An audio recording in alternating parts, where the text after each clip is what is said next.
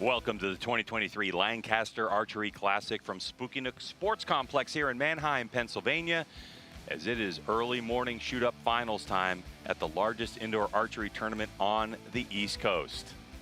Hello, everyone. Welcome to the broadcast booth. I'm Greg White, sitting alongside Eli Hughes, world record holder. Eli, it's been a very interesting weekend of qualification rounds, elimination rounds, and we had some great matches yesterday. What have you seen so far? Well, we watched the bear bow shoot up last night, which is always very exciting. Oh, yeah. Everybody, bear bowers love bear bow. Yeah. But on tap today, though, we have like the top tier of archers coming at you because we have a good mix of Olympic, compound, professional shooters, amateur shooters, and who knows, we have a couple classes where we're going to have 8 trying to shoot up. But let's take a look at the schedule and what we have going on today. We're going to open up right now with Masters Open Pro. Then we're going to transition to bow hunter class, and we'll talk about those rules. And then women's recurve and Olympic recurve down to youth male. And then that men's open, that amateur category where we have 8 trying to shoot for the top spot. Women's Open Pro, and we're going to finish things off with Open Pro, another 8 shooters in the elimination rounds. Now, let's talk about the rules for this match that we have coming up, which is Masters Open Pro. We had 43 shooters competing, and the top 4 have qualified. The ties were broken by the 11 ring. Now, it's a bottom-up format, so 4 is going to shoot with 3, and whoever wins that match gets to shoot with the second-place qualifier. Whoever wins that goes for that number 1 spot. Now, what's unique about these finals is this 12 ring, a 1.5 centimeter white dot. So that means you can call it per end only once. You got to step on the button. You got to call it, let the judges know you're going for that 12, because if you accidentally hit it and you didn't call it, you don't get the point value. That means there is a max point value of 136 points for each match. So that's all set. The rules are in place. Now let's throw it to the third member of our broadcast team, who's going to welcome the archers to center stage. Good morning, PJ Riley. All right, thanks, Greg. Let's get things started here with Masters Open Pro and bring out our first archer from Philomath, Oregon, Bill Drake. Bill finished 7th in qualifications, but earned the 4th seed here. And now our number 3 seed from Sioux Falls, South Dakota, Tim Audis.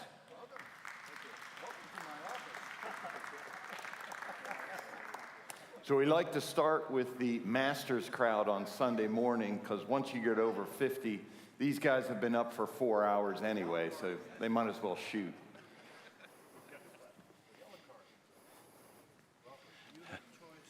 Eli, you wouldn't know anything about that, but there is some truth to that. What PJ just said, this Masters crowd, they definitely like to get up early and get things moving. And plus, you know what? This is generally 50 plus, and where we see most archers excel are somewhere closer to the age of 50, 55, maybe under. And a lot of these archers still have jobs, so they like to get it over with early and get on their way home because they got work, All right, so tell us what's the distance we're looking at from the archer to the target? so this is 20 yards, and Target face is? this is a 40 centimeter target. Size of the 10 ring, I believe it's 2 centimeters, isn't it? Yeah. It's basically the size of like a penny. Yes. 11. And Tim gets it. All right, so when we're looking at scoring, if you're new to archery, how do the points get scored? Like, where does the arrow land and the point itself? Well, the X ring, which is the one in the most center, that's an 11, and then it goes out from there. 10 ring, 9 ring. Yeah, when you shoot a 3 spot here, you go out to the 6 ring. Sometimes today you'll see a single spot, and those go all the way out to basically 1 point. It goes out to 1. So, of course, just on the other side is a practice area. Archers have been here for a little while warming up. And one of the things that we've seen is the difference between... It's going to be close. Yeah. All right, so when you say it's going to be close, what are you talking about? Well, most of these guys who are shooting compound and adult men, full draw length, a lot of them are shooting 27 size arrows. Mm-hmm. And what that means is it can be It can be just outside of the 10 ring, at the edge of one side of the arrow. Okay, yeah. So the outside edge of the arrow can actually cut the line. Just a little bit. Yeah. And it can still cut the 11 line at the same time. Yeah. And that is always a debate. It's always a debate when we're in qualification rounds, isn't it? Yes, and it's not hard right now because it's a brand new target, but once they get shooting a little bit and there's a couple of holes there, it might be a little bit more difficult to call some of those arrows. And also, when we're in qualification rounds, we don't have a judge every single end. It's the responsibility of the people on the bail, and generally we shoot 4 people per bail because this tournament's so packed. And so you got to have a good mix of people that are looking at it. Well, yeah, you need to Hey, look. have people there to keep them honest. See, this is the arrow you're talking about, too. This one is the one you were saying is going to be close, and that's where the judge had another look at it with a flashlight. Yes. So we wait for the official score. Here's PJ. Last year was your first time. We primarily know you from the 3D game. Have you shot indoor all these years, though? All I've ever really shot is indoors, so no 3Ds. Gotcha. Yeah. Okay. Where do I see it? USATs. Nope. Not Indoor at USATs. Nationals, Vegas. Indoor Nationals. I'm mixing. You can tell it's 8 o'clock in the morning. I'm mixing up. I'm a lot shorter than the other Tim. Gillingham. No, I know your name. Well, Tim, let's run through your equipment here. Yep. Tell everybody what you're shooting. Got the Elite Verdict, just got this a few months ago, and it has been a pleasure to shoot. That shootability challenge is real. And Yes. So, otherwise, Excel stabilizer, sight, AAE, rest, Knox. And so Tim's going through his awesome equipment there. And, you know, Tim was able to start shooting archery because he wanted to be competitive through college. And he's really kind of funny. Tim's a real pleasure to shoot with. And he won indoor nationals in '99 and 3D nationals some time ago. But he is a very talented shooter from Sioux Falls. And he really enjoys the sport. And it's very interesting, Eli, because, you know, you have a mix of talent in the Masters Open Pro category. You have people that were pros that transitioned into it because of age and because performance starts to drop off when you get into your late 40s. And you have other people that picked up the sport late and find that they have, you know, a lot of acumen for shooting. So it's really, really cool class. Yeah, it is. I got a chance to meet Tim last year. He's a very kind guy. Yeah, super, super fun to just hang out with, right? Yeah, yeah. And being there in Sioux Falls, that's got to be great because the Yankton Archery Center is just Not too far not away. too awful far down the road. It's so good. If you're a professional archer, that's the place you want to live. Oh, yeah. Yeah, that NFA center up there is crazy. You can shoot 100 yards indoor. You have 3D targets out there, 3 field courses on property, another field course in town. All the Built- wind you could ever want. All the exactly. So, a little high for Bill Drake. That's a good shot.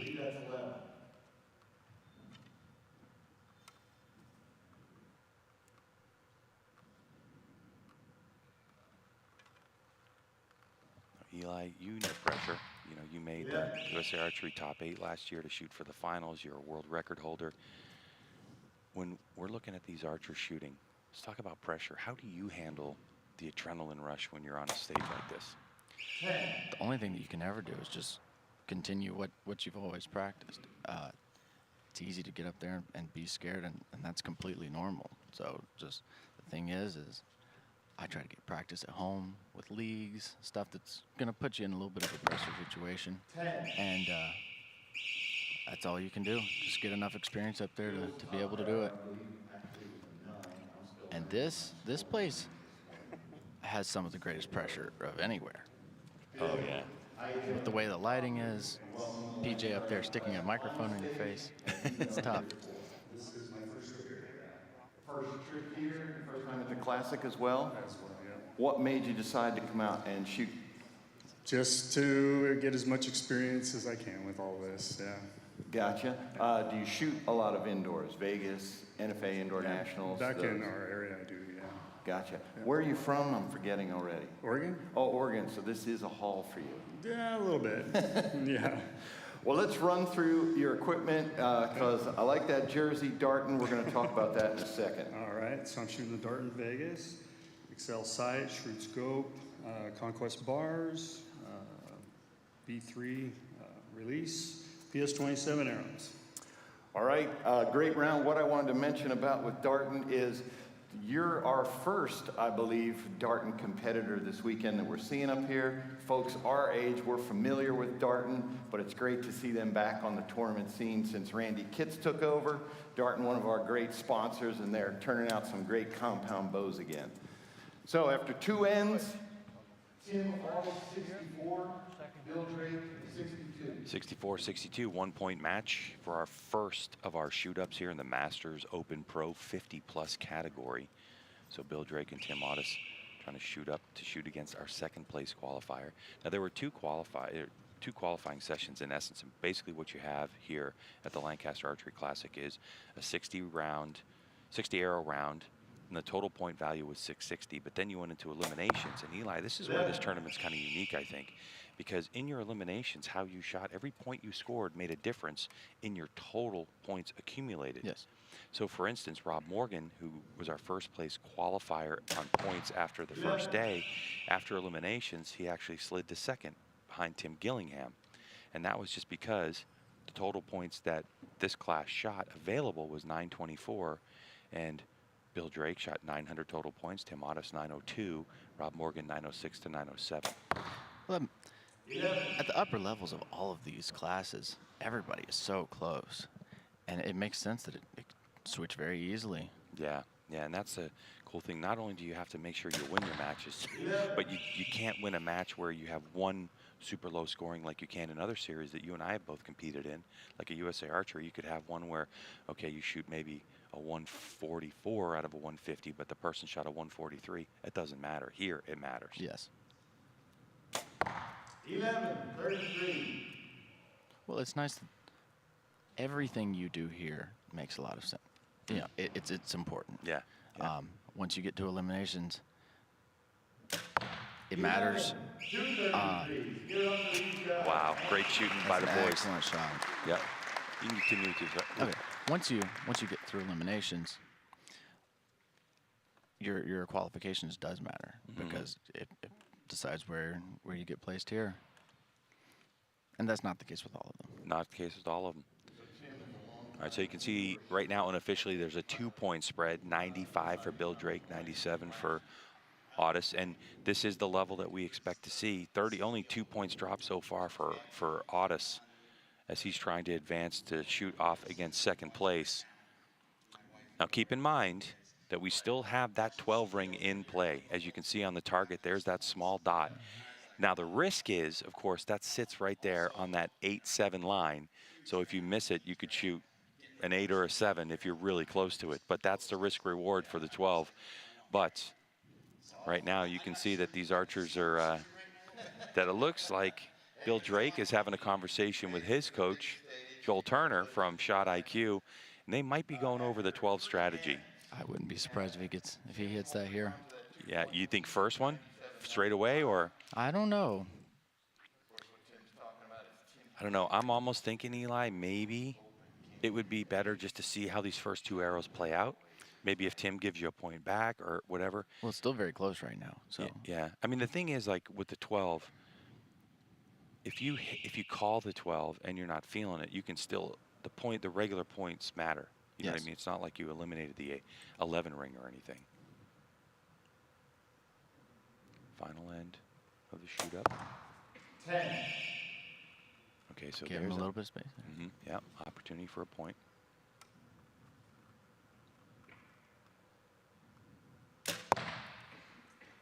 Yes, we'll see. That's going to make his decision even harder. Yeah, no doubt.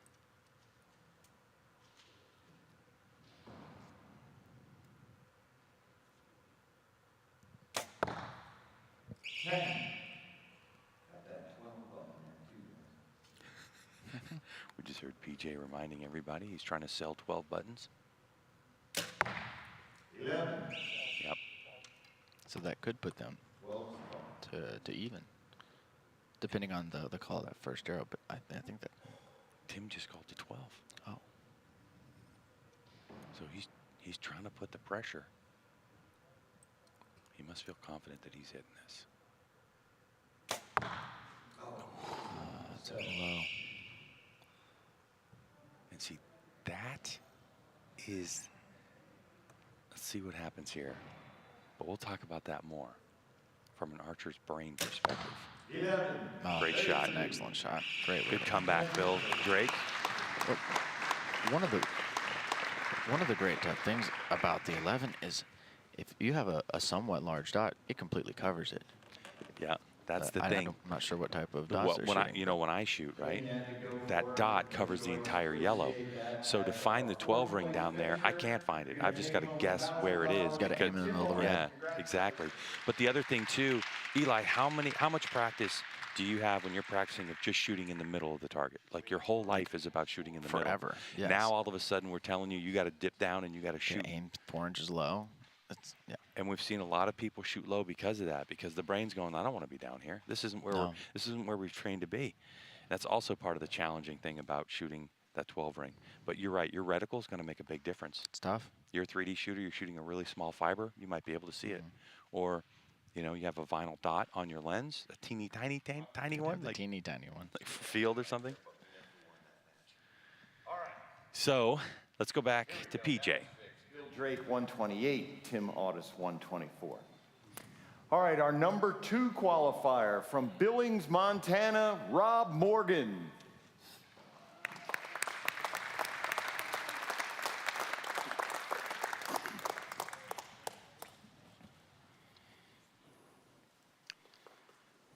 All right, so in walks Rob Morgan, who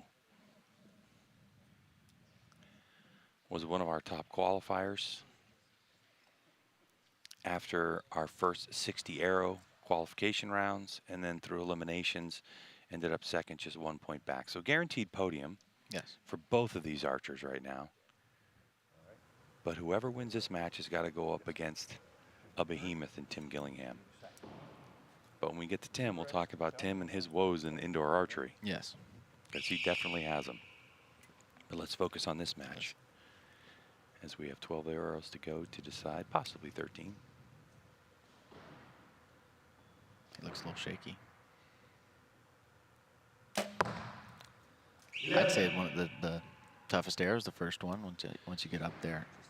Yeah, and that's really the big question. When you're shooting something like Vegas, especially someone like you in the category you shoot in, you're trying to shoot a 900. I was going to ask you, what's more difficult, the first arrow or the last arrow of 90? Well, by the time I get to the last arrow, I've already dropped one. So, so far. Yeah, you got next week. Yeah, I got next week. Great shot by Rob. Just joining us, we are in our second shoot up here at the 2023 Lancaster Archery Classic in Manheim, Pennsylvania. We have Rob Morgan shooting off against Bill Drake. This is to advance and secure the number 2 spot and go to number 1. They're shooting 20 yards downrange at a 40-centimeter target face. 10. Rob Morgan from Billings, Montana, owns an archery shop there, and of course is the father of famed senior archer, I guess, USA Archery, Tate Morgan. Oh, I did not know that. Yeah, Rob's Tate's dad. Oh, that's so neat. The fiance of Paige Pierce. Yes. All right, let's hear from PJ. Let's learn a little bit more Rob about Morgan, this, Mr. welcome Morgan. to the Lancaster Archery Classic Finals stage. Have you been up here before? Nope, first time. First time. First You've time. shot the Classic before? Yes. How many years, you think? Shot it 3 times, 4 times. 3, 4 times? Yep. All right, now we're going to ask you about your equipment, but first, I believe I remember seeing a picture of you with a giant elk or deer this year. Yeah. Yeah, We elk. did good. We did elk, I'm yes. jealous. Yep. You and Tate coming from Montana, you have lots of cool stuff to hunt there. Yep. We'll talk about that later. Okay. Let's talk about your equipment first here. Okay, I'm shooting a Hoyt Stratus 36, True Ball XL on the sight, on the scope. Stabilizers are Conquest 625s, Freak Show, AAE, gas strings. Arrows are Black Eagle PS27s. Another E-TAC light there. E-TAC light, yep. And release, did we get your Release, yep, shooting the Executive. Executive, gotcha. All right, well, congratulations on making it to the stage. After our first end, we are tied up at 32. Talking and shooting with Rob Morgan, you know, he took some time off, quite a bit of time off from competitive archery, and then just decided, I think it was last year, to just kind of come back and just enjoy it and spend some time with Tate, who, you know, is with his fiancee Paige out in California and doesn't spend as much time as he used to at home in Montana. And he just came bursting on the scene, and he is an absolutely talented shooter. For being back 2 years. Yeah. It's a big deal to be back up here. Mm-hmm. Now, obviously, you always want to shoot as high as you can, but I would say that Bill has a little bit of an advantage coming in here already having shot a match. He's kind of got his nerves down a little bit. Yeah. And that can definitely do it, especially on these finals with 4 people. With 8 people, if you're the 8th shooter and you keep shooting your way up, think about how many arrows you're shooting by the time you end up into first place, and that's what we saw a couple of times so far at the Lancaster Archery Classic in years past. Nick Cappers last year started at the very bottom. That's right. Worked way to the first. Yep. Tim Hanley, the CEO. Yes. He marched up. Junior Sizemore did it a couple of years ago as well in the amateur class and made his way to second. He didn't win it, but he was, the poor guy's a 3D shooter. Normally shoots 20 to 40 arrows a day when he's practicing and had to shoot a couple hundred almost here. The guy was exhausted. It's hard work. Yeah. So think about it. When you come to Lancaster Archery Classic, don't just practice for 60 arrows. Mm-hmm. Practice for being 8th place in the shoot up. And just being up there will wear you out too. It's just all the nerves, under the light, the crowd. All right, so that one, again, we talk about scoring for people that are new to archery, and you can see that that arrow is just touching that 10 line. Yes. So what value are they getting? If it's touching, it's in. So if it touches anything of that black line at the edge of the arrow, and it's where it rests. Keep in mind, folks, it's not the hole that's made in the paper. It's actually where the arrow's at rest.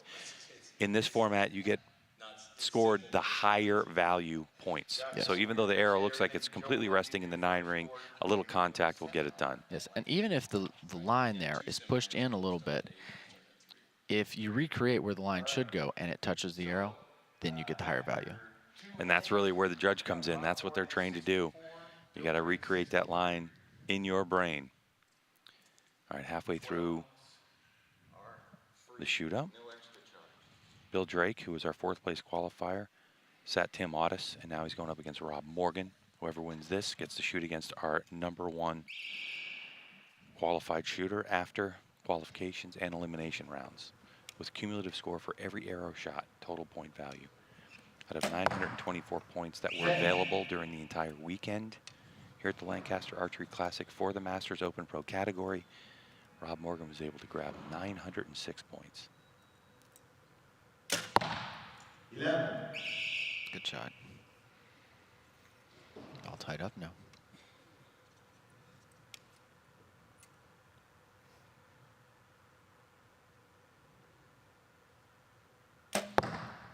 Ooh, he barely caught that 10 line.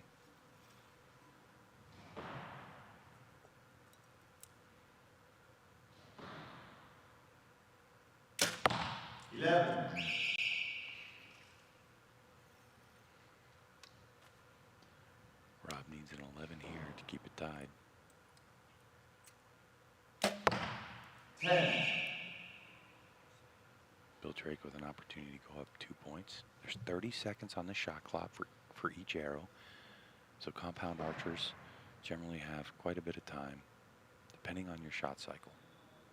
Still tough, though. 11. Oh, it's a great shot. Yeah. You don't have a chance to let down. Once you commit, you got to do it. We did see on the recurve side of things, it's a little bit easier for them occasionally, you know, but on the compound side, it's, depending on your shot cycle, it's a struggle. Definitely last night when we were watching Barebow, some of the string walkers, they would take the first 11 seconds of that, or 12 seconds of that 30 seconds. But it's like once you get that Barebow back, it's like gone. It's good to go. Yeah.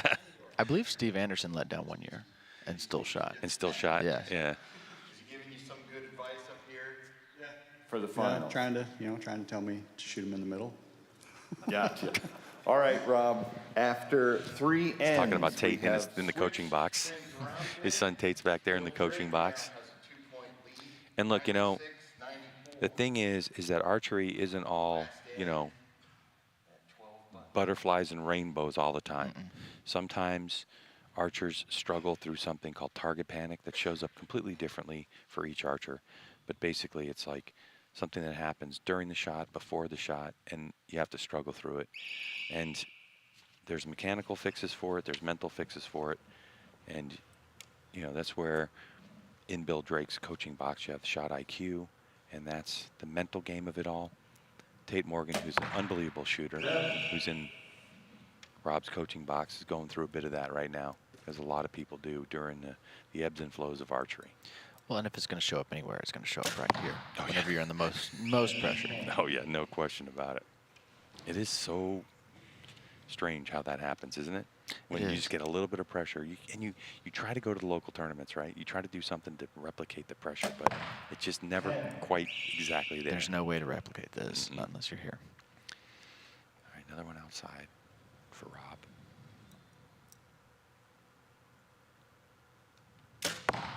Yeah, I think. Okay, so Rob Morgan's called to 12.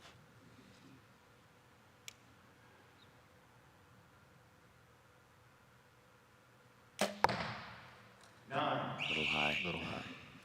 Better than going the other way. Yeah, 100%. This for the win. For fourth place, Bill Drake to work his way up to shoot for the #1 spot. 10.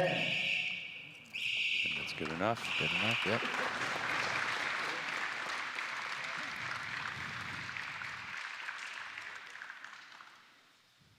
All right, our unofficial score, Bill Drake 127, Rob Morgan 124.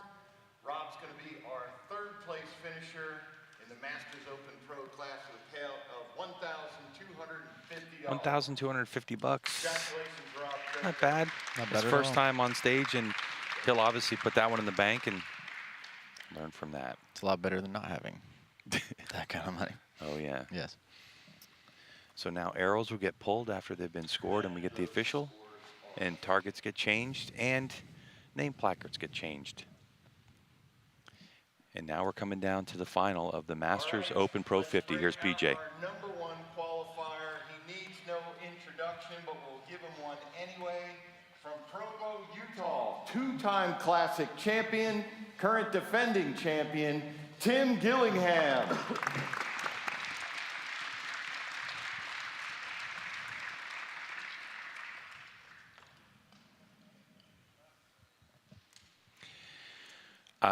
What can you say about Tim Gillingham? I mean, this guy has been in every situation. He's two-time champ here. He's multiple-time champ in a bunch of classes. ASA Shooter of the Year. USA Archery champion. I mean, this guy can just flat out shoot. He can. But when you talk to him about this game, the game of archery, this is the one area where he has the least amount of confidence, but yet he finds himself in the #1 spot. And Tim, in Tim's style, he had the choice to shoot first or second, and he chooses first. 11-10. Just a little low. See if he grabs a click or two. And this, for a lot of people, is their first look to see what rig Tim Gillingham's going to shoot this year. It's changed a lot. Stabilizers 30-inch bars on the back. Heard it referred to as the Walker. Yeah, the Walker. Yeah. But look, and he's got a brace on the front. That's a little different. We're talking about a stabilizer setup. The one thing I can tell you about Tim Gillingham is it doesn't matter what it looks like. If it works for him, he's going to use it, and it's legal. Yeah. But Bill Drake in his third match, and he is really in a groove right now. Look at the size of that monster. 10. So let's see if Bill can 33 it out.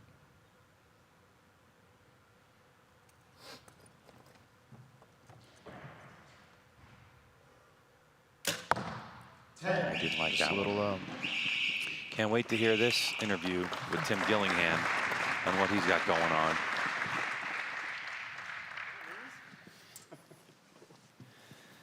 All right, Tim, welcome back to the Lancaster Archery Classic final stage. How's it feel?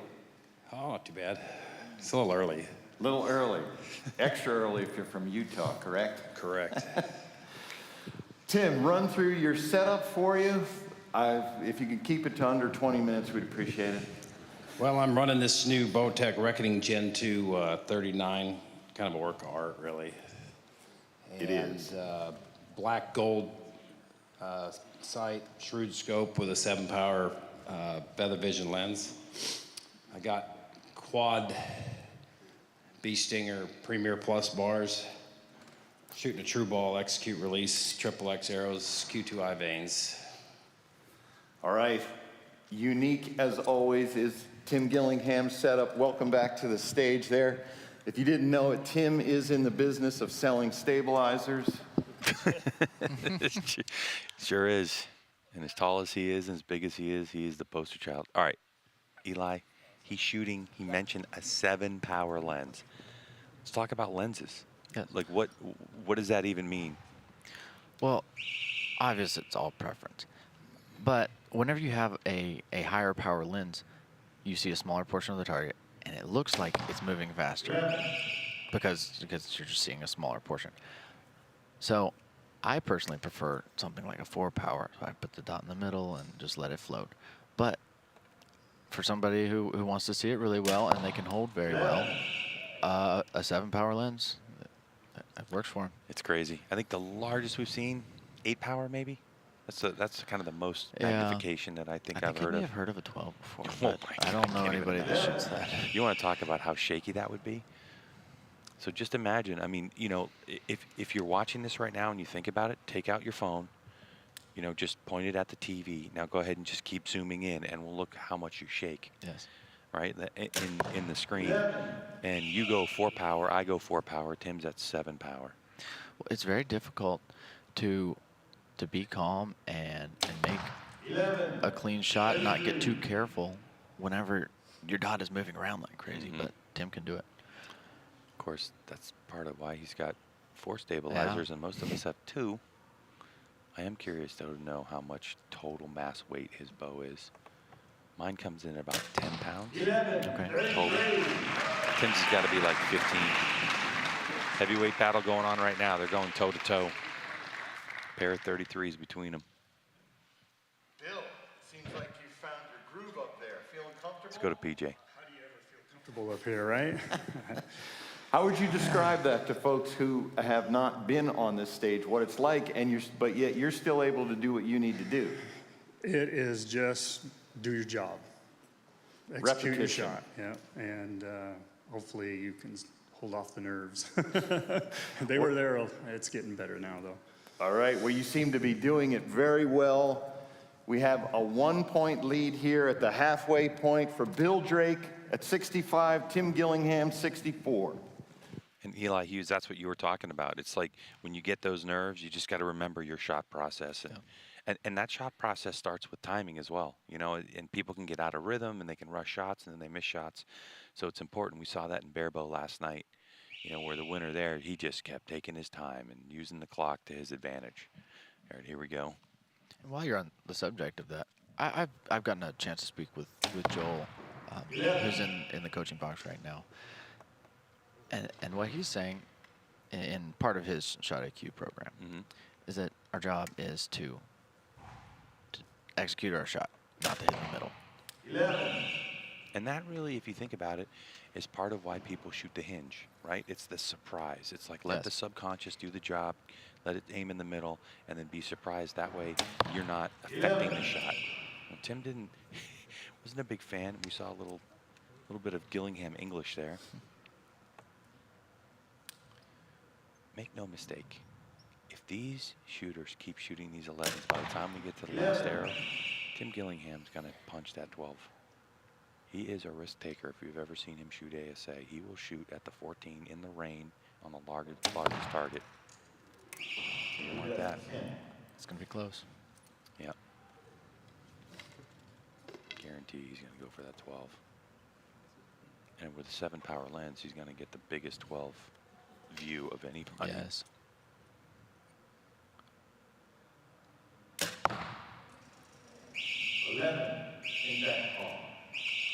That's a close call. Looks on like that Bill's 11. got 3 there. Yeah. I believe all 3 of them just got it, but All right, so we'll wait for the official scoring.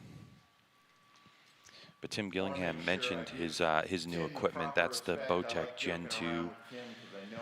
And the thing about that particular bow, the Reckoning Gen 2, is that Tim Gillingham and Paige Pierce both had a huge influence with the engineers at Bowtech to create this newer version of that bow.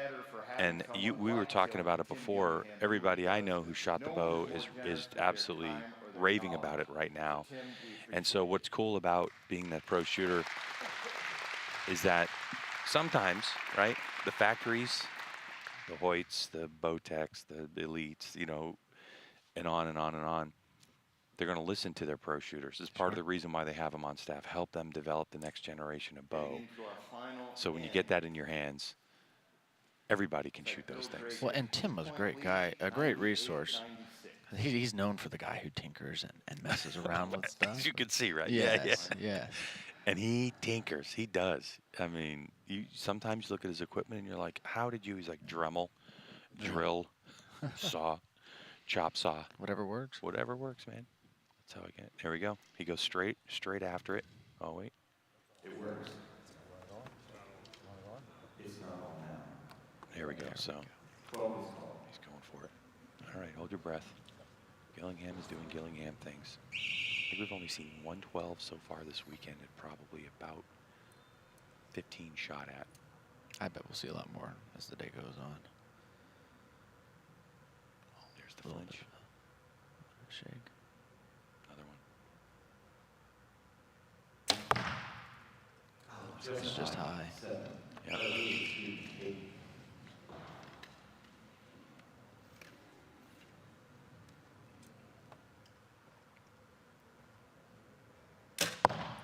Yeah. What Bill Drake has to do now is just keep doing what he's been doing.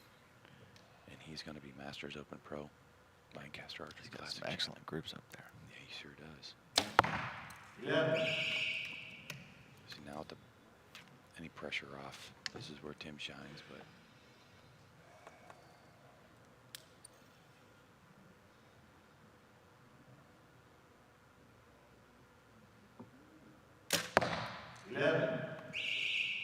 Bill Drake is handling this pressure like an absolute veteran.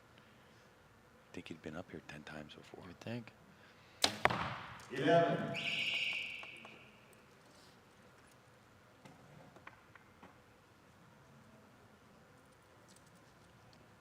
Just had a glance at the clock. Knows how much time is left. Taking his time. 10. That's all he needed. That's it.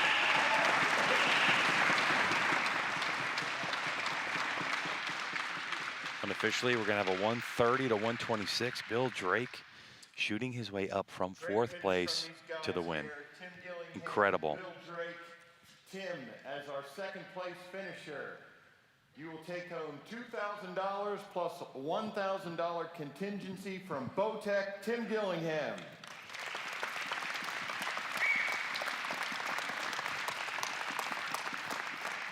And our 2023 Masters Open Pro champion, Bill Drake, taking home $4,000 plus a contingency of $7,500 from Darton. Your champion, Bill Drake.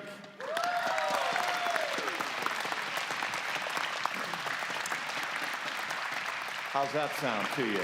That sounds pretty good. So, Bill, one of the things that we do is put all our champions on that banner, so next year you're going to be up there. You have to look at yourself when you're standing here again. Do we have to? No, where does this win rank for you in your shooting career? It's up there for sure. Yeah, it's. I just come here to shoot the best I could, and results will be what they are, and they've turned out pretty good this year. So. Based on your practicing that you've been doing, your work up to this point, and had you imagined this? Absolutely not. Practice was terrible. But somehow you made it work. I did, yeah. All right, Bill. Well, congratulations. You're our 2023 Masters Open Pro champ. Thank you. Well, I think the trip all the way to Lancaster County from Oregon paid off for Bill Drake. And, hey, just another example, Eli. Don't let practice, determine whether you're going to shoot or not. Even if you're not shooting great in practice, still come out and compete. You never know what's going to happen. So there you go. That's Masters Open Pro. And Bill Drake is your champion of the 2023 Lancaster Archery Classic here from the Spooky Nook Sports Complex in Manheim, Pennsylvania. More shoot-up finals right around the corner.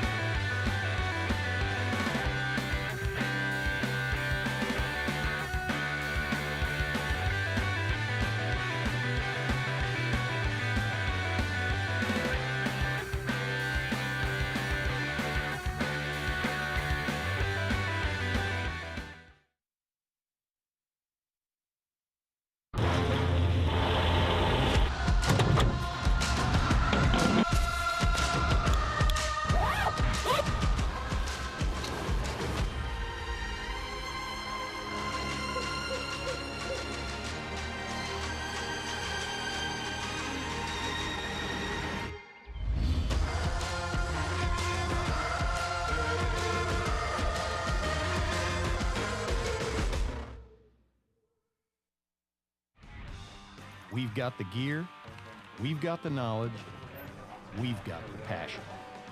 We lead the world in 3D and target archery. Being performance-driven is more than just a slogan. It's more than just slapping a new gimmick on last year's model and calling it a day. Being performance-driven means that every decision, every feature, and every improvement is hyper-focused on one thing only: outperforming everyone else. The Evo XF elevates your bow hunting experience to a whole new level. This is more than just another bow. This is Evo Perfected.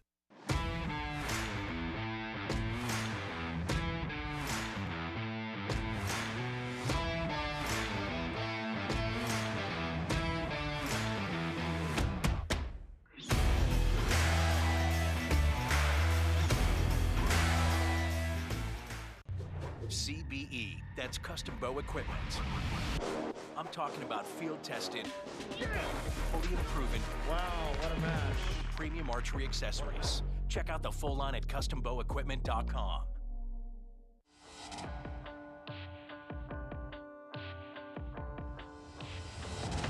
2022 Vegas champion out of Washington, 15-year-old Bodie Turner.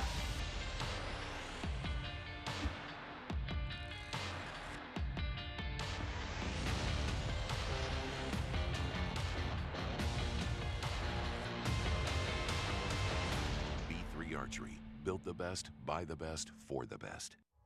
At the Lancaster Archery Foundation, it's our mission to get as many people as possible involved in the sport of archery. Thank you so much for your support and giving us this grant. Thank you for supporting us and others in the community. It allows me to afford studying at Texas A&M. I was able to attend my dream university and still shoot competitive archery.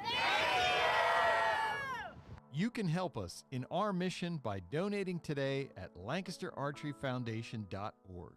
Bow hunter Vinny LaSelva explains why he shops at LancasterArchery.com. I'm a patient man in the woods, but when it comes to shopping online, not so much. That's why I choose Lancaster Archery Supply. They make it easy to order all my archery gear, with thousands of the newest and finest products right at your fingertips, ready to ship to your front door. Here's your order, Vinny. Or tree stand.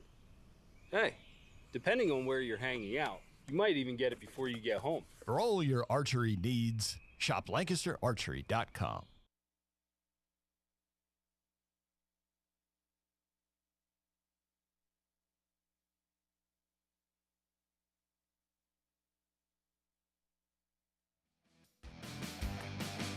The 2023 Lancaster Archery Classic rolls on from the Spooky Nook Sports Complex here in Manheim, Pennsylvania, with our shoot-up finals, this time for the bow hunter class in the largest indoor archery tournament on the East Coast.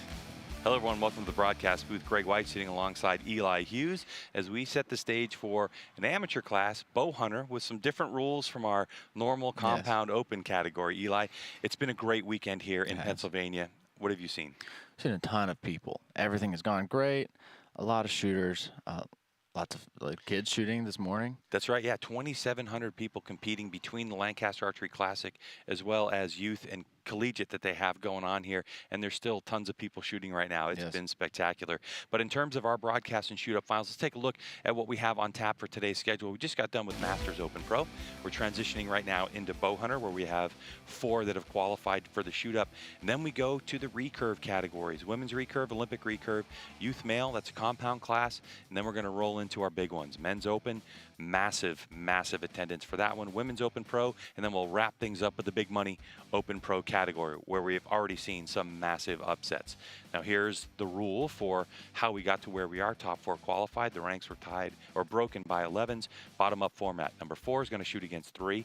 Whoever wins that goes up against number 2, and whoever wins that goes up for the number 1 spot and the title of Bow Hunter Champ. Now we do have a 12 ring in play just for the finals. It's a 1.5 centimeter white dot that's hovering down there on the 8-7 ring, so it's a risk reward type of thing. You can only call it once per end, but you can call it 4 times. So that means the total point value would be 136 that are available. We haven't had anyone shoot close to that yet, Eli. Well, that's what we're looking at, so let's go ahead and get the third member of our broadcast team in play as we welcome the bow hunters into the shoot-up.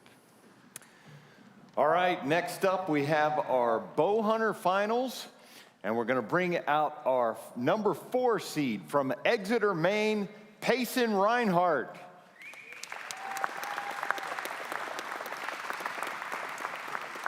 Payson qualified 15th and shot his way to the number 4 seed. Next up, our number 3 seed from Marietta, Ohio, Nate Root.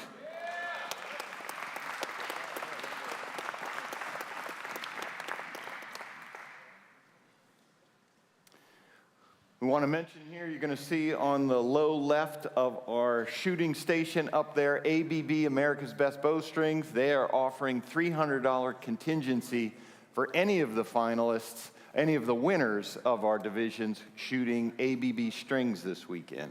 We thank them for their support. All right, so Eli, we're looking at a little different setup. It's a compound bow for sure, but it's a little different setup than our traditional open category. Yeah, in this situation, they're not allowed to have a stabilizer that exceeds 12 inches. Mm-hmm. They also can't use magnifications with their shooting. Is that it?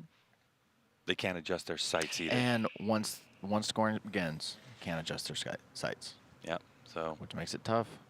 It does. So what you're not going to see is any clicks if they're dialed in the practice range. This first arrow is important. Yes. Which is tough because whenever you get in somewhere that's a little bit different, things can tend to shift a little bit. Mm-hmm. And for them, they're just going to have to aim off. That's it, aiming off. We're high, low, left or right. 9-10 line.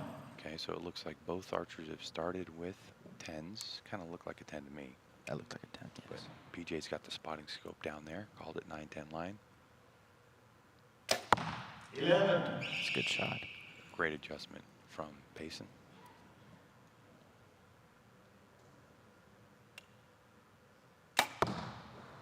10. Now, most of these bow hunter archers, they're going to have a pin set, single pin or multi-pin. They're going to set it for 20 yards. And like you're saying, they can't adjust it before they get here, before that first arrow shot. But once that first arrow shot, they can't touch it. It's locked in. Yeah. So all they had was the practice. I mean, all weekend long too, you know. But you know as well as I do, you show up to different lanes, and it can be a click or 2 or 4 difference. It doesn't take much. It doesn't take much. Good start, guys. Let's go to PJ. Our competitors this morning, you're going to see unique pieces of equipment. These guys are both wearing hats. Bow Hunter Dye is one of our longtime sponsors here of the Bow Hunter division. We'll meet Justin Czar in a bit, but they add to our contingencies, which make this, the Lancaster Archery Classic, one of the events where Bow Hunter divisions can earn some of the highest prize money. But first up, Payson, how you doing? I'm doing good. Welcome to Lancaster Archery Classic final stage. Is this your first time up here? This is my first time in finals. Okay, have you shot the Classic before? Yeah, I've shot the Classic 5 times now. 5 times, all in bow hunter? Actually, it's my first year in bow hunter. I've shot other divisions before, but this is first year in bow hunter. What made you want to make the switch to bow hunter? It looked fun. It looked fun, all right. Tell us about your gear, Payson. What are you shooting?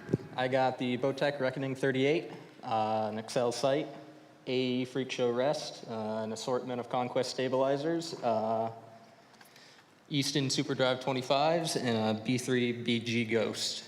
All right, great gear. Do you feel comfortable up there? You got the nerves out? Not yet, we'll see. Not yet, all right.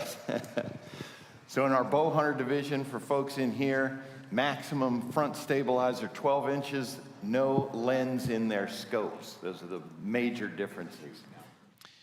And for Payson Reinhardt, he's 2-time IBO world champion. So he's no stranger to winning, but it's just different here. It is. You're on an elevated platform. You got lights. You got this crowd sitting right here. I mean, it's gnarly. It's nice to be relaxed out in the woods, but this is much different than that. Yeah, it is a lot different in the woods. You can listen to the birds chirping to calm you down. Well, once you're up there, the way that the lights are shining on you, you're not seeing all the people, especially both of these guys being right-handed facing away from the crowd, but even so. Yeah. One thing you'll notice in a qualification round or even in an elimination match, these archers will come out with their binoculars. Oof, a little bit right there. But they actually have monitors that are down below their feet, so they're on an elevated platform, but they have a monitor that's isolated on their target face. So you won't see a lot of archers looking at binos because they can look right down at the monitor here in the finals. And that's something that doesn't happen often at home. No, no. Well, it's excellent that you could do that here because each of these archers have 30 seconds to shoot, which does not give them time to look at their arrows in between ends. So it's nice to be able to glance down and take a quick look at that.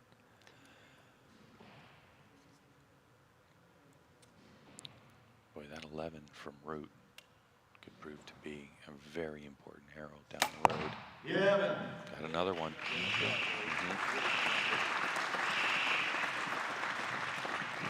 PJ is going to talk to our Root from Ohio. Welcome to Lancaster Archery Classic stage. Thank you, appreciate it. Have you been here before? No, this is my first time at the Classic. First time at the Classic? Yeah, first time ever here. Coming into it, did you envision this moment right now? I mean, I thought about it, but it was like, you know, I didn't know if I'd get there. Some good shooters in this class, so. Some great shooters in this class. It's a big class as well. The competition's been getting better and better. Have you always shot bow hunter? Yeah. I actually just got into competitive archery, really, in 2021, and I shoot the IBO hunter class, so. Okay. And I'm hoping to shoot the pro hunter class in IBO this year, so. Being from Maine, I mean, what else are you going to do in the winter, right? Yeah, basically. Run through your gear for us, Nate. Tell us what you're shooting. Yeah, I got the PSE Evo EVL 34. I got the Excel AccuTouch with the AccuStat 2. Run the Zebras light, the QAD TRI rest. Widowmaker stabilizers. That's a local guy out by us. He makes, if you're looking for bow hunter setup, he makes good stabilizers. And then Bowmar nose button and grip tape. And then True Ball Executive, you know, shout out to Chris Perkins. Chris Perkins. What arrows you got there? Oh, I got the gold tip triple X's with the TAC driver 375s. All right, how you feeling? Nerves out? Oh man, that's it. No, it's I'm wrecked right now, so hopefully we can hold it together. All right, you seem to be holding it together pretty good though. Nate, you hold a 61-59 lead at the half. And for Nate Root, his wife Lauren is here supporting him in his first trip. So not too bad of a drive though. Marietta, Ohio isn't too far away. We're shooting right now. Sorry, go ahead. This one's really great for a lot of people on the East Coast because going all the way to Vegas can get expensive with the flights. Oh, but a lot of the league shooters around me, this is the one big one that they come to every year. It's just a great one to spend a weekend and hop up to.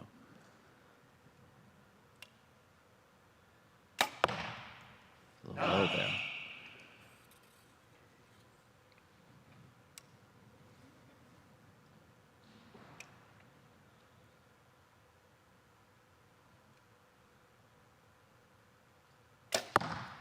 If you were wondering what Payson was doing at the end of his draw cycle, oftentimes when you shoot a release that's maybe a blade release, the arrow kind of comes off. When you get back to full draw, all he does is just use his finger just to put it right back on the rest. See there? Right there. That move. It's almost rhythmic for a lot of shooters. I'm sure he's done that a lot of times. Yeah.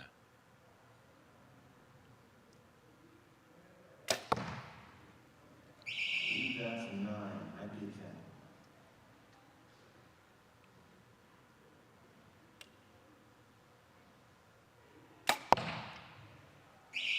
11. Ooh, nice. That's a close one, too. It is close. Good shot by Nate Root. So we are in our match to guarantee the winner of this will get a podium. But what place on the podium is yet to be decided. So whoever loses this match will be our 4th place finisher, and whoever wins will advance to shoot against our 2nd place qualifier after eliminations. That happened yesterday morning. The bow hunter thing, it's absolutely, it's so interesting because without magnification, have you shot a bow hunter setup before? I mean, yes. Okay, yes. So I don't, looking at Nate Root's setup, he's got a multiple pin setup. Would that distract you, do you think, at 20 yards? Or would you be focused on the, like, okay, 20 yards is green and I'm just focused on that one? Well, I'm sure it would distract me right now, but Nate, he obviously knows what he's doing. I'm sure he shot a ton. He has, yeah, and he mentioned that he's been in this class, or been shooting bow hunter, right, forever, so. Yes.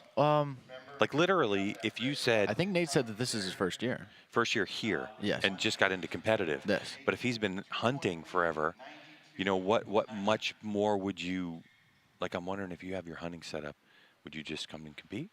I mean, if you had a good 20-yard mark and you shoot it, not whatever complicate works, things. right? Yeah. Now, you can, in this class, it is legal, if you shoot a clarifier and you want a lens in your clarifier, which some people might need. It really depends if people shoot with contact lenses or glasses, Yes. or that's when things get a little bit interesting. Because I met an archer online this weekend who shoots contact lens into a clarifier into a 4-power lens. So think about what you're doing. You're going lens to lens to lens. There's a lot of room for blurring and a lot of room for error, but she was making it work. Well, I've actually, I wear contacts and I have a clarifier and a lens. Wow. But I shoot without my contacts in. Right, to make it work. If I don't, I can't see the dot. Mm-hmm. Looks like he's just right at the 12 there. Yeah, he called it, but.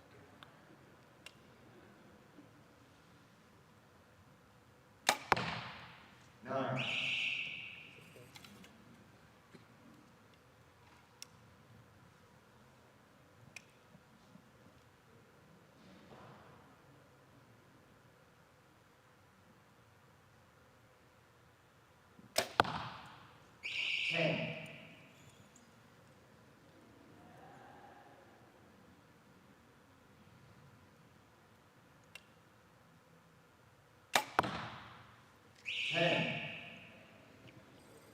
Interesting watching Nate Root's shot process. Yeah, did you notice him glancing? I did, down yeah. there? And I was wondering, was he looking at the clock perhaps? I'm Because not it's on sure. that side, or the monitor down below. Got that one. Bottom right. Oh, he did it there too. I guess it's just part of his thing.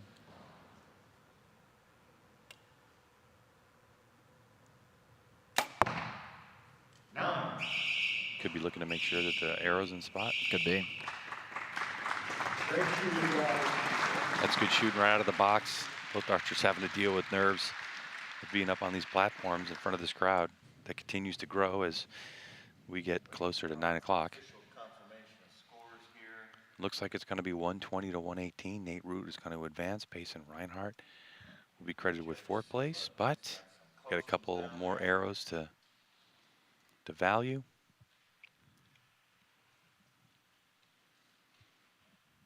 So one thing about this class, bow hunter, is we do see, you don't see dominant people year in and year out. We do see a lot of new faces that end up getting on, getting onto the stages here in the shoot-up finals.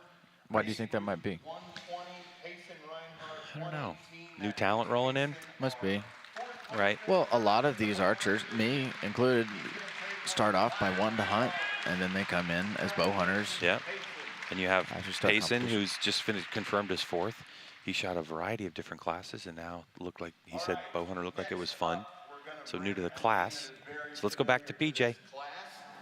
Our second seed from Jefferson Hills, Pennsylvania, Andy Hunnell, 2-time Classic Bow Hunter champion in 2019 and 22. So Andy's up there twice. Let's give it up for Andy Hunnell.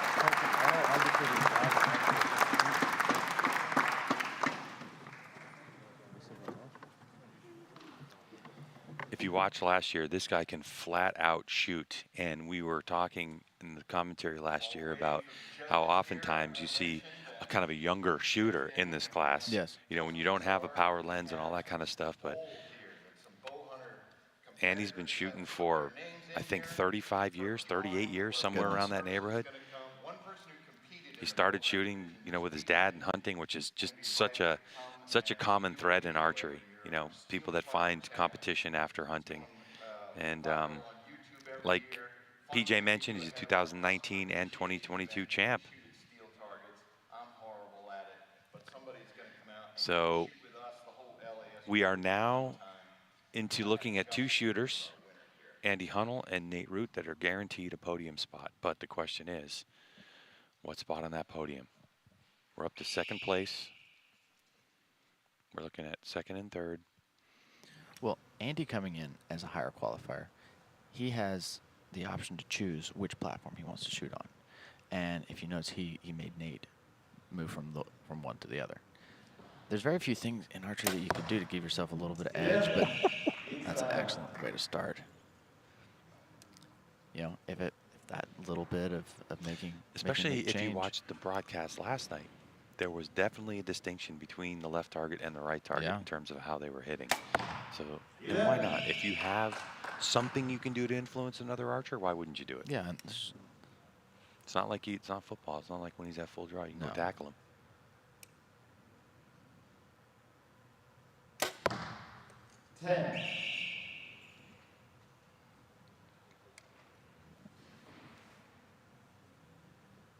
Also, being on that right platform, you don't have to look at the other archer. Maybe that's good, maybe that's bad, but that's true. It is a thing. As we look at these setups in bow hunter class, and you can see their stabilizers can't be longer than 12 inches. Eli, what stabilizer length do you shoot with in an open category, and why would stabilizer length affect? Like, what does it affect? Well, I have a 30-inch bar on the front and a 15-inch bar on the back. And just having that weight out there makes it harder to shift it quickly. So with these guys, it's more of a challenge to hold it steadily, to point it at the middle. Let's get to PJ. Welcome back to the Classic Finals stage. How's it feel to be back up here again? Same as last year. Pretty good, pretty good. Nervous now, or you're an old hat at this, 2-time champ? It's still nervous-wracking. I mean, it's pretty tough up here. How many times have you been on the final stage? 4. 4 total, okay. Well, talk about, as you being a longtime bow hunter competitor, how good is that competition getting out there? I'm imagining it's getting harder for you to get here. Yeah, every year it's getting tougher and tougher. I mean, my competitor just shot a 33, so I mean, it's tough. In eliminations, I was watching some of those scores, and there was a lot of really, really good scores. Definitely. Anytime you shoot above a 128 in bow hunter, you're getting it done. So I remember times when 33s were really rare in bow hunter. No more. No, no. Run through your gear for us, Andy. Tell us what you're shooting. All right, so this is a Matthews TRX 38. I have dead center bars. I have a Spot Hog swap rest. Then I have the True Ball Achieve Excel sight, and then I have a Shrewd scope. Wow, what release and arrows? I'm shooting gold tip triple X's, and then I'm running an HBC, True Ball HBC. Gotcha. All right, well, welcome back, Andy. Always great to see you up there. Right now, after one end, Nate shot that perfect end. We have a 33-32 advantage for Nate. Pretty incredible to think you have short stabilizers. So what you're saying is that the bow reacts quicker to a little bit of inputs compared to an open class with long stabilizers. You don't have a lens. Shooting 33s. I was on a bail earlier this weekend with a guy in bow hunter class, and I think he dropped probably at least half, at least 10 33s. Really? If not more. Yeah, it's just incredible to watch the level of this category now. Well, and that's so impressive with these guys being up here in front of everyone and those nerves getting to you with only 12-inch stabilizers. It's amazing that they can shoot as well as they can.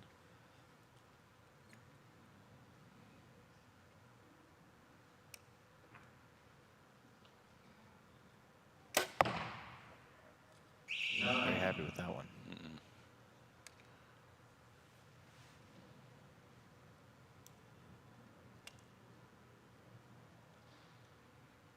You can see on Nate Root's bow that there's a stabilizer that's down below, but there's also another hole that was up by his hand.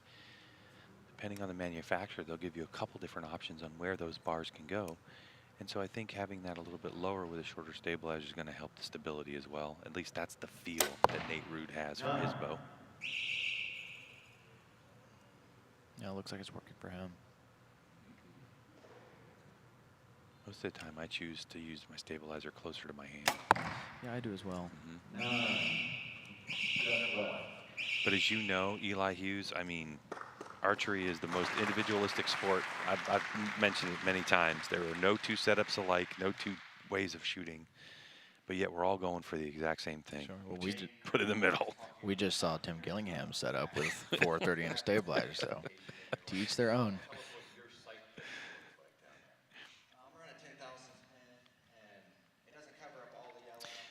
So for Nate Root, PJ's talking to him right now, and he's talking about what Nate's actually having the conversation about what pin he's using, 10,000ths pin, and he's talking about how much it covers up, how much it doesn't cover up, and what he's looking like when it's moving around. And that's really also, I mean, of all the things that we can do, when you get here, if you're in the bow hunter category, do you just use the same pin that you would use in the woods, or do you use something that's going to be more, oriented towards shooting paper? Sure. And that's where it gets a little bit interesting from that perspective. Especially because you come here in Vegas, you don't have a 12. You don't have a 1.5 centimeter 12 dot to take a risk on. If you block that whole target, you're just lost. Well, and like what we were saying earlier, for people who shoot, even people shooting with magnification, your dot will a lot of times cover up the entire 12. Yeah. And with these guys, with no magnification, I'd say even with the pens that they're shooting, they're not going to be able to see the 12 ring. See the 12 ring? I know. Yeah. I mean, the only good thing is that because it's the contrast of white on red, it's easier even for old eyes like me. It's at least easier to identify generally where it is. Okay. But even without magnification, you're just like, okay, let's see. The rings are down here. 10. What a great shot with the light reflecting off of Andy Hunnell's front stabilizer weight. Yeah, that's very neat. Gives you a good idea of the movement of his bow. What a great shot.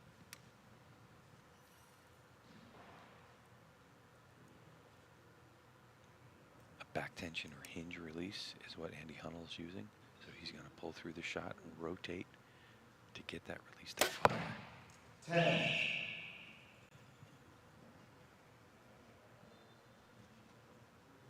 Both of these guys looks like they're making very smooth shots. That's close. I believe it's 11. I believe that's it.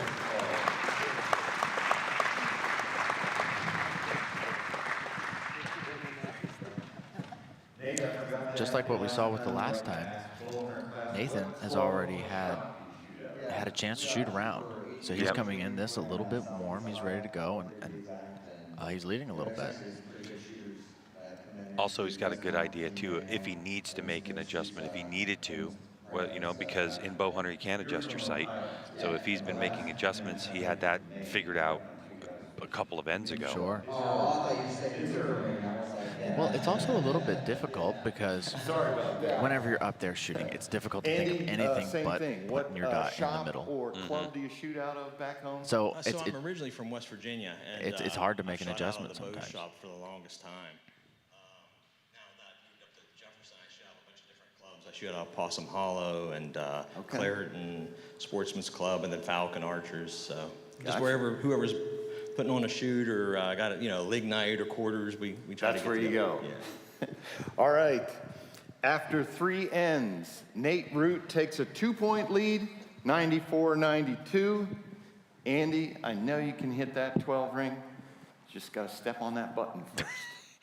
BJ selling it again. I love it, man. It is absolutely great.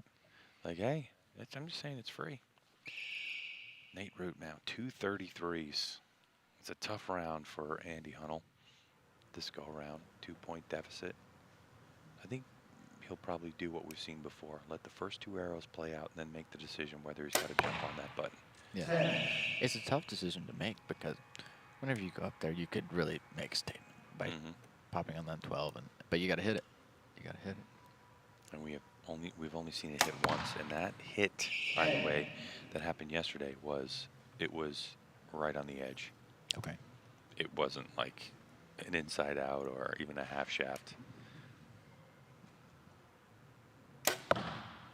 10.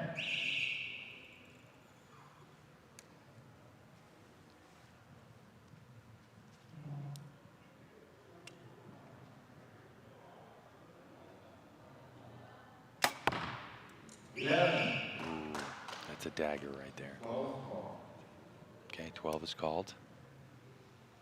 He's going for that 1.5 centimeter dot right down there on the 7-8 line. Will be our first to hit it today.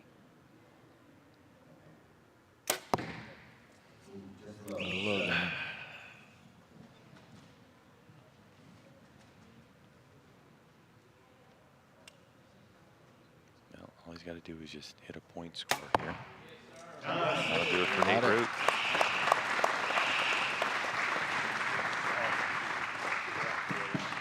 Great shooting, guys. Andy, thanks for making the try on that 12 ring. Andy's going to be our 3rd place finisher. He's going to take home $1,000, and Justin, $250 from bowhunting.com. Andy Hunnell.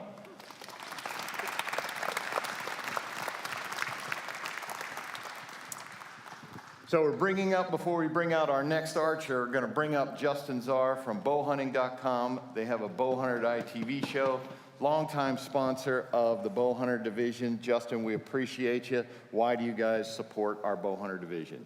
Oh, why wouldn't we? Man, this is awesome. You know, we started working with Lancaster Archery, I don't even remember, maybe 6 years ago, something like that. And it's been great. This has been eye-opening for us through the years, right? As bow hunters, we're always looking for something to replicate that feeling of that pressure that you get into when you're shooting an animal, and there's nothing that compares other than this, right? And I know the nerves that I feel when I'm out in eliminations and nobody's even watching me. And I know nobody's watching me, but I'm still nervous. I don't know how these guys do it up here when they know everybody's actually watching them. You know, it's impressive. So, Justin, we have to call out Todd Graff, your partner in crime there. What do you got to say for Todd for not coming down here and shooting this weekend? Todd gets nervous just thinking about coming here. He is not a target archer by any means, so I don't blame him. He didn't want to get beat by me again. That's embarrassing enough as it is. I do want to say, so Brad Kaufman's with me this year, yes. And Brad and I both shot. We didn't do great by you know, the good people standards, but we did good for us, and we actually looked it up. We beat 2 guys in the men's open pro division. So right. Brad and I might be going pro next year. You never know. All right, Justin, I'm going to have you pick. You heard the explanation of what we got here. Yeah, this is just a clever way for you guys to sell more arrows. We're all on to you guys. So go ahead and pick one out there. What if I pick myself, PJ? You're in there? No, I'm not. All right, are we ready? We're ready. I always have to do this in our show where we announce names, and I always mispronounce them. I'm not quite as bad as Todd, but I'm going to say Marcus Deal. Marcus Deal. And he drew a little something on there, so. We've got his number Marcus, on looks there. like he's gonna have a good time. I will keep that, Marcus Deal. We will call you to come shoot with us at our Steel Target Challenge. Justin, if you hang up here. Actually, why don't you bring out our first place qualifier? Right there. First place qualifier is going to be from Greene County, Indiana, LaWayne Yoder. Come on out, Lawayne. Thanks, Steve. Am I free to go now? You are. That was smooth as silk. I like that one. That was great. And oh, by the way, he mentioned that he shot better than 2 men's open pro categories. So that's only 126 people in the men's open pro that were better than him. Yeah, only 126. Yeah. By the way, in the bow hunter class, we're down to the final 2. 174 competitors came out and shot in bow hunter this year. And now we're down to our final 2. This is for the championship. Lawayne Yoder out of Switz City, Indiana, was our top qualifier, #1 seed after qualifications and eliminations. Now, because this class was so big, they had a variety of eliminations, 3 elimination categories. So when you add up all the points from qualification and eliminations, there was a total point value of 1,056 available. Lawayne Yoder shot 1,021. My goodness. In the bow hunter class, and over the course of the weekend has shot 66 11s, which tied what Andy Hunnell had done. But right now, you talked about it, Eli Hughes. This guy is in a rhythm. It's his 3rd match up here. He's been moved off of his spot, back onto his original spot. He's trying to get dialed in again. That was an interesting point that Justin made earlier, is that a lot of people in the bow hunter class are here to be better at bow hunting. Mm-hmm. It's one thing to shoot 1 arrow whenever you're nervous, but it's another thing to be able to do it for 60. I hear when you're in a tree stand and a deer walks by, the adrenaline starts ripping through your veins. Sure does. So we'll see how quickly Yoder can get settled down on the main stage.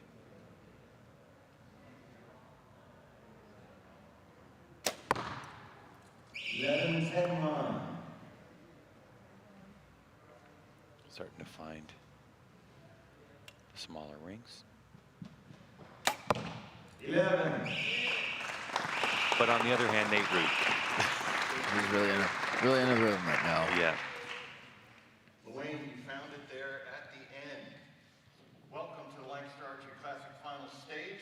Is this your first time up here? This is my first time here. At the Classic, At first the time. Classic. You wanted to perfect your game for those giant deer you got in Indiana, didn't you? I guess, but I don't hunt. You don't hunt? No. You just shoot bow hunter class. Well, I just got into competition archery several years ago. Oh, okay. Well, let's talk about your gear. Shooting the Elite Verdict with RevX bars, the Excel sight, CB rest, gold tip triple X's, and Scott Ascent release. Scott Ascent release. Another E-TAC light as well, bow hunter division. Yep. You guys like that light too. Yep. And ABB strings. ABB strings, all right, great. Lawayne Yoder, welcome to the stage. Right now we have Nate Root 31, Lawayne 27. Now initially, Lawayne started out hunting, but obviously he doesn't anymore. And you know what keeps him motivated in the sport is this occasional win, and he just loves shooting his bow. And I think that that's really what motivates a lot of people. I agree. Especially the people who are going to be up here. Everyone here is going to take it very seriously. It's a lot of fun too. See if Yoder can get those nerves to calm down just a little bit. All right. Lawayne's got a really good shot too. Yes, he does. 11. But here comes Nate Root.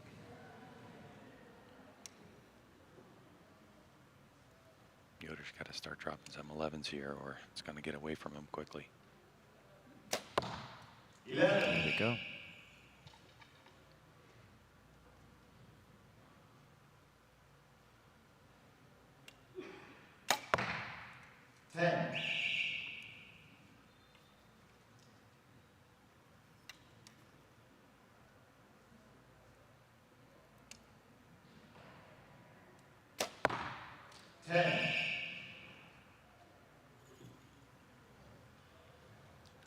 Another chance for Root to grab another point.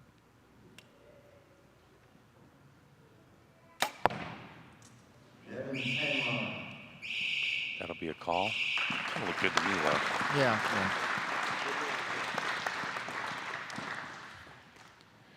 Well, like what we were saying before, most of these guys are shooting 26 or 27-inch arrows. Or not inch. Diameter, Sorry, diameter, yeah.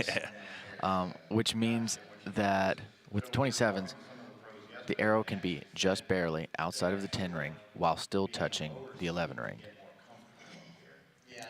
Yeah, so you're saying if you look at the distance, the space between the outside of the inner ring and the actual ring of the 10 ring, what we call a 10 ring, that the 27 arrow is big enough, just big enough, where you can still contact both lines and be in the 11. Just barely. Okay, yes. gotcha. Yeah. Which matters whenever you have a shot like that where there's another arrow hole obstructing where the line used to be.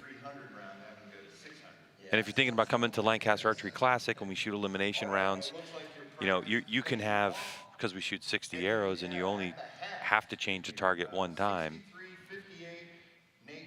it is really up to a judge. If there's an arrow call like that, the judge will tell you replace your target. Yes. And, you know, they have the same discretion here. If they wanted to, they could change the target, the judge, and say, hey, this arrow, this line call is getting too difficult for me. Just put a fresh face up there. Well, and both these guys are hitting it very well. I'm sure by the end of their, halfway through one of their qualification rounds, it's the target's looking a little tired. Yeah, for sure.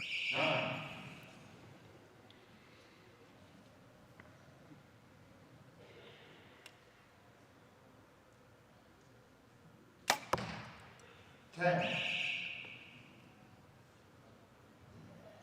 Another point advantage for Nate Root. 11. That was a really clean looking shot. Mm-hmm.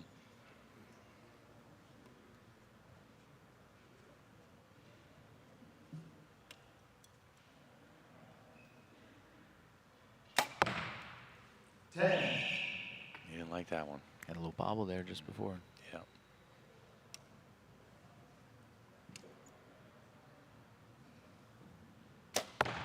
Yeah. Strong shooter, right? He just looks like so confident. It's like Yoder when he's getting back in there, getting ready to release that shot. Looks like he's really starting to find his flow. 9.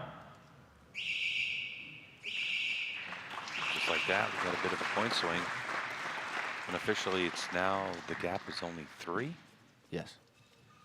Going into that final end. It's not over till it's over. And there's that 12 ring. And by the way, that was the difference from Nate Root to Yoder's 3. So if we see a similar looking end, we could be all tied up and go to our first tiebreaker of the day. What's your place of shooting? I shoot at Shooter's Archery in Linton, Indiana. Is there a good target community there? Yes. Yeah. Mainly indoor, 3D? What's the preference? Indoor. Indoor, gotcha. Is that your favorite game? Yes. Why do you like it? Because I like spots I can see. Like spots you can see. There you go. All right. After 3 ends, we have Nate Root 92, Luane 89. Luane, you got that 12 ring right in front of you there. 12 buttons, excuse me, the red button there. And the rings in front of him too, but I like what Luane said. I mean, when you're old like me, shooting 3D, get into the woods, you have Black Panther in the shade. I don't know what I'm shooting at. Yeah. I can't see it, man. I like bright yellow, red, and blue spots. Not gonna miss that. 10. Well, be shooting 3D, and then I feel like I make a great shot, and it's an 8. That's really weird. Yeah, that's a skill all on its own. 11. The only thing affecting you here is you. True, very true. That was big first arrow for both. 11. It's a great shot. Yeah. I'm excited to see if Yoder chooses to hit the 12 button. You better. There it is. There it is. Of course.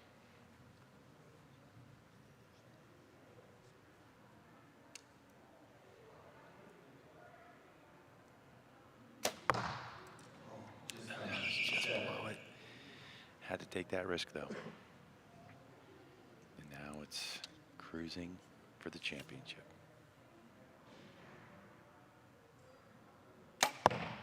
Great shot. Great shot. From third to first goes Nate Root, the pride of Marietta, Ohio. You are going to be our second place finisher at the 2023 Lancaster Archery Classic. $1,500 for Dwayne Yoder. That's actually, plus an extra $500. So. This is really becoming a big category. Yeah. Payout of $3,000 from us, plus $750 from Bow Hunter Die, Nate Root.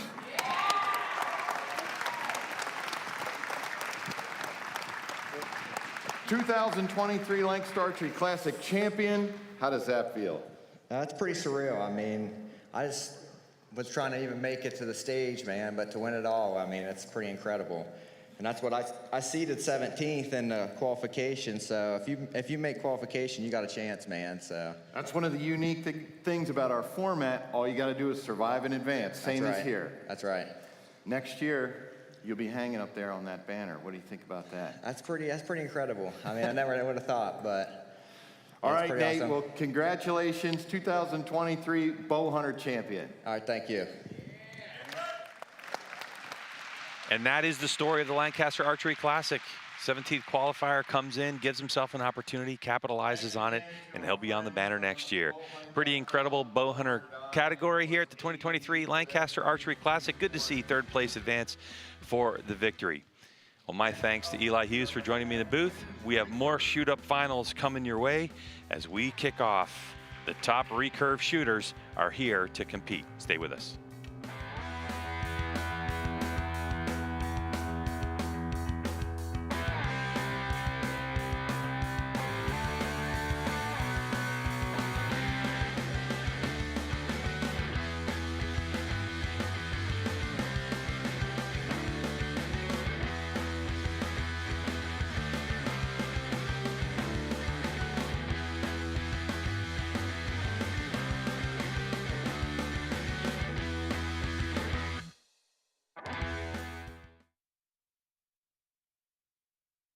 Bow hunter Vinny LaSelva explains why he shops at LancasterArchery.com. I'm a patient man in the woods, but when it comes to shopping online, not so much. That's why I choose Lancaster Archery Supply. They make it easy to order all my archery gear, with thousands of the newest and finest products right at your fingertips, ready to ship to your front door. Here's your order, Vinny. Or tree stand. Hey, depending on where you're hanging out, you might even get it before you get home. For all your archery needs, shop LancasterArchery.com. We've got the gear, we've got the knowledge, we've got the passion. We lead the world in 3D and target archery. At the Lancaster Archery Foundation, it's our mission to get as many people as possible involved in the sport of archery. Thank you so much for your support and giving us this grant. Thank you for supporting us and others in the community. It allows me to afford studying at Texas A&M. I was able to attend my dream university and still shoot competitive archery. You can help us in our mission by donating today at LancasterArcheryFoundation.org.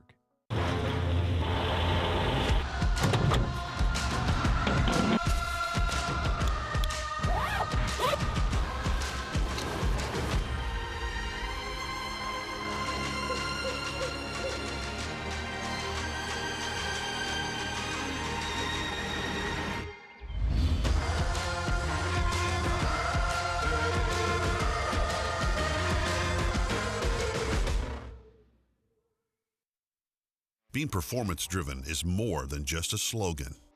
It's more than just slapping a new gimmick on last year's model and calling it a day. Being performance-driven means that every decision, every feature, and every improvement is hyper-focused on one thing only: outperforming everyone else. The Evo XF elevates your bow hunting experience to a whole new level. This is more than just another bow. This is Evo Perfected. CBE, that's custom bow equipment. I'm talking about field-tested, fully proven. Wow, what a match. Premium archery accessories. Check out the full line at custombowequipment.com.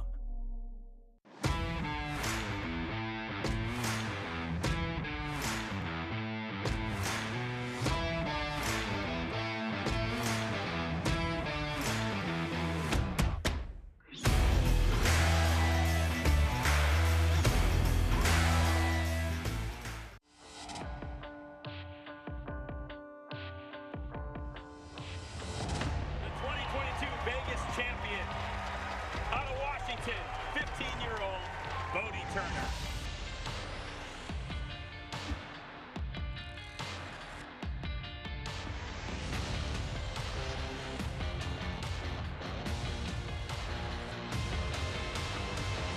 B3 Archery. Built the best, by the best, for the best.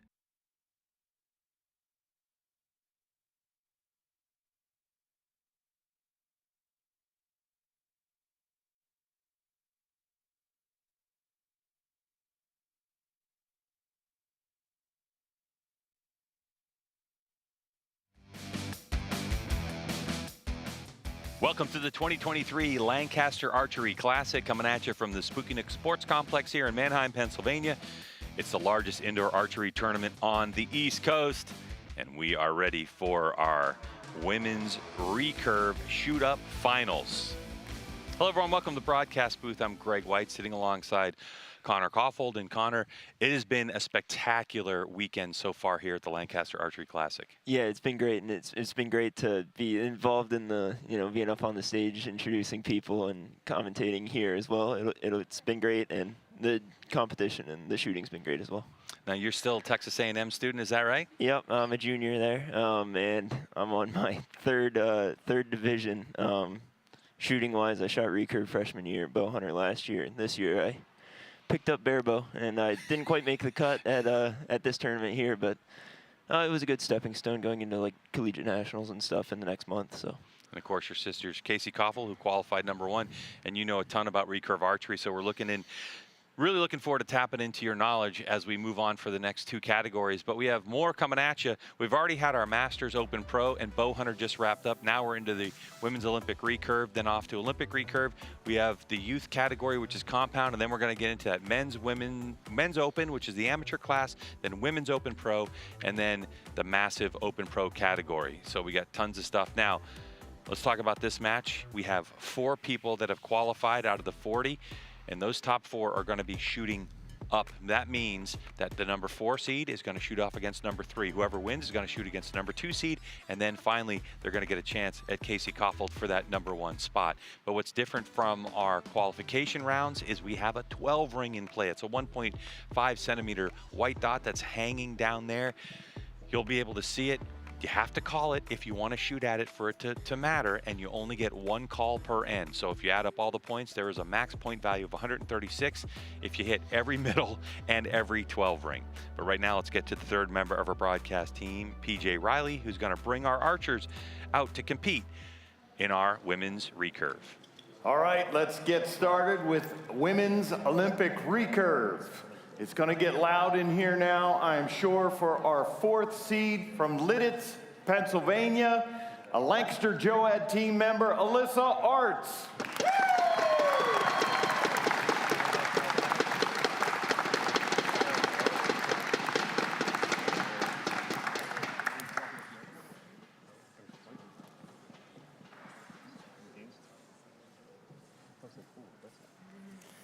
And our number 3 seed, from Chula Vista, California, Savannah Vanderweer.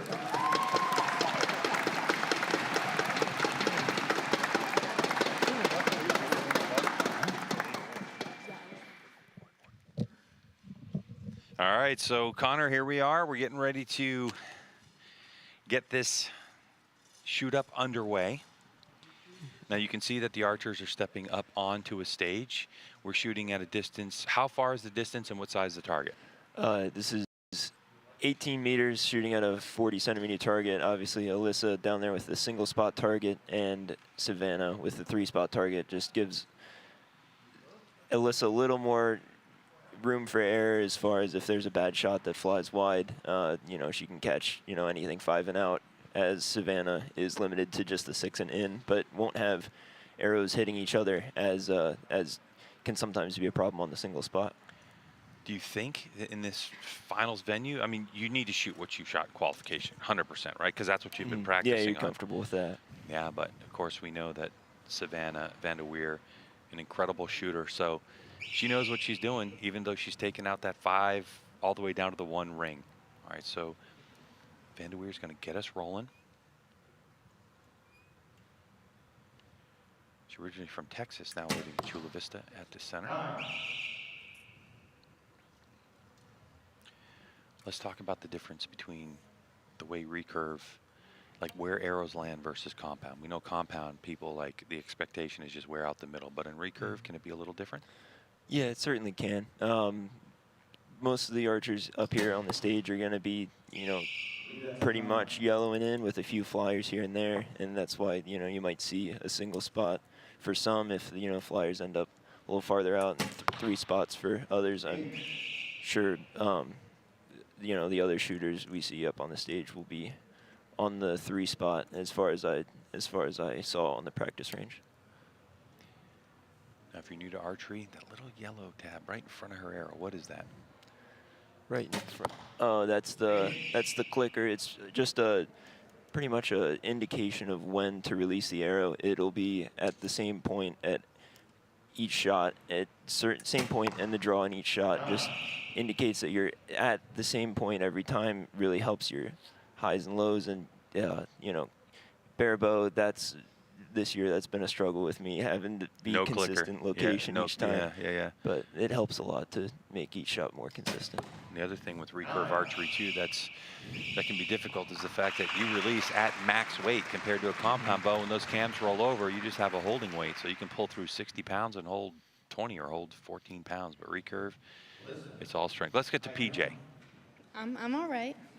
Welcome back to the Lancaster. Yeah. You're, you know, you've been up here so many times now. Yeah.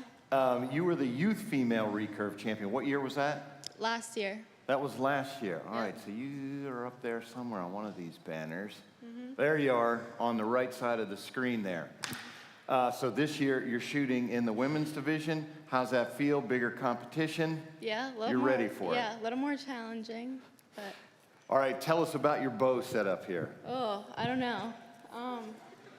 Let's see, Yep. it got MKS Yep. riser, some Trad Tech limbs, a Sherlock sight, Shrewd stabilizers, biter, plunger, and clicker. Shooting ACEs. Yep. Trad Tech limbs, like to see that on the Yeah. Lancaster Archery brand. How they working for you? Good, they work great. Yeah. All right, great. Looks like after our first end, we are tied 26-26. Connor, let's talk about the jump, you know, from youth champion to now coming into this women's Olympic recurve category. Does it translate? I mean, obviously she's, you know, Alyssa's shooting great. There were a total of 924 points available. She shot 828 points of that. But is there an emotional jump? Yeah, there's definitely a jump in the level of competition you see, but the experience of being up there last year and shooting all those matches and ending up winning has to be valuable compared to, you know, not seeing this stage before, just being up there fresh, and, you know, the nerves can be really intense. A great 11 to start off for Savannah van der Weer. 9. If you're just tuning in and you're watching, the difference between the target face they're shooting, if you look at the actual size of the rings, they're identical. It's just kind of the way we do it. And Connor had mentioned before that Savannah van der Weer, she's shooting a target where her highest point value is available is 6. However, if you look at what Alyssa Arts is shooting, her highest point value available is 1. And it's a matter of, you think you're going to be smacking your arrows around because they're going into one spot, or if you have the confidence that you're not even going to shoot outside of that first blue ring. 18 meters, which is just about 20 yards. It's like, what, 2 inches or something? Yeah, I mean, like it's an inch or slightly shorter, I think. Literally, you could adjust your feet position to make up the distance.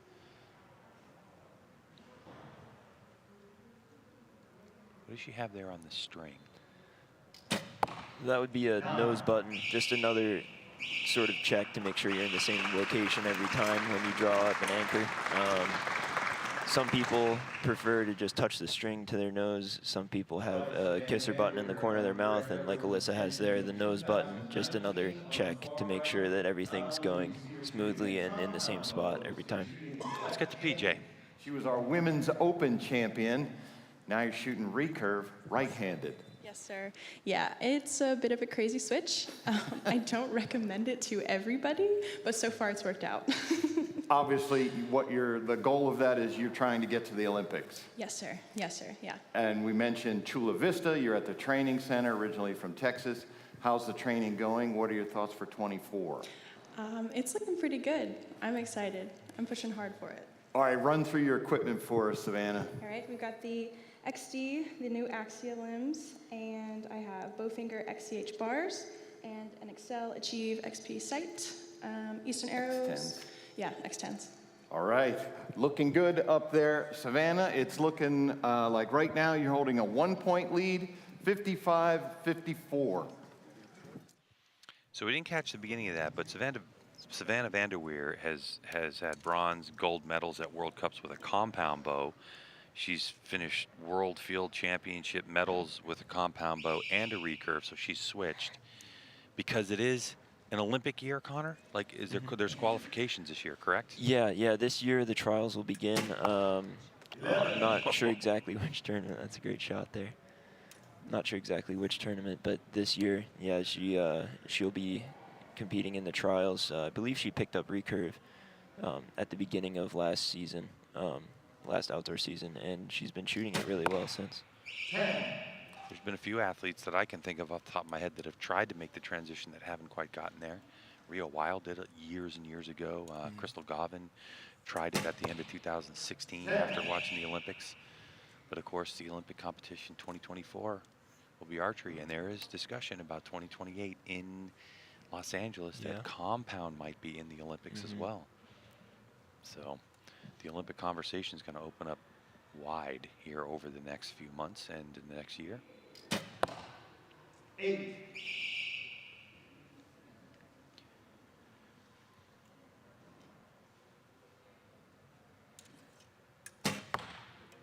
There's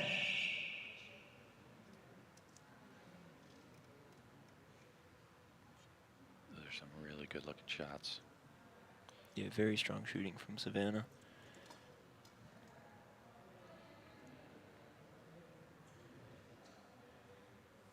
Okay, so there's a 30-second countdown. She's got 9 seconds left. She was pretty deep into that clock. 5, 4, and she lets out 1. Strong shot, though. So that's the thing I like about the Lancaster Archery Classic. It gives you 30 seconds instead of like a World Archery 20, which we have seen for. It's kind of. Is it a natural thing for a recurve archer to if the shot doesn't feel right, just to let it down like that? Yeah, for sure.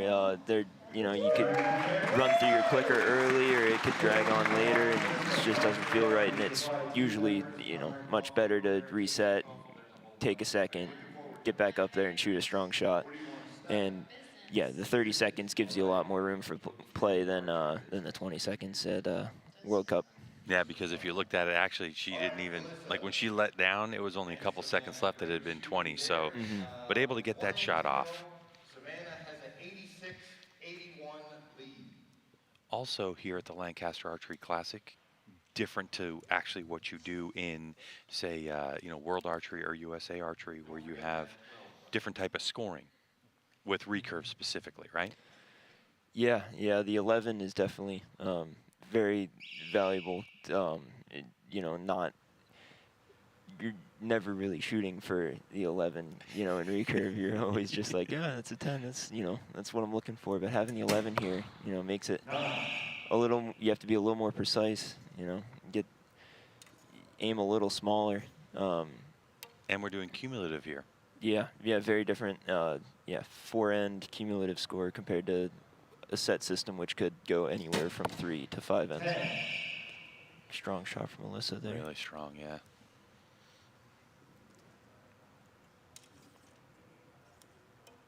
This is the 2023 Lancaster Archery Classic. We're in Manheim, Pennsylvania, and we are at the beginning of our shoot-up final for Women's Olympic Recurve. Alyssa Arts, who you're looking at right now, who's a youth champion at this tournament, shooting against Savannah Vanderweer, the former compound archer who switched to recurve with Olympic dreams. And we're shooting to guarantee, the winner of this match guarantees himself a podium finish, but they've got to go shoot against the second place qualifier in Gabby Schlusser. That will secure the match for Savannah, but Alyssa calls the 12, just see if she can have that little bonus to the match here. If she hits this, this crowd is going to go bonkers.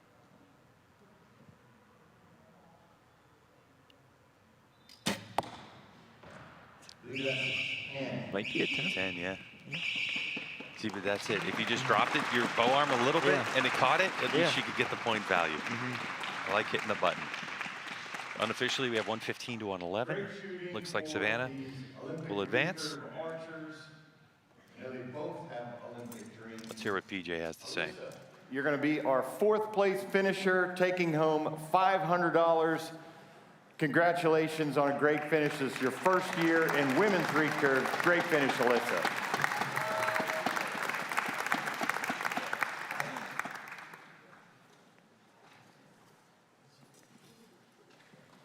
And that is confirmed. Our final score, 115 to 111. Let's give it up for Alyssa.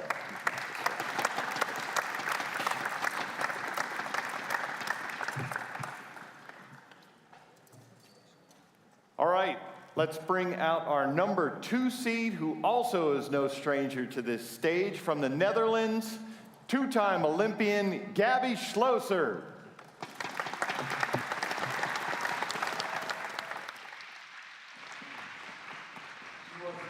So Gabby Schlusser comes on out, who has been on fire as of late. She's really shot well.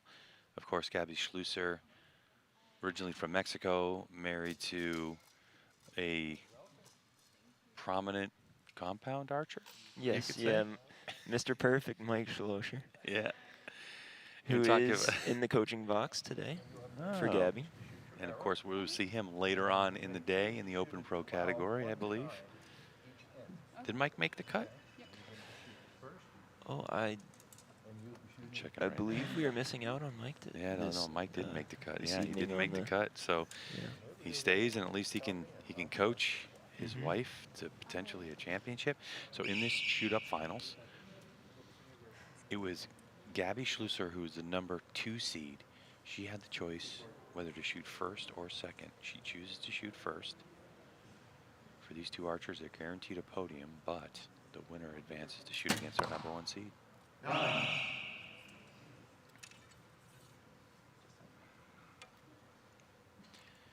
you can see that there is no peep sight like you would see on a compound bow, but there is an aiming element out front.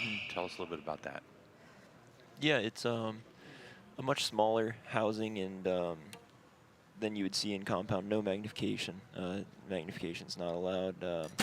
Yeah, just really just lining up that string with the riser of the bow, and just that's your checkpoint. Really, is just having it in the same spot on the riser rather than lining it up with the housing. Is there circle only, or is there some type of like dot or element in there that you can use? Most people have a fiber or a dot in there, but some years ago when I shot recurve, I had no dot in there. I just had an open ring. Casey did the same, but now Casey has moved to a fiber as well. Oh, interesting.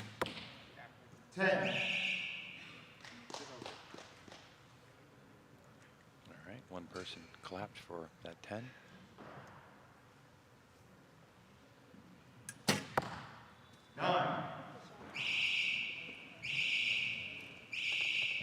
You're smiling. What are you seeing?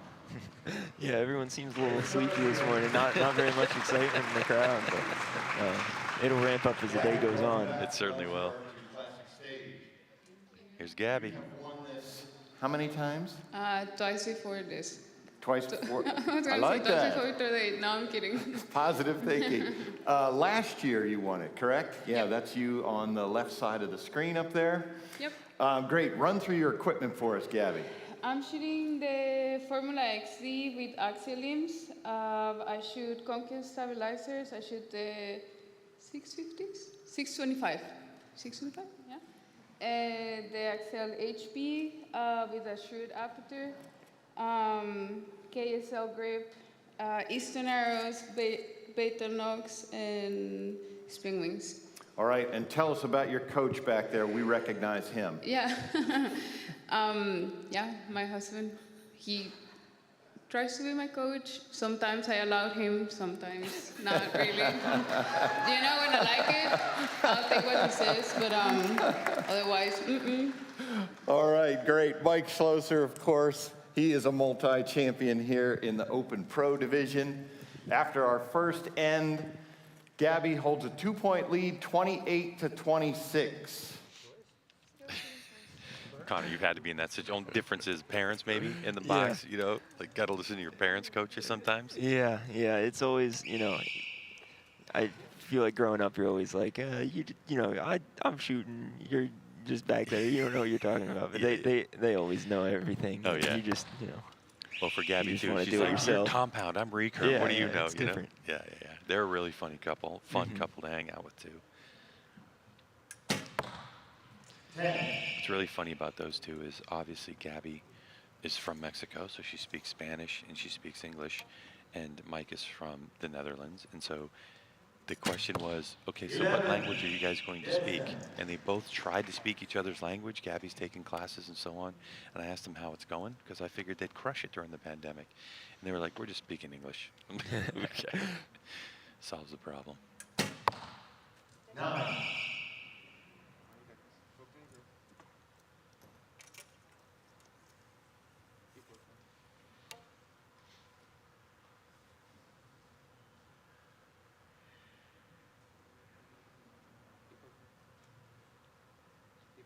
Try and get that thing through the clicker. Yeah, that shot dragged on for a little bit. The shaking that we see, that unusual in recurve or very typical? It's not unusual to see. You're up there holding just about 40 pounds. It varies some. Some people shooting more or less, but on average for the women's division, about 40 pounds, I'd say. And yeah, it can be a lot up there for holding it for 4 or 5 seconds. The other thing we're looking at is we look at that shot from Gabby in the middle is the micro diameter arrows they're using. We've seen such a variety. Even in barebow, we saw up to 27. So why would you think that these athletes are using these smaller arrows right now? The smaller arrows, I found tended to be more forgiving. If you have, a shot that's a little more marginal, it tends to not fly as far. But obviously the big arrows for grabbing the lines can be very valuable as well. But it's just what you try, what you feel gets you more points. Whether you're grabbing more from having less flyers or you're grabbing more from catching more lines. And I'm sure both of the archers here have tried both and come out saying that the smaller arrows are better for them. Do you think maybe also because it's an Olympic qualifier year that some people have that mindset where they don't want to be maybe going back and forth? Yeah. Is it that big of a deal in recurve to go from a micro arrow to a big arrow? Yeah, it's a big setup change. You're moving your knock points, your plunger, your rest, like everything. Everything's going to be moving as far as where the arrow contacts the bow. So it can be a pretty big change as well as. And I would imagine it feels a lot different too. Yeah.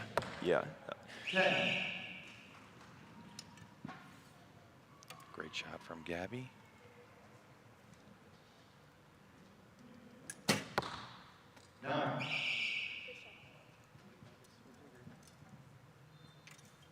Three-point advantage for Schlosser.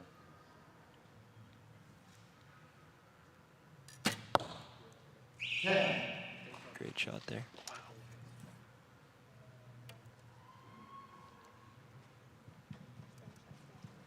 Keep in mind, Gabby Schlosser won silver medal at the Tokyo Olympics, as well as being a 2-time champion here, and a long resume beyond that. Yes, she's very accomplished in the sport. It's also great bit more experience for Savannah Vanderweer to be able to shoot against Gabby as well. Yeah, especially going into the Olympic year, if she's hopeful and in making that team, Gabby will most likely be one of the competitors there at the games.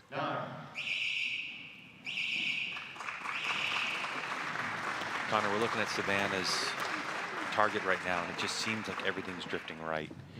Is it a situation where if you were in the coach's box, what advice would you give to Savannah right now? She knows how her shot feels, and if she's feeling like those shots weren't quite great, I'd maybe not move the sight. But if those are feeling like strong shots, I'd definitely give the sight a few clicks. And yeah, it's at this point in the match, 3-point gap. You kind of want to see what the other person does score-wise, but that 12 is always an option if you're feeling confident in it. I was watching a lot of the matches yesterday, and especially the compound matches. I was, with 2 ends left, sometimes I was like, it might be time for the 12 with 2 ends left, because you're in compound, if you're 3 points back, you're not gonna hope for them to make a mistake. You got to go and do it yourself. Get out and get those points. So We've seen a lot of 12 so far over yesterday and today. Let's hear a little bit from Gabby. Enjoying it, like I go from tournament to tournament, and the Olympics are nice, but other competitions are also cool. Gotcha. All right. Well, you are shooting strong here today. With 1 end to go, Gabby has a 85-82 lead. Savannah, you can hit that 12 button anytime. Gabby, you can do it. Come on, shoot a second.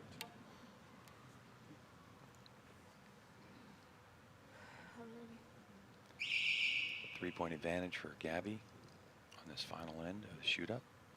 The winner moves on to face our #1 seed. 9. That's a close one. yeah, it's very close. Might be called up to a 10.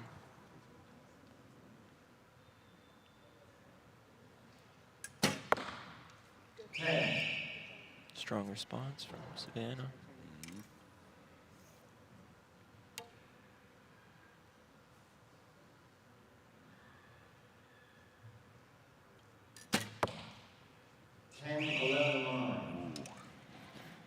Those bigger, if you had a little bigger arrows, might be grabbing a few points there. Yeah. I think she might have caught the first arrow, but that one seems like it's just out. 9. A little disappointment from Savannah on that shot. Just high. Yeah, barely.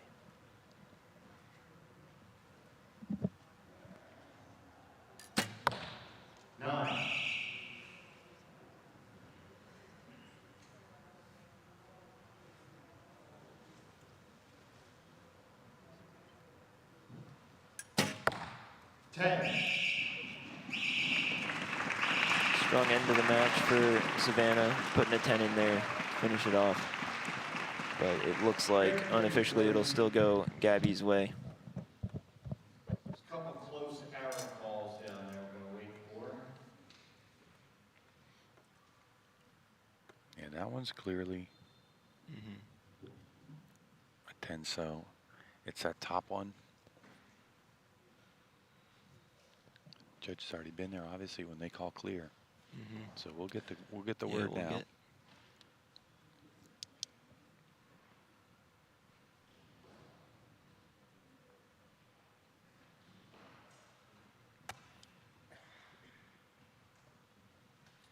All right, that is verified. Gabby Schlosser, 114. Let's hear what PG has to say. 111. Savannah, you're going to finish in 3rd place. A payout of $1,000 from us, $500 from Hoyt. Savannah Vanderweer. Good job. All right, I'm going to need the screen for this next one. If someone can help me with pronunciation here. Our #1 seed from Lancaster, Pennsylvania, 2020 Classic champ, Casey Caulfold.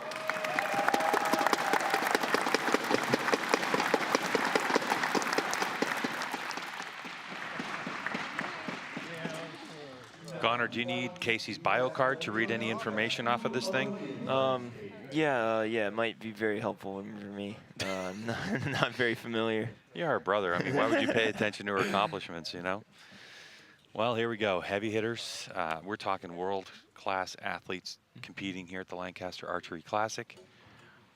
Casey Koffel was our #1 seed out of a possible 924 points shot. She shot the most points, 861. That's 21 more than Gabby Schlusser was able to shoot. And the number 11's Casey shot 38 to Gabby's 27. So Casey has been on a tear. And the first arrow gets shot, and I saw that Casey just grabbed a click or two, which, as you mentioned, indicates that she knew the shot was good. Yeah, just ended a little high, with a 10. And a 10 from Gabby as well. 11. Those 2 clicks made a difference. Brought it down into the 11.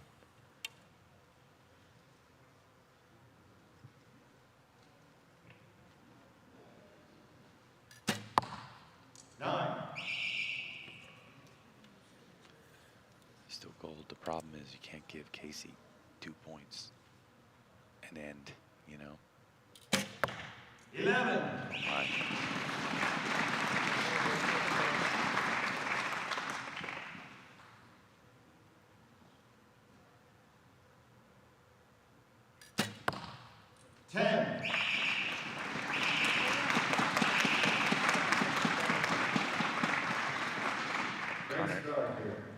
Let's hear from PJ and Casey.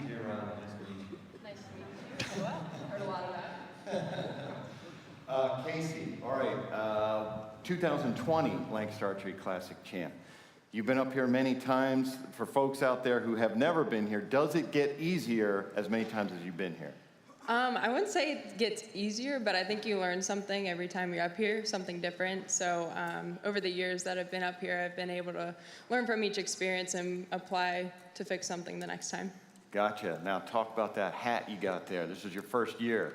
Yes, this is my first year at Texas A&M University, so been doing a lot of classwork as well as shooting. So been having a very busy schedule recently, but so far I've been able to manage. All right, run through your equipment for us.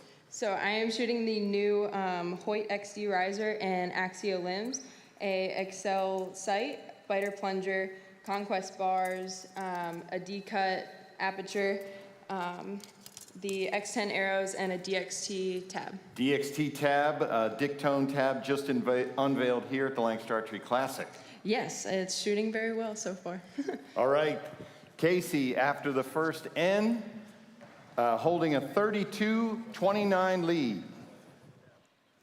And Connor, there's something to be said. I know that she says that, you know, she learned something, but the pressure's still the same. But we know that when she won this for the first time, what a relief it was, right? Because obviously it's a family business, being a home shoot and all that kind of stuff.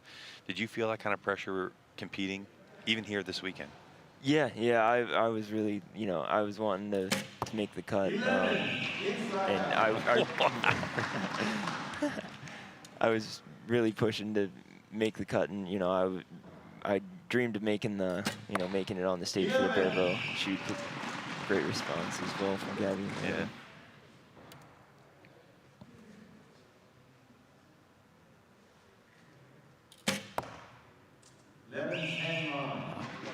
But yeah, the classic is always, you know, I don't think it's a case of home field advantage, because you know you have still just as much pressure, and you know it feels like everyone, you know, because you're in the family there, everyone's watching and like hoping you do well, and that can bring a lot of pressure, or it could bring a lot of almost 311s. That one might be just out. That was great shooting, but it could just as well be, you know, very encouraging. And it's just how you take that pressure and turn it into performance.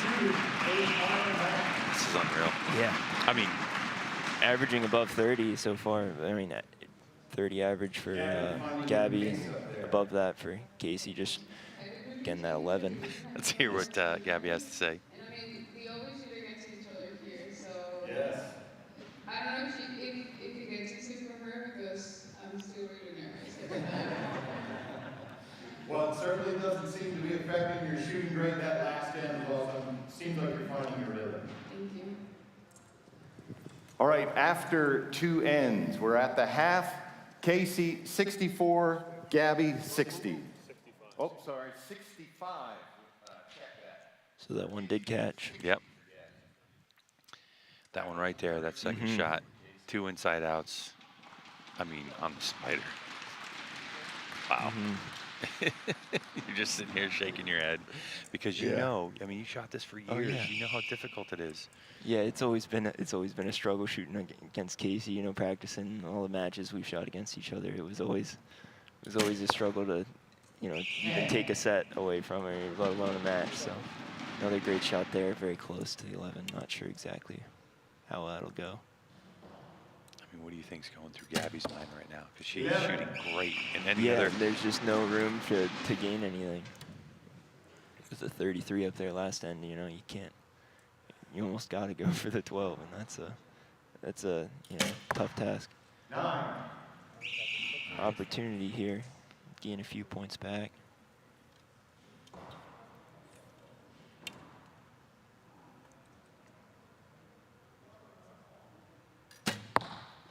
Well, unfortunately for Gabby, she couldn't completely capitalize on that.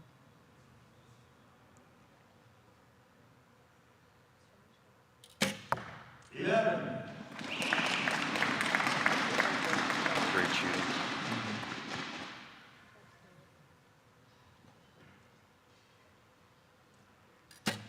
I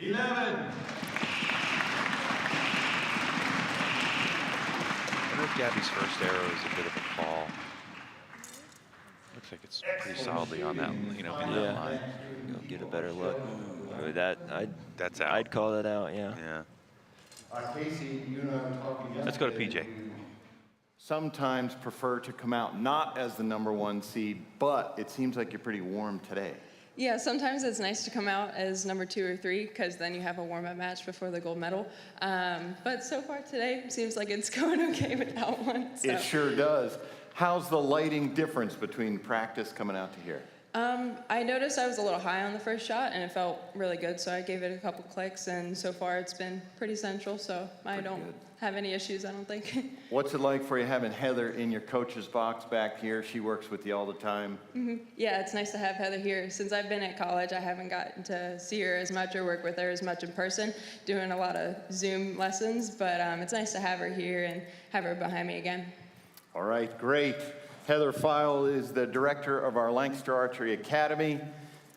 Heading into our last end, Casey Caulfield, 95, Gabby Schlosser, 91. Gabby, you got 32, 33, and 30. Yeah. Now, listen, That is you've been Connor, you've been watching Casey shoot her entire life. Do you see her form now dramatically different than what she was shooting even like 2 years ago? Or is she pretty consistent over the last couple of years? Yeah, it's been, you know, the larger part of the form has been the same. There's been small tweaks here and there, just, but, you know, it's not a lot that you see on the outside. You know, it could be just something as small as different hand position, different pressure in the fingers on the tab, anything like that. You know, you don't really see it in the larger part of the form, but it's changes that matter. 11. Wow.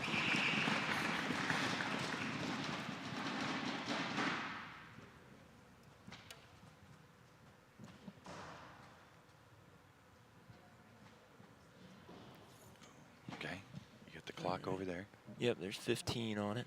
Plenty of time. Yeah, plenty of time to get a shot in here. Solid shot. And she does. Gabby hit the 12 button. So Gabby's on the 12. You got to go for it anyway. Yeah. We haven't had one hit today across all classes. Be cool to see one in recurve. Just under. Just not far, not far. Good effort, good shooting. I mean, yeah. Both archers, incredible scores, but Casey Caulfield so strong today. The women's Olympic recurve champ. Let's get to PJ. Gabby Schlosser is going to finish in second. $2,000 from us, $1,000 from Hoyt. Give it up for Gabby Schlosser.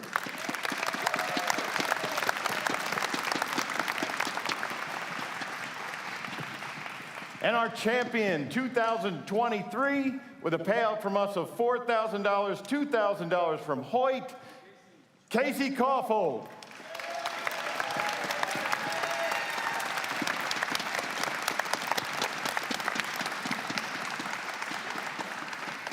I feel like Dean stole my thunder. He mentioned you before I did. Yeah. Hey, how's it feel? It feels really good. I've struggled a little bit, I think, over the past year with on-stage matches, and so out here I felt very comfortable, and I think I did a good job keeping myself composed, and I obviously was nervous. I was shaking like a leaf, but I think I powered through and shot some really good shots, so I'm really happy with how it went. If that was struggling, I need to struggle a little more like that. Yeah, so I'm just very happy. This is your second Classic Championships in the adult division. How does that feel? Feels really good. Yeah, so far with my track record in the Classic, I've had a lot of second places, but it feels good to put another first on there. All right, 2023 Lancaster Archery Women's Recurve Champion, Casey Kaufhold. Thank you.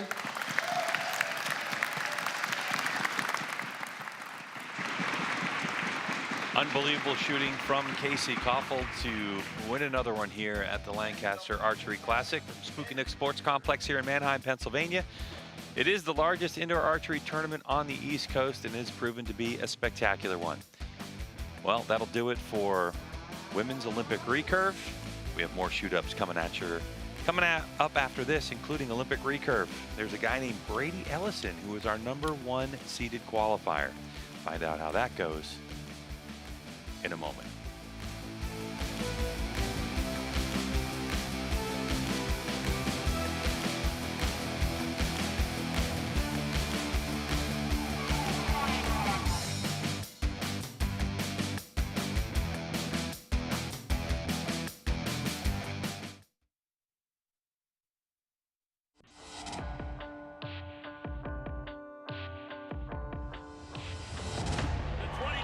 Vegas champion out of Washington, 15-year-old Bodie Turner.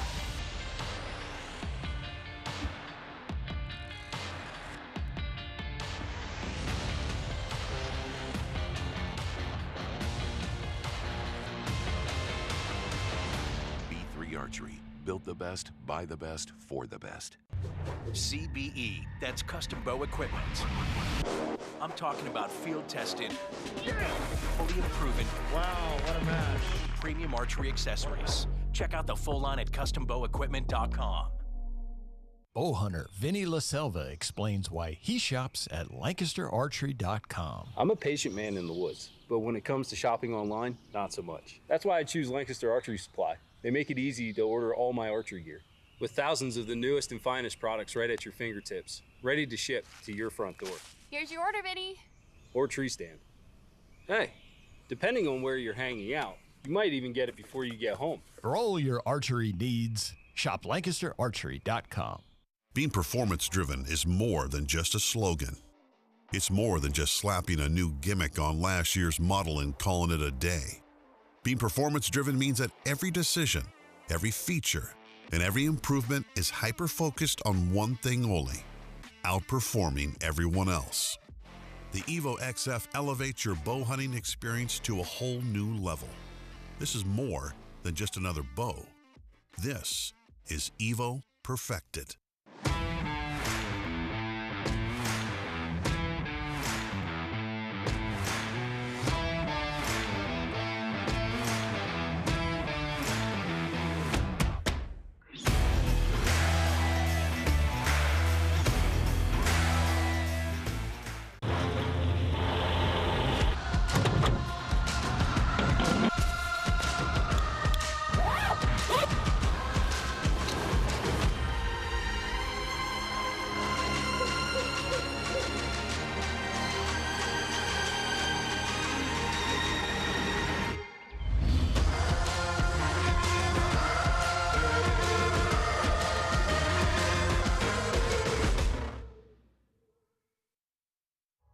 At the Lancaster Archery Foundation, it's our mission to get as many people as possible involved in the sport of archery. Thank you so much for your support and giving us this grant. Thank you for supporting us and others in the community. It allows me to afford studying at Texas A&M. I was able to attend my dream university and still shoot competitive archery.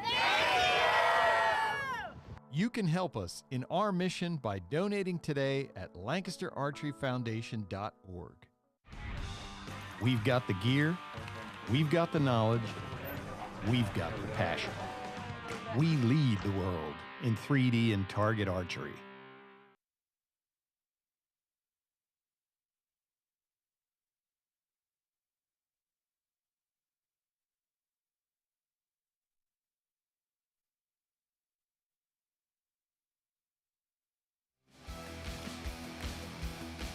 Welcome to Olympic recurve shoot-up finals here at the 2023 Lancaster Archery Classic. We're at Spooky Nook Sports Complex in Manheim, Pennsylvania for the largest indoor archery tournament on the East Coast. Welcome everyone to the broadcast booth. I'm Greg White, sitting next to Connor Kaufhold, who has joined me for women's recurve, and now we transition into Olympic recurve. And this category is something you're very familiar with, because tell us about your experience with recurve archery over the years. Yeah, I started competitive archery, you know, in recurve about 8-9 years ago, and I shot up until about a year and a half ago. I switched over to bow hunter because Texas A&M needed more bow hunter archers on the team, and I was willing to make the switch. I started feeling a little burnt out on the recurve side of things, and yeah, it's been great to change it up and be shooting something different.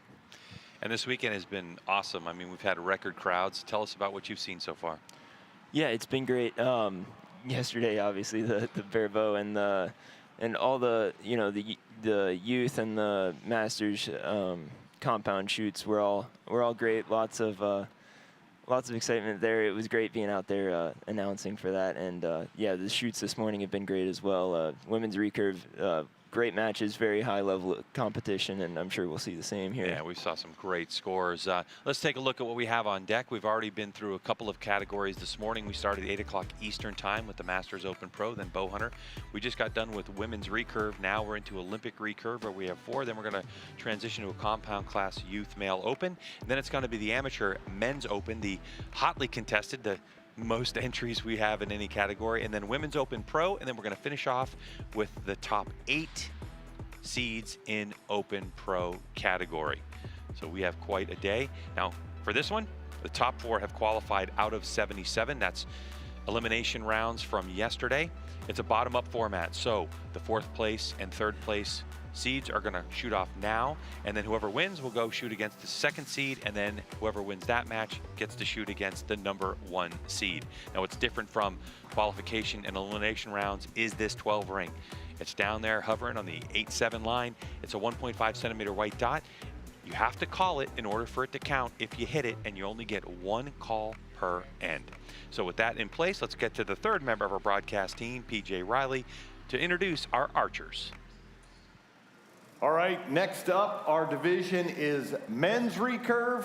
We're going to bring out our number 4 seed from Floral Park, New York, Joseph McGlynn.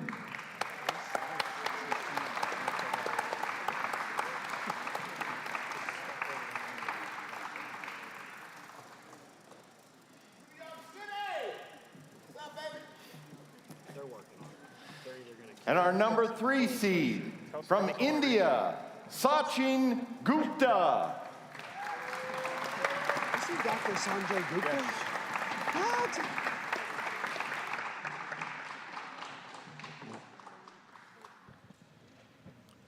Well, I can tell you that Gupta has been shooting about 9 years archery, as opposed to McGlynn. He's been at it for 44 years.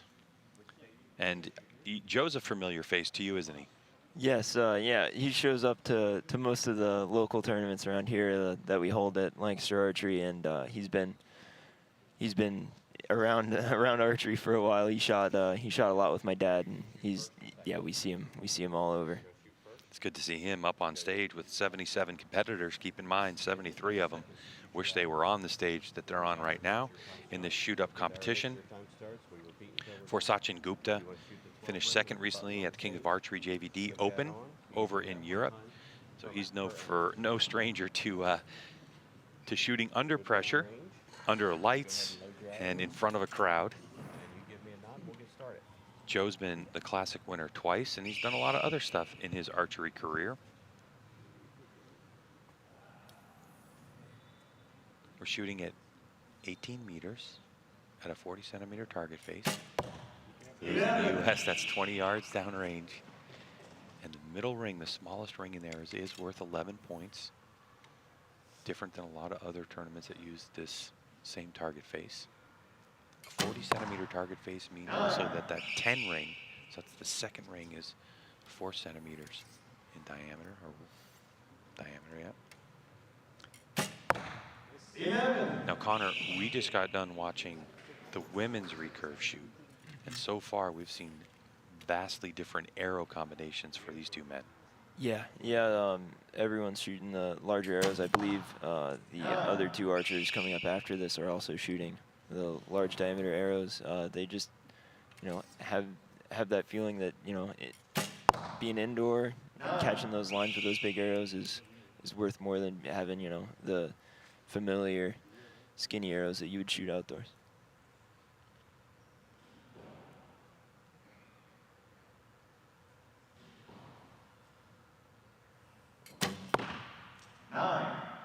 Felt like a bit of a long hold, but there's still 16 seconds on the clock.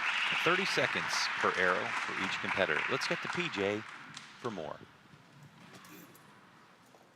Joe, welcome back to the Lancaster Archery Classic stage. Thank you. Two-time past champion. What years? Year 1 and year 9. Year 1 and year 9. Still Yeah. out here competing. Have you been to every one? Yes. All right, congratulations. Thanks. We appreciate your support all those years. Run through your equipment for us. All right, so I got the Formula XD with the axial limbs, Shibuya sight, Wiffle plunger, Doinker stabilizer system with an AE mount and extension, Fairweather tab, RX-7s, 21 series. Gotcha. Where do you shoot up in New York? What shop or club? Okay, so I co-own Proline Archery, so that's where I shoot out of. Gotcha. All right, we appreciate it. Once you said Proline, I know that name. Yeah. We appreciate everything you folks do for archery up there. Definitely a great target community there. Yes, absolutely. All right, Joe, great shooting from you and Sachin in the first end. We have 31-27 lead. So Connor Kaufhold, in looking at Joe's bio, he says he started shooting with JOAD. Can you explain what JOAD is for people that may not know?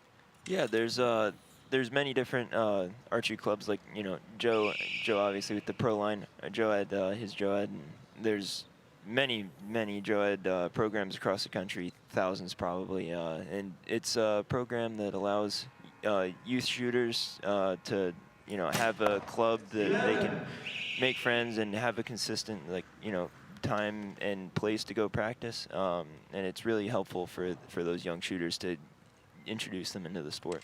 And JOAD stands for Junior Olympic Archery Development Program. So if you're watching this and you want to put your kids in archery, just look for a local shop that's got a JOAD program. It's a great way to motivate your youngster to continue shooting.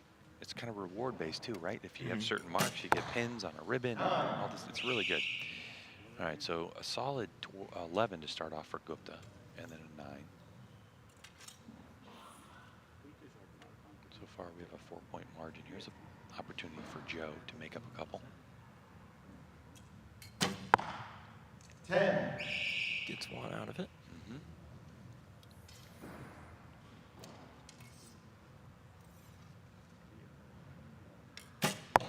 11. Oof, very strong shot. It's just noticeable, isn't it? Yeah, that follow through is just very, very explosive, very strong.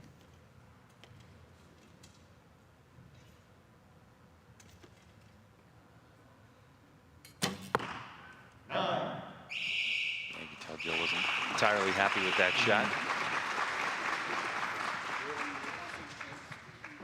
Let's hear from our second shooter with PJ. All right, Sachin, welcome to the Lancaster Archery Classic stage. Thank you, yeah. Am I pronouncing your first name correctly? Yes, it's correct. All Sachin. right. So you come from India to this tournament. Yeah. So I was earlier in Nimes, then I came to Lancaster, then we'll be going to Vegas. Gotcha. Yeah. The Lancaster Archery Classic over in India, is it well known in the archery community? Is this something archers aspire to get to? Well, yeah, I mean, like Jyoti, she came last year, she won. So, and Abhishek is there, Rishabh is there. So I also thought that I should also go and probably try. Jyoti was our Women's Open Pro champion last year. Exactly. Run through your gear for us. It's Blue Hoyt XT, Formula XT, and the axial limbs 4670. I'm shooting round rod stabilizer, vectors, beater Y-box, and weights are 6 ounce in the front, 4 in the back, axle sight, biter plunger, and the string thread is 8125. Tell us about your arrows, because we haven't seen many fat arrows yet. Yeah. These are X23s from Easton, and the fletches are also Easton. Yeah. All right. Well, Sachin, you are definitely starting out on fire. 231s he shot. He holds a 62-56 lead over Joe McGlynn. And Connor, he just mentioned string thread and gave us a number. What does that mean? Yeah, 8125 is the string material that is sold by BCY. Is that one something of the really critical for recurve archery in terms of selecting your thread or the amount of? there's a lot of different manufacturers and types. 8125 is what I've always shot. There's some other archers who shoot 8190 or a Majesty brand string material, but it can be, it can make some differences in the speed that you can get out of the bow, but most people out there are shooting 8125. Gotcha. So Gupta starts off with a solid 11, putting more pressure on Joe. 11.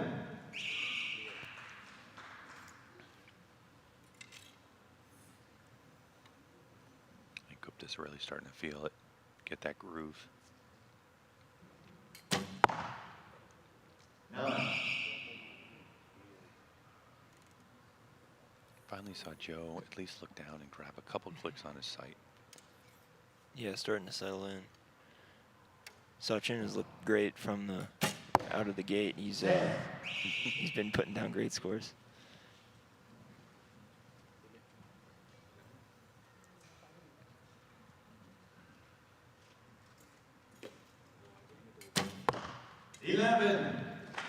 That adjustment seemed to make a difference, bring him, from those right 10-9 lines to the center. So let's hear from PJ.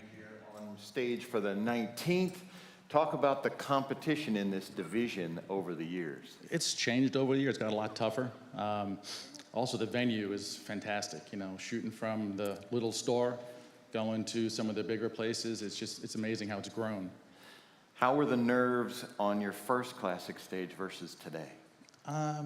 First one was nervous. Today's a little bit nervous. I'm starting to get a little the bugs out. I got an 11.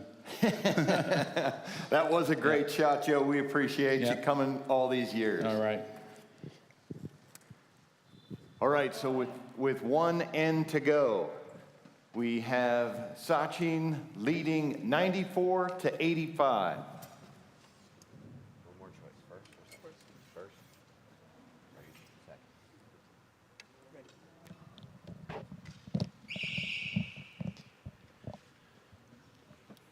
The way Gupta shooting, Connor, don't you think this is a pretty big deficit at this point?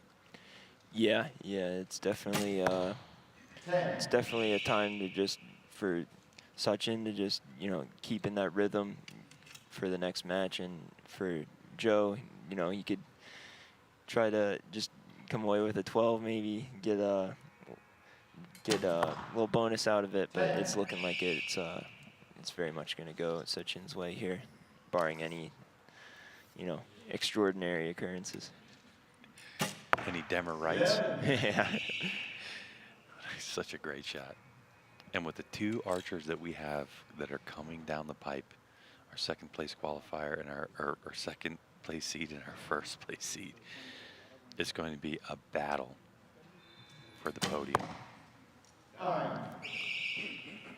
Do you know Sachin calls the 12. we have yet to have one hit it, so why not? Got a little grin on his face. I like it.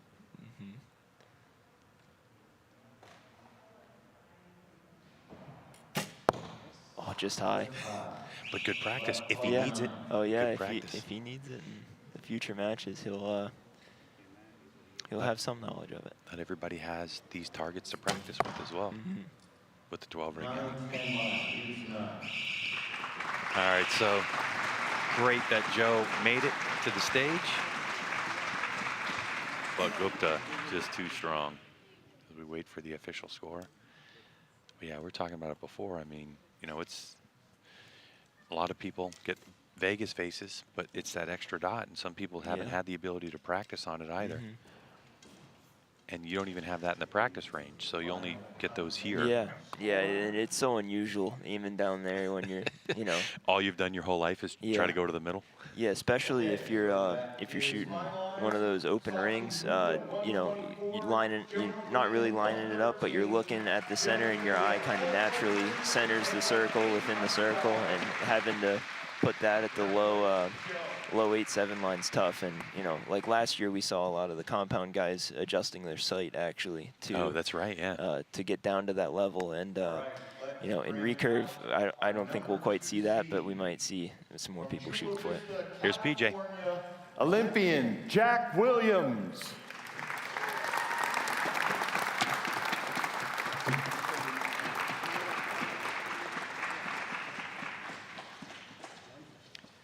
All right, so Jack Williams, our second place seed. There were 1,056 points available with the qualification round and elimination matches. Jack Williams grabbed 998 points out of 1,056. And that's what put him as our second seed. So that's one thing that we love about this tournament, Connor, is the fact that every point matters, especially if you make it to the final 4 or final 8. Yeah, and Sachin with 995 out of that 1,056, so very close going into, you know, getting the seeding for this match, and it should be a close match going off of what Sachin was shooting in the match before. 10. If you're familiar with recurve archery in the United States, you know Jack Williams. He and Brady Ellison have been going toe-to-toe now for a couple of years. 10. And you can see, too, an Olympic recurve. These last 3 competitors shooting Hoyt bows. For this tournament, Hoyt's definitely got a lock 11. on the recurve side of things.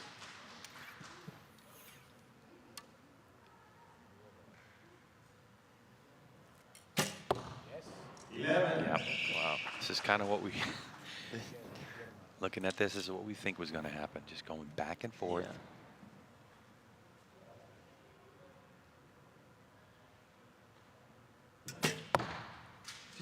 Just a little high. Jack did the right thing, though, I think, right? Yeah, he gooped off the spot.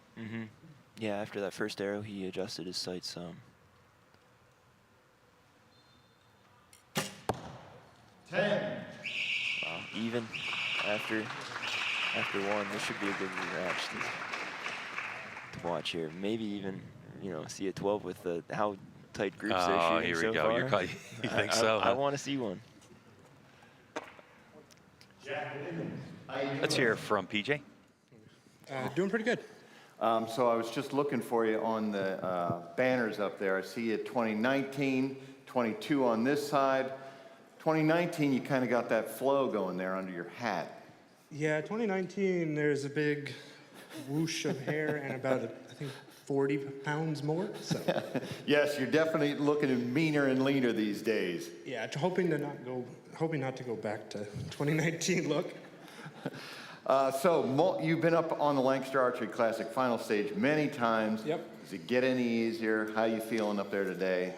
Honestly, this one helps me overall with everything. You know, I've made this shoot up every year. This is my 5th time, and like kind of the same with World Cup final, Olympic stage. This helps with all of that. Yes, you've won on some of those huge, massive stages.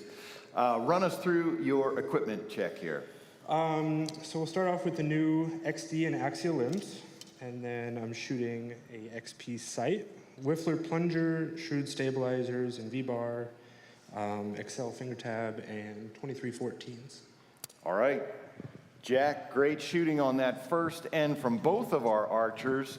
We have a 31-31 tie. Of course we do. When you get up to this level and the talent that Lancaster Archery Classic brings out, it makes a lot of sense. Jack Williams, of course, an Olympian, World Cup silver medalist. I mean, just keeps building his resume. Originally from Southern California, and lives in Chula Vista, not too far away from where he was raised as a kid. 11. Great shot there. Away from archery, Jack enjoys car stuff. He's a big car guy. Also does like the iRacing stuff. He's got I used to have a nice video game rig set up. Sim rig, yeah.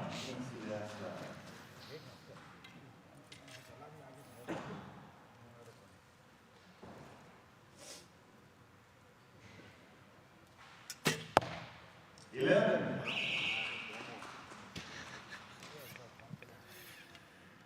I mean, when you look at compound archery, you have a release aid, you have a peep sight, you have magnification in your lens, you have all these things. And we're getting to the point where Olympic recurve, I mean, there's no lens, there's no peep sight. You're shooting with your fingers. I know it's 18 meters, 20 yards, but nonetheless, it's just incredible. How precise they're able to be. Yeah, it's crazy to see this many 11s. 11. Wow, 3.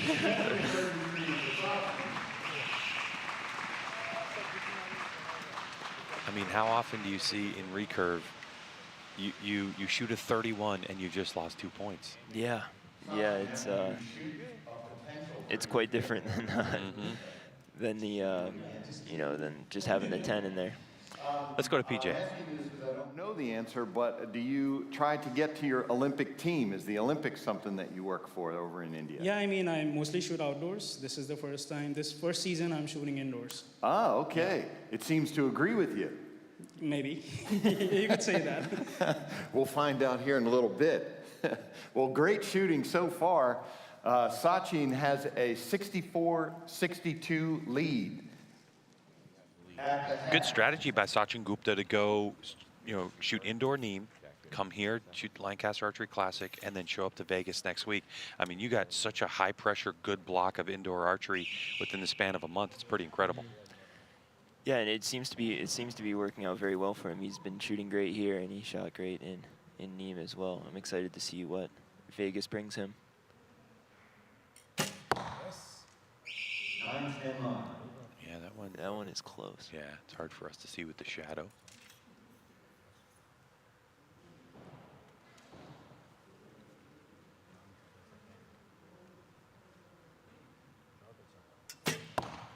A little bit longer hold, I think, rhythmically for Jack Williams, but makes it work.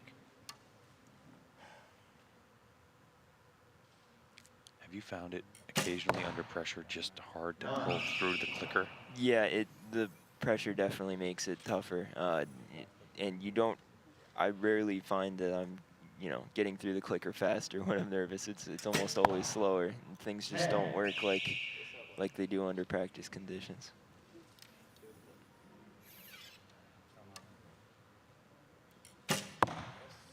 That's a great shot. I think that would be catching the 11. Williams made a slight adjustment to his sight. He grabbed at least a click. I think that coming off the advice of his coach in the coach's box. 10. Another longer hold. Gives it another click after that one.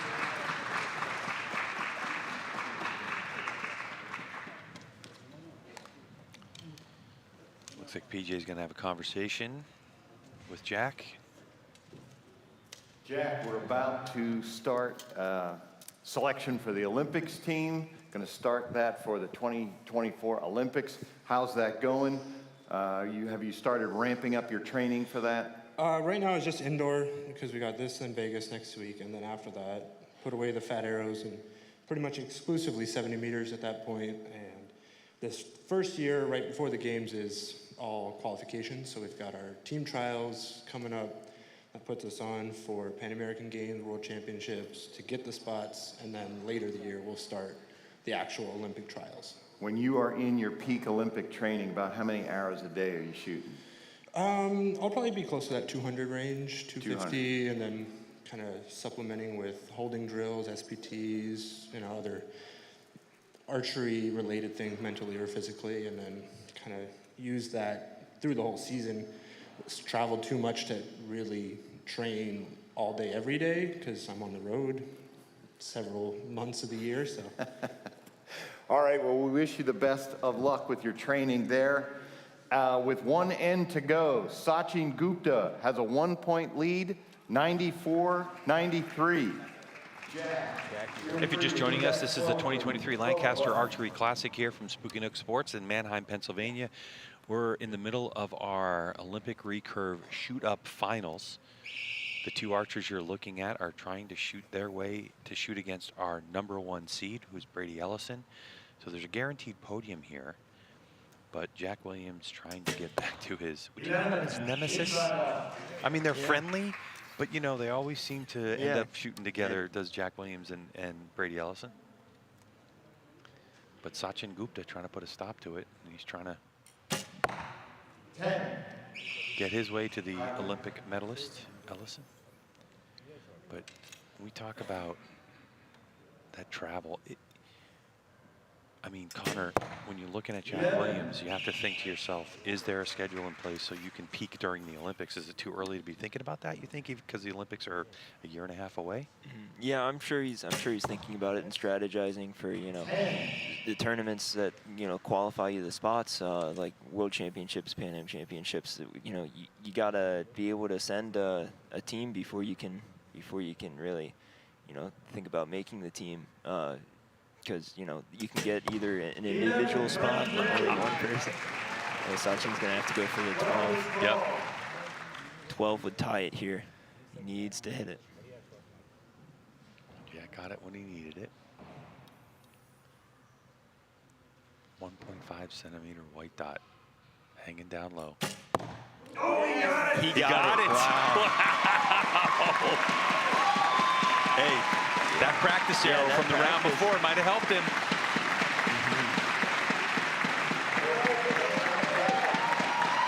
Wow.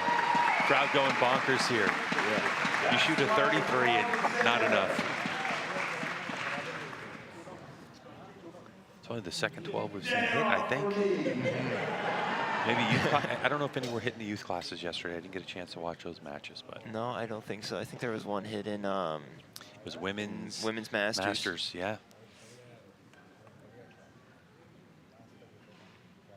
Risk reward, the 12 ring.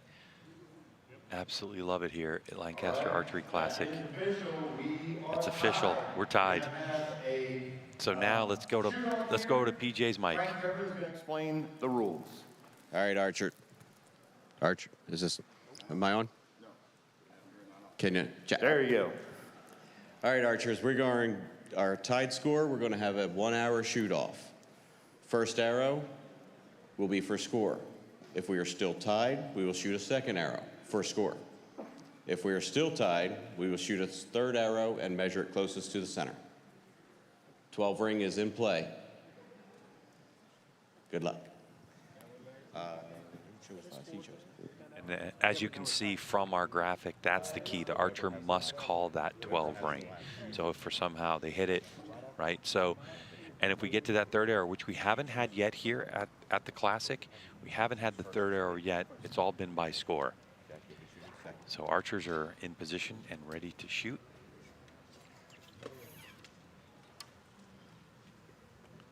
Now Jack Williams is the higher ranked archer, so he was the one able to make the decision on who gets to shoot first. It looks like it's going to be Gupta.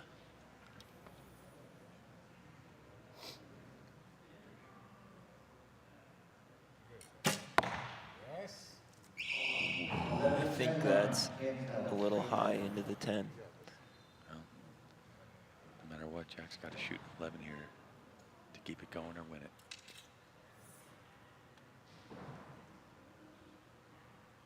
Long hold. Very long hold. How much time? 9 seconds. 11. Wow. We're going to need a judge's call to make sure that Gupta's is in. We definitely know Jack Williams hit it. But with those shadows. Oh, no, there's daylight. I think there's yellow. Oh, yeah, there's yellow there.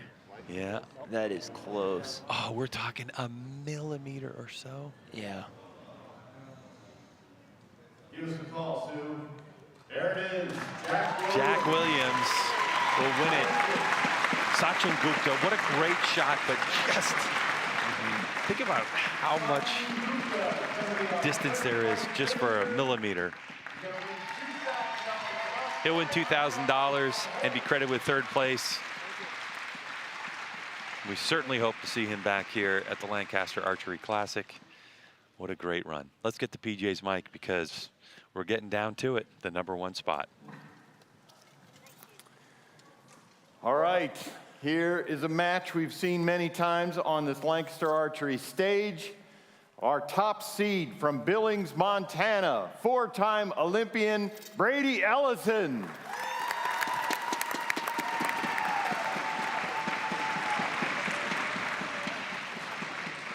Just a very interesting pairing of these two. They're very friendly, but also find themselves shooting with each other.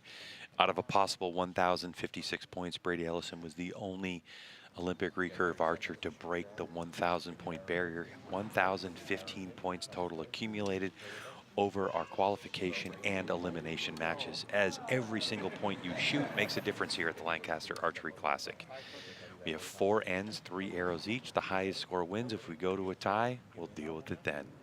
This is to be crowned champion in Olympic recurve of the 2023 Lancaster Archery Classic. Ellison versus Williams.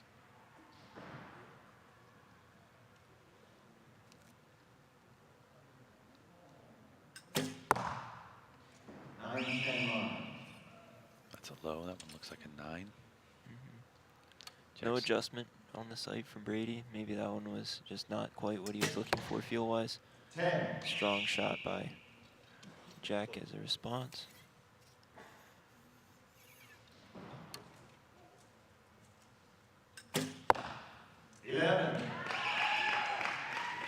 That one must have felt better. You could see actually just the arrow travel through the clicker with Brady. It was just so progressive. 10.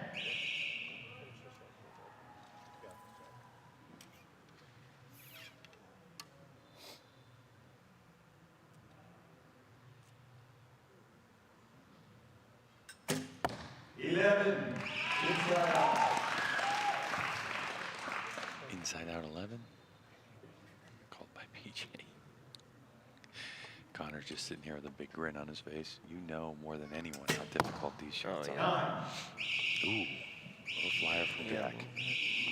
Let's hear from PJ. This is going to talk to our #1 seed, Brady Ellison. Brady, welcome back to the Lancaster Archery Classic final stage. Thank you. I love always asking you this question. Do you know how many times you've been here?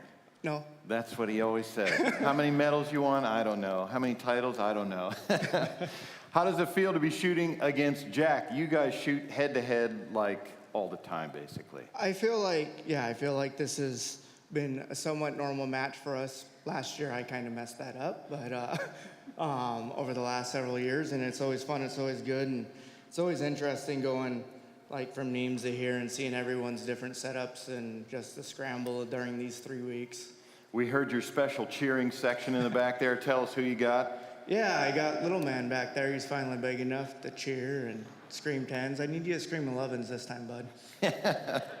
Run through your setup for us, Brady. Yeah, I'm shooting the Hoyt XD Axia limbs. Shooting a little bit more weight this year, 53 pounds. Shooting 27-12s. I don't know the point weight, it's a lot.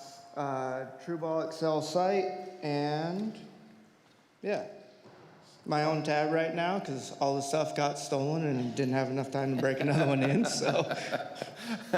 All right, well, it looks like you've got it together up there. Brady with a 2-point lead, 31-29 after the first end. And, you know, Connor, looking at Brady and looking at his information, you know, you ask him what's your major accomplishments, and he's like, everything but Olympic gold. And that's really the focus for him. Yeah, yeah. He's definitely been pushing for, you know, that opportunity at that gold, and he's definitely setting his sights on 2024 here to do that. Of course, he started off archery hunting when he was a young lad, and then moved to recurve to chase his Olympic dreams. Every now and then he picks up a compound. Yeah, I believe He'll come shooting I ASA. believe he spent some time shooting compound before he switched over to recurve as well. Sure did. Yeah, and he dabbles in it every once in a while nowadays.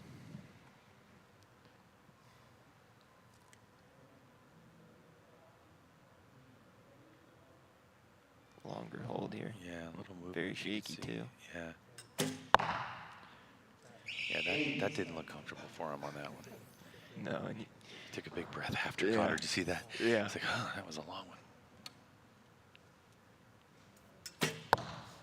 9. Jack didn't like that one. That one came off his bow a little weird. A little bit of that English after the shot. Yeah, trying to push it back toward the center. Doesn't usually work out. Yeah, it doesn't work out. Yeah. Makes you feel a little better. Like you did everything you could.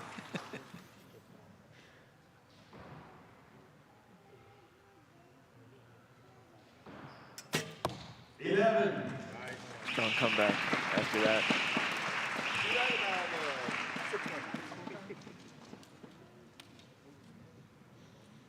Jack, tell us about these cool new Hoyt jerseys that were just. Oh yeah, let's hear what BG has to say about the jerseys. The field, and all of a sudden there were all these red and white jerseys I'd never seen before from Hoyt. Yeah, they're doing something different this year where the pro staff got something special, and it just really helps to show the love that Hoyt gives and makes, you know, all the pro staff feel a little special than seeing a sea of the same jerseys and then you just have your name. Like that way, hopefully people can aspire to be like, I want the white jersey, so. Absolutely, it definitely made an impression. Got a new CEO, Zach Kurtzall. Steve Anderson's moved up into Hoyt. So we've got some new blood there at a legendary company.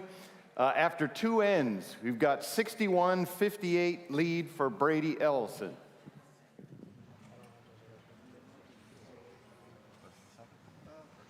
You know, Connor, you've been to hundreds of archery tournaments, as have I, and that's been something that archers have looked at before. It's like, what's the differentiator to say we are pro staff, we do shoot for this company? And I like, personally, I love the move that Hoyt has made to say, hey, you're going to know the difference between the shirt that you can buy in the shop and then put your name on it and you know, and shoot a Hoyt versus I shoot for Hoyt. Yeah, it's great to see that that difference made. Because, yeah, there were a lot of people who would buy the shirt and then, you know, go to some embroider shop or somewhere to print their name onto it. And it's great to see that, you know. Yeah, you'd walk through Vegas and you're like, wow, Hoyt has 1,000 factory shooters, right? Now we know.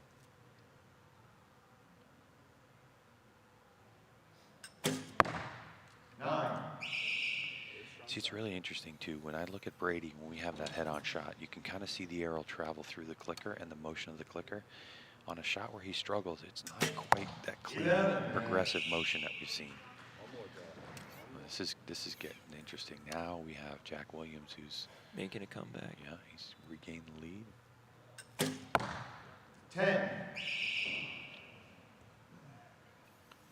This could be a 2-point advantage for Williams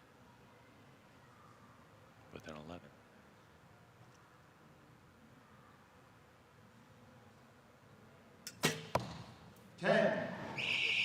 Not quite the shot he was looking for. Got the result out of it, but yeah, it looked cool. Yeah, that release was something else. Yeah. Brady Ellison has Chris Schaff in his coaching box.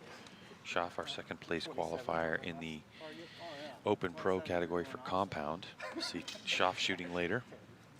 already guaranteed himself a podium. Let's get to PJ. Saying, I guess, on your shooter card, you listed as your accomplishments everything except Olympic gold. We've got 2024 coming up. How's the training going, preparation for that?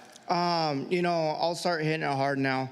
I was a little bit behind with all the stuff being, taken this year, so still kind of shaky, but got everything set up in Montana with indoor range in the basement and a gym and everything, so won't be taking a break this year for hunting season in December and January, so going to shoot full time, or not going to take a break this year, going to start lifting, and this year will be a little bit of a sacrifice on focusing on strength training and all that, and then roll into 2024. And you got a pretty steady training partner standing here behind you in your coach's box. I know you guys have been working together, Chris Schaff. Yeah, it's been awesome having him there at the house every day, and if I could get to where I can beat him, then I should be able to beat almost anyone. And then, Toya's been doing what she can and shooting with both of us too, so it's just been good. All right. Let's see. With one end to go, we have now flipped. Jack Williams holds a 1-point lead, 90-89. And Brady, I know you're not afraid of that 12 button right there. PJ selling it again. If you don't know what's going on, go to Brady Ellison's social media, his Instagram, and read the story. Basically, everything got stolen. Yeah. And if you stole it, you're a jerk. Yeah. Yeah. All of the archery equipment that he had, really, and so he's kind of been scrambling to get us set up together and be able to travel to the tournaments he has. Yeah, I mean, you've talked about like the customization and getting your stuff working for you. I mean, we talk about just the transition between big arrows and micro diameter arrows. You're talking about having to rebuild your program from scratch. It's incredible.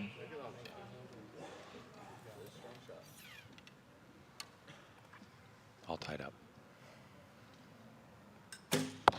11. Great shot.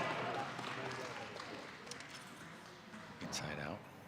In case you're watching this on a phone and you can't quite see our graphic in the upper left-hand corner, it's 110-99 before Jack shoots this arrow. 11 to keep it tied. And he does. One arrow left, tied up. Brady taking his time, maybe considering that 12, and he does press it. Oh boy, we even got a smile and a chuckle out of Jack Williams.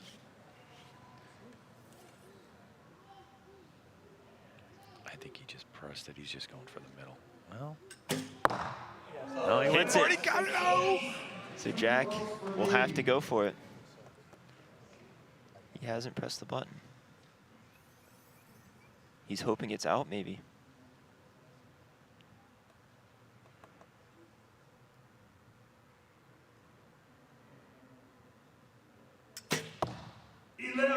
Oh, so we're going to go to an arrow call.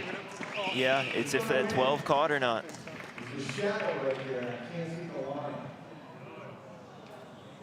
Brady. Oh man, I think it's touching. That is his. Oh, I mean, that's a social media meme if there ever was one. In or out, in or out. Oh, I'd hate to be this judge right now. Yeah. Oh, man. I mean, to me, it looks like it's another touch. It's good. It's good. Wow. How do you like that? Wow. The risk reward pays off with the 12 in the background illuminated for Brady Ellison, and he takes it by 1 point.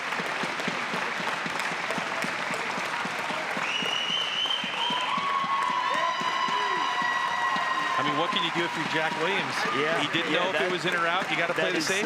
Yeah, that is so close that I agree with the decision to go for the 11 there. That is so close. You can't tell with the naked eye there. Let's get to PJ. Final score for Brady Ellison. Jack Williams is our second place finisher. $4,000 payout from us. $1,000 from Hoyt. Give it up for Jack Williams.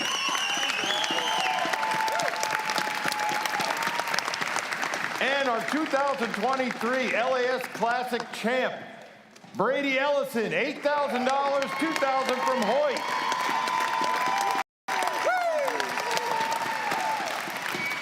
Brady, tell us about that last arrow. Well, there's not very many opportunities in archery where you can go for it and win. And, you know, under pressure with this bow, it's either in or it's not. So, obviously, you guys watched that match. So, you know, go for it, make a good shot, and if it fires good, I knew I was going to hit it, and if I didn't, I was going to lose anyway. So clearly, might as well you just go for it. Clearly, you weren't shooting for second. You know, Jack is capable of the 33s, so you were like, "I'm going for the knockout." Yeah, you know, it's a good game. You know, like with us, you're close enough you don't have to call it, or you don't want to give it away too soon. But in that situation, you know, I don't know, I figured out in the practice hall, I think I hit 1 out of 5, and I closed my left eye, and I could see a little dot, and I was like, oh, hell, let's do it. Well, all right, well, it's you and Jack on the 3 banners up there. Next year, you'll be up. It'll be 2-2. You got to break the tie next year. Yeah, hopefully we'll come back here again and be in the same position, and hopefully we could figure out how to shoot like 128s, 129s next year, Jack. All right, Brady Ellison, 2023 men's recurve champ. Those two never fail to entertain. What a match we had, and it came down to that last arrow call. And good to see Gupta show up. Sachin put on a great show for us in 3rd place as well. Well, that is Olympic recurve from the 2023 Lancaster Archery Classic here at the Spookanuk Complex. We have more shoot-up finals. My thanks to Connor Koffel for coming out and giving us all of his insight. Thanks for joining us. We really appreciate it. Thank you for having me. It was great. All right. Competition continues here in Manheim, Pennsylvania. Don't go anywhere.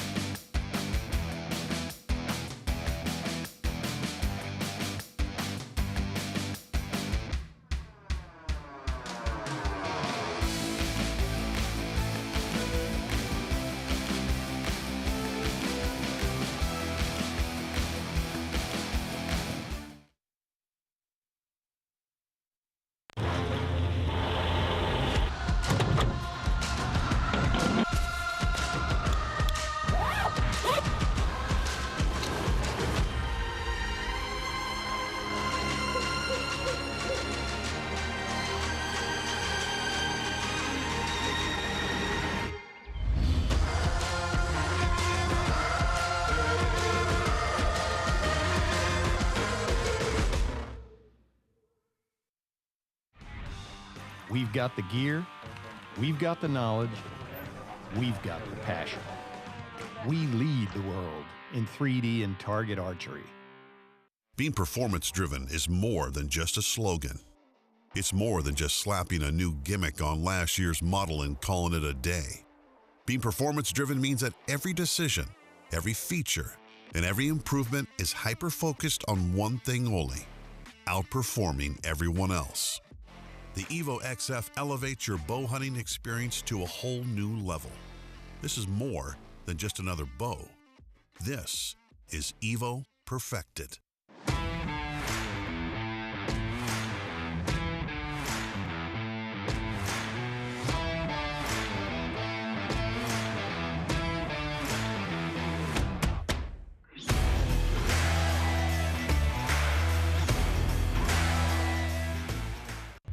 CBE, that's custom bow equipment.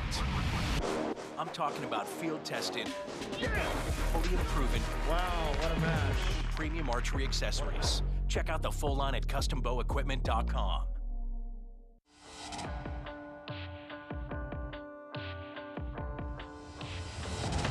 2022 Vegas champion, out of Washington, 15-year-old Bodie Turner.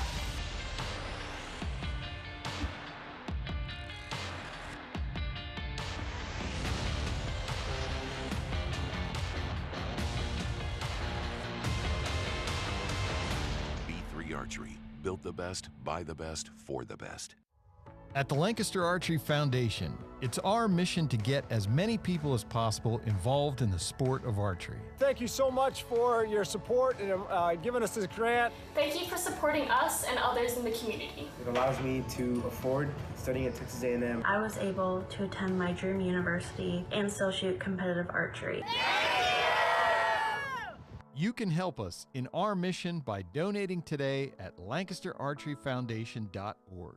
Bow hunter Vinny LaSelva explains why he shops at lancasterarchery.com. I'm a patient man in the woods, but when it comes to shopping online, not so much. That's why I choose Lancaster Archery Supply. They make it easy to order all my archery gear, with thousands of the newest and finest products right at your fingertips, ready to ship to your front door. Here's your order, Vinny. Or tree stand. Hey, depending on where you're hanging out, you might even get it before you get home. For all your archery needs, shop lancasterarchery.com.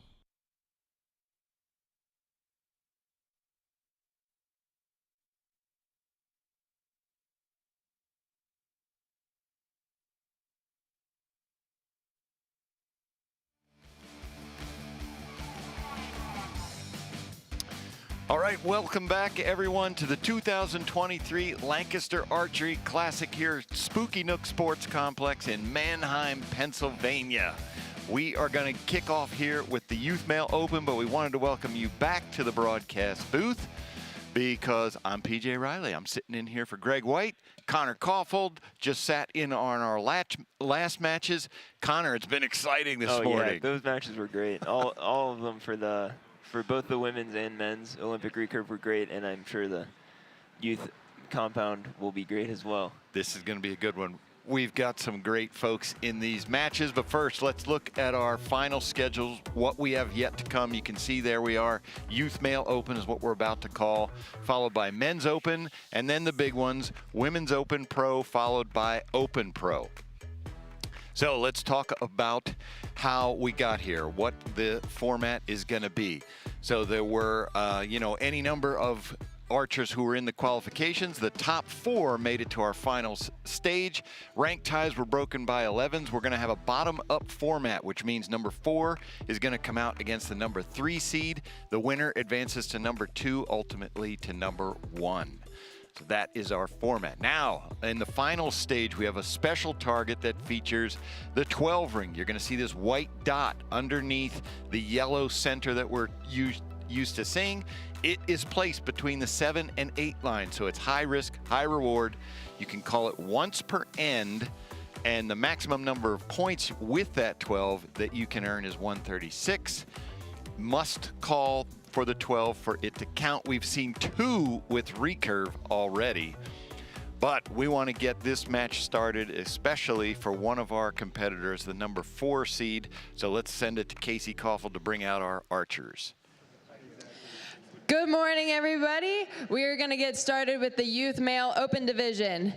Coming in as the 4th place, we have Mr. Aiden Woody from Elkton, Maryland. He qualified 32nd and worked his way up to the stage. Let's give him a hand.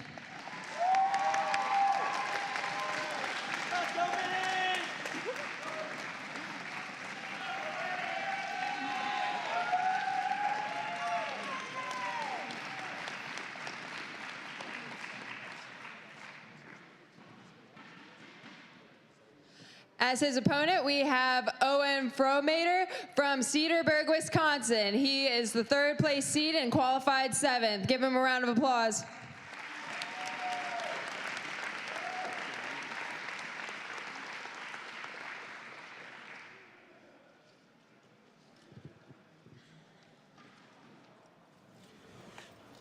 Welcome.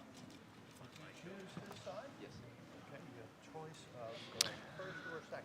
All right, so Connor, there is right in the front there. There's a kid we know well, Aiden Woody. He's on our Lancaster Joad team. This kid loves archery. Yeah, it's great to see him up here. He just made the cut and coming in 32nd. Took out, number 1 seed in that first match, and through the rest of the eliminations, made his way up to the stage today. That is crazy. Yes, it's like an NCAA style bracket, and so we take the top 32. Which means in the very first match is number 1 versus number 32. You'd expect the number 1 seed to win. Aiden knocked him off and then went through to get here as the number 4 seed. And he is competing against Owen Fromater, who is shooting right now on the line. 10. Takes 10 from Wisconsin. So Owen says he's been shooting for 13 years. 11 from Aiden. He was the, Owen was the Wisconsin S3DA Shooter of the Year. So he's got some experience in tournament action. 11, 10, 9. I mean, Aiden, it seems like he's just always over at the shop. Yeah. 10. Yeah, basically lives there by now with his sister Danielle. Yep. She's going to school down at the University of the Cumberlands, and on Aiden's information card here we have that he started archery because he wanted to beat his sister Danielle. And that's no small feat because Danielle, she is an Great excellent shooting. archer.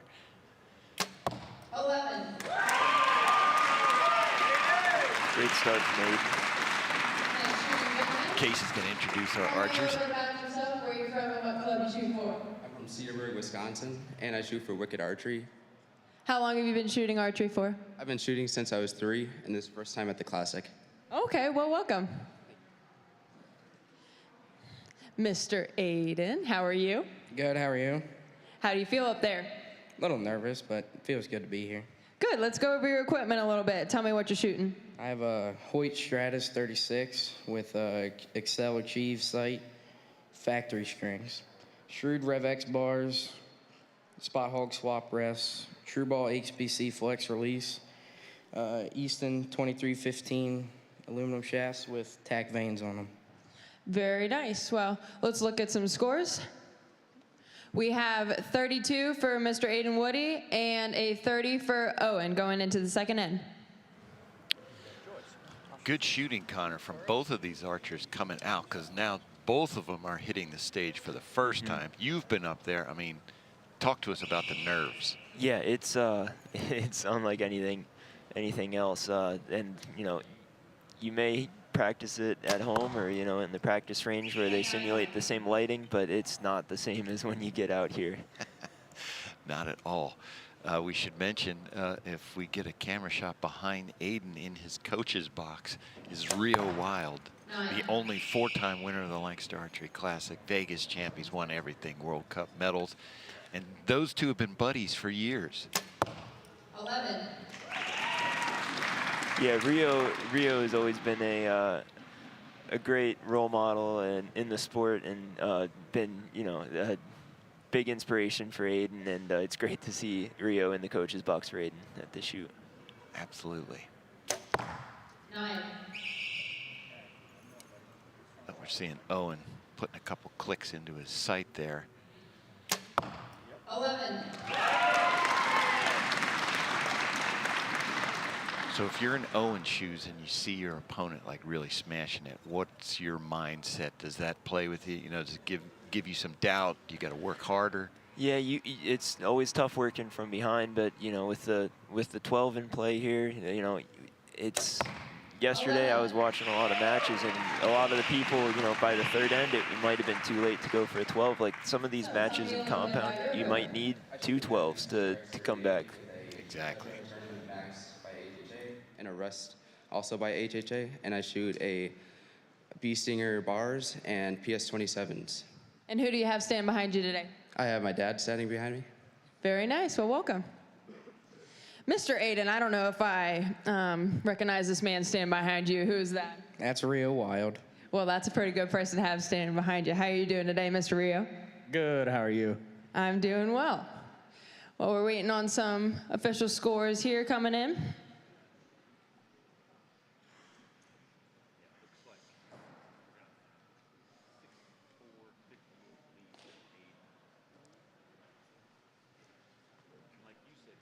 Looks like we have a 31 to a 29 that end, so Aiden has a total of 63 and Owen a total of 58 going into the third end. And I will remind you both, 12 is in play. Yes, Casey taking my lead. Got to push that 12 button. But that's a good point that you made last end, you know, and I saw that yesterday as well. Sometimes archers waited till the end and 112, you know, yeah, when wouldn't really do anything. When you're 3 points back, it's, you know, it's too late in the last end. Like, there's not that many points to really gain in the compound game. Right. So, you know, it might be, you know, third end, you're 3 points down. You've kind of got to go for it to get yourself back into the match, rather than waiting on the opponent to make a mistake. 11. Aiden doesn't seem to be giving up many points here, so. Just feeling it up there. It's great to see him have success like that. I've watched him shoot for years and years, and just as his card says, 11.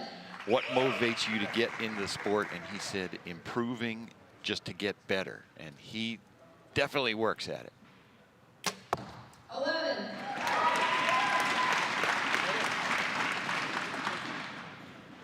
Last arrow here from Owen.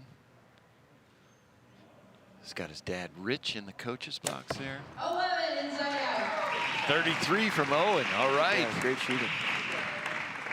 Nice shooting, gentlemen. A lot of 11s down there. That's what we like to see. I believe. Aiden, so you shoot a lot of different types of archery. You shoot indoor, outdoor, 3D. What would be your favorite? Probably 3D. And why is that? Not as much pressure. Okay, well, you're doing good indoors anyway, even though it might not be your favorite, so good job. Do you shoot other types of archery other than indoor? Yep, I shoot 3D and field as well. What would be your favorite? 3Ds for the same reason. Same reason, all right, seems like popular opinion around here. Waiting on some official scores. Looks like we have Aiden with a 95 and Owen with a 91. 4-point gap going into the last end. All right, 4 points. So, like we said, you know, Owen's got to hope for something, for Aiden to do something wrong. Yeah, at 4 points, it's, you know, you're not going to be able to make that up if unless the opponent makes a mistake. 11. No. Aiden punches an 11 in there. He's got the arrow twirl going. Yeah. I want to see Owen. Looks like he's feeling good up there. Yeah. 11. Nice. Owen's starting to settle in as well. The 33 last end and starting this end off great. 11. Just not giving it back. Owen's doing what he can. 11. Great shot again. Remember, this is Youth Male Open, 11 to 17, and these guys are just pounding. 11. 33. Wow. And Owen calls the 12. There we go. We just want to see him hit it. Yeah, it's always cool to see.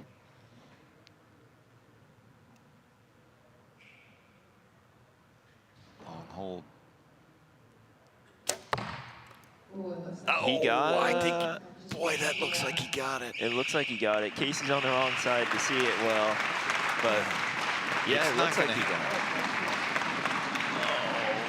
Oh, man, there's a little reminiscent of last match with the Brady's. Yeah, well, it's very close. We'll have those judges. Jennifer Lau, our judge down there, taking a look at it. Hoping she gives us a thumbs up Good, settling in. for that arrow. Okay. Do you practice on a stage like this or anything prior to the tournament? We've shot them at Joad before, but it's not the same. Not the same with the big crowd and everything? No, it's different. All right. Well, we'll get those line calls in and see what scores we have. Yeah, even with the 12, it's not going to be enough. But hey, the 12 was got. He got it. Excellent. Looks like our final scores are Aiden Woody with a 128 and Owen Frometer with a 125. So congratulations to Owen for 4th place in the Youth Male Open Division. Let's give him a hand. He'll be going with $350. Congratulations. Not bad. $350 payday for 4th place there. Aiden's next opponent will be Grady Kane from Madison, South Dakota. He is the 2nd place seed and qualified 6th. Let's welcome him. All right, so we're bringing in Grady Kane. He lists as his major accomplishments, he qualified for his state 4-H. 4-H is a organization that gets a lot of young people into archery. That's the local organization, you know, YMCA, 4-H, other programs like that. That's where folks go to get introduced to archery. Yeah, I believe Owen mentioned he started in S3DA Yes. in the last match, Owen, and that's another great program in the schools, and it's very popular among archers in 3D and as well as target. I like Grady says on his shooter car, why did you start archery? His answer, not sure. Good start. Want to put that pressure on Aiden, as good a match as he had last time. 10.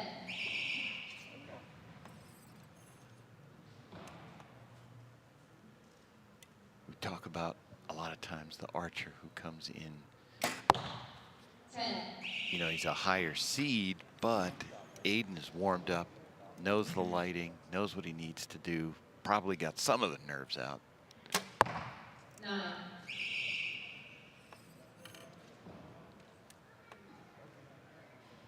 See if Grady can capitalize on some of this. These are points Aiden didn't give up earlier. 11. Capitalizing Got on it. that one.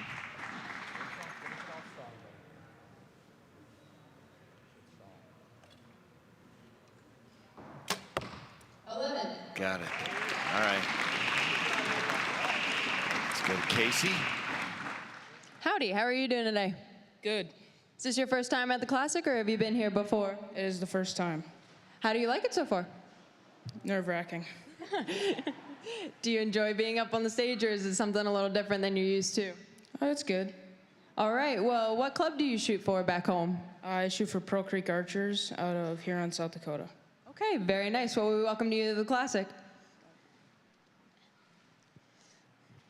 Mr. Aiden, I know you have a big pro here standing behind you, but who would you say is your favorite pro? No pressure. Probably Rio. Good choice, good choice. Not heartbroken at all. It's okay. It's okay.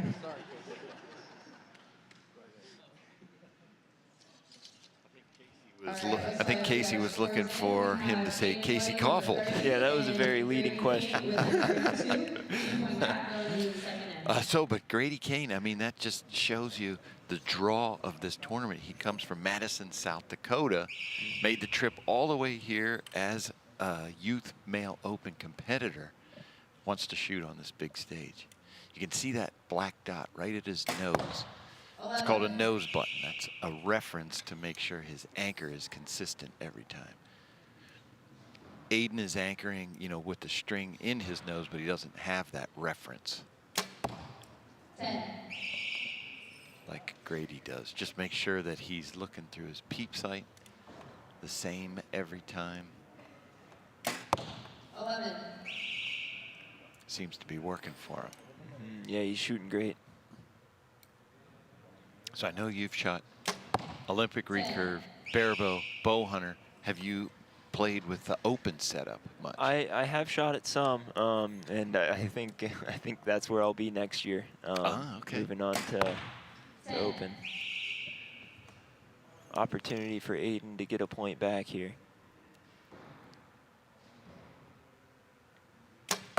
11. And he does. Looked like a good shot. Looked like he felt it on that. Shooting, gentlemen. Let's go over your equipment a little bit. Tell me what's launching those arrows down there. I'm shooting a Hoyt and Victor. All right, so unofficially, we're looking at a 64-61 lead for Grady over Aiden. I'd say that's about time. You know, that's about territory for going for a 12. Yeah, like you said, there's 2 ends to go, so he can only call the 12 twice. That's all he's got left, and he's down 3.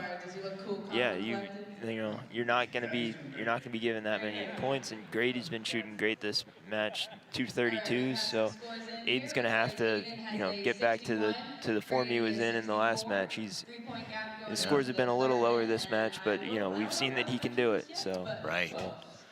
We'll hope to see that and this match tighten up. I'm sure Rio is in his ear telling him what he needs to do. Let's see how Grady comes out to start this end, our third of 4 ends.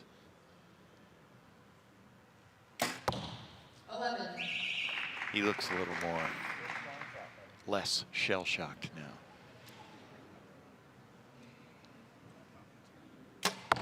11. Here we go. Yeah, Grady is definitely shooting with confidence now. 10. Just barely out on that one. All right. Chance for Aiden to get one back. He had a 3-point lead. 11. And he All right, takes it. there we go, 2-point lead. This is a big arrow. 11. 11. Looks like Aiden is just going for the 11 here. Yep. Not going to push it yet. 10. You saw him throw his bow arm up there. Not quite where he wanted the pin to be when it went off. So y'all are in the youth division here, right? Y'all are the future of archery. So looking past this, you've made this big stage, getting some experience. What are your goals further in your archery career that you want to accomplish? Hopefully I want to make the pro division and be good. Be good. That's always a good goal. You always want to be good. Be good. I like it. I like it. How about you, sir? Looking into the future, what are you looking to accomplish? Definitely turn pro. Hopefully do good, Dad. Do good. Lots of do good. Do good. I like do good. All right, we have scores in. Had a tie end there, 32-32. Total scores, Aiden 93, Grady 96 going into the last end. All right. Aiden's going to need some help, either from the 12 or from Grady. Or both. Or both. Meanwhile, Grady, he just needs to keep that pedal to the metal. Yeah, it can sometimes be tough, when you're ahead. You can kind of relax too much and just kind of let some points go that you wouldn't normally let. For sure, the nerves have to be on Grady, but now with that an 11 to 10, he just gained a point. I bet now he's got Aiden in his sights. 11. Yep. Very strong shot. Yeah, he's found what he was looking for there. 11. Hey, hats off to Aiden, though. Yeah, to go from 32nd up to... He's going to finish third. Aiden already calling the 12. Just going for it for fun. Yep. 33 from Grady Kane to finish shooting. it out. That's awesome. He's going to win it no matter what this arrow does. But anyway, we want to see a 12. And he gets it. He Smoked smashed it. He smashed it. Why not? Nothing to lose. Connor, if only he had listened to you. Yeah. Telling you to. It's the last arrow. Might as well. Yeah, it was a great shot. Good job. Good thinking.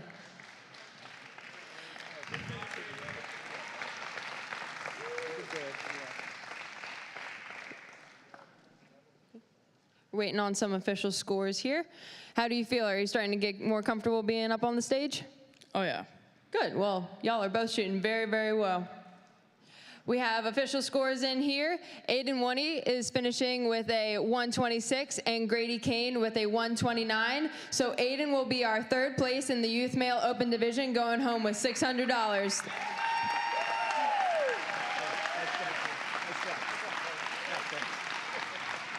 Nice shooting, gentlemen. Grady's next opponent will be Tyler Thomas from Fargo, North Dakota. He is the first seed and qualified fifth. Let's give him a hand.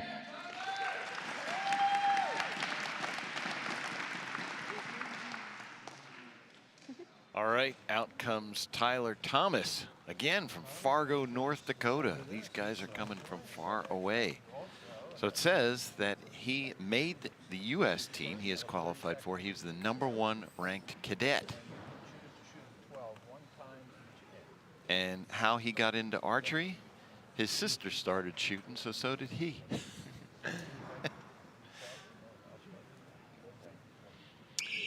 Let's see how Tyler can come out here. See if he can knock Grady off his game a little bit. Yeah, Grady was looking great after that match. He's been really settling in. I'm sure he's starting to feel more comfortable up there. He's been shooting great. Yeah, Tyler had some real wiggle in his hand there on that first shot. It stayed in the 11. Yeah. Let's see if he has it on a second shot or if that was just first shot jitters. No? Yeah, it seems to be something that's almost normal for him. That might be something that happens. There's a lot. Yeah, there's a lot of stuff in form that people just work through and shoot with, and that might be something maybe amplified by the nerves that you're feeling up there, but it can't be too abnormal if he's still shooting those 11s. It's insane. These guys are shooting lights out. And a 33, I that'll think he got catch. it. Yeah, that'll catch. Can Grady match?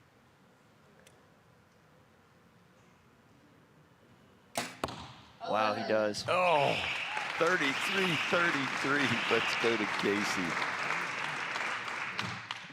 Howdy. How's it going? Good, how are you? Pretty good. Welcome to the Classic stage. Is this your first time at the Classic? First time. Wow, how do you like it so far? I love it. Yeah? How you feel being up on the stage? A little nervous, but feels pretty good. Very good. Well, let's go over your equipment a little bit. Tell me, what are you shooting? I'm shooting a Hoyt Invicta with Excel sight and first strings with True Ball HBC 4-finger and Super Drive 27s with some Flex Fletch. Very nice. Well, you're shooting it well. Let's see what scores we have here. We have tie match so far. Grady and Tyler both with a 33. Let's go into the second end. 33s, Connor. I mean, this is, we're going to see the men's open pro. That's what they're going to be shooting. Yeah, it's great to see this, and one day these guys will be up there in the open pro division, and they're definitely showing what they got here today. It's funny, if you watch Tyler's, his release hand is shaking, but if you watch his bow arm, it's not moving.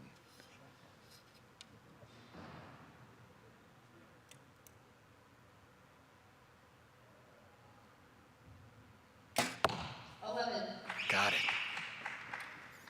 Grady just looks more comfortable to me. I mean, Tyler, like you said, this is probably normal for him. 9. But he's dropping a couple. Fell out a little bit. Yep.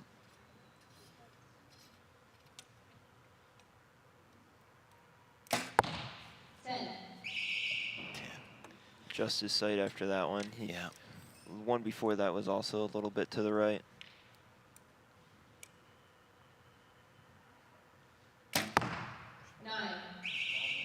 That's a tough end for Tyler. Boy, that's tough coming out after a 33. Yeah. You think that just got in his head? Yeah, maybe. I mean, yeah, it's, coming out of there, you really don't know what to expect, and when it goes so well, you can kind of, like you said, kind of let up. Yeah. Let's give him a round of applause.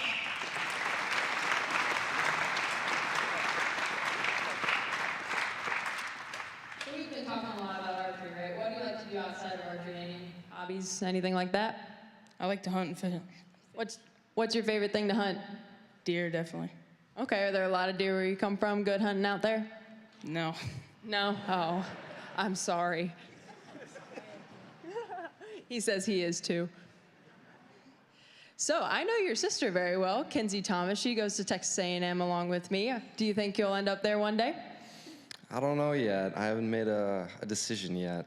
Okay. What year in high school are you? I'm still a junior, so I got a couple years. Okay. Well, I'm just saying we need some compound men, so just keep it in the back of your mind. We might need it.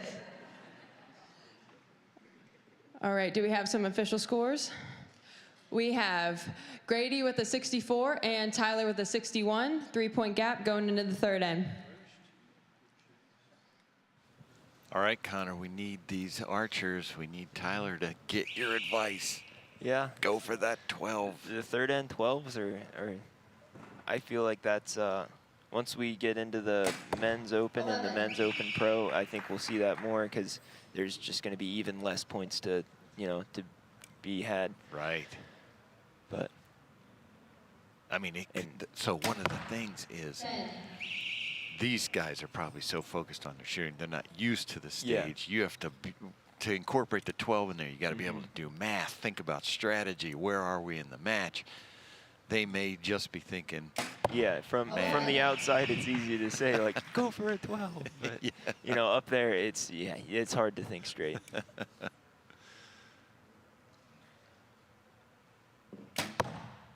11. Great shot there.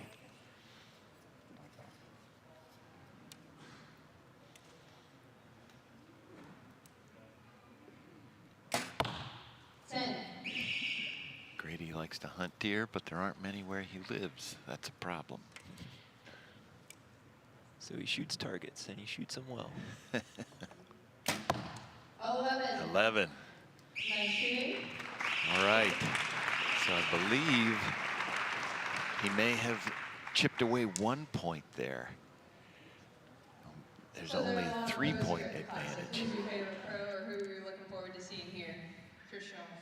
And why is he your favorite pro? Who's my friend? That's always good to have friends. That's awesome. All right, so Grady just mentioned that his favorite pro is Khrushchev, a Montana boy who loves hunting. We will see Khrushchev here coming up in a little bit in the men's open pro finals as well. He qualified there. So that's Grady's favorite archer, and we're looking here. It is a 3-point lead for Grady, 96-93. Tyler Thomas, he's got the 12, but he's going to need some help from Grady as well. We've got our director of judges there, Larry Wise, controlling the shooting. Larry has been the director of judges at every one of the 19 Lancaster Archery Classics except one.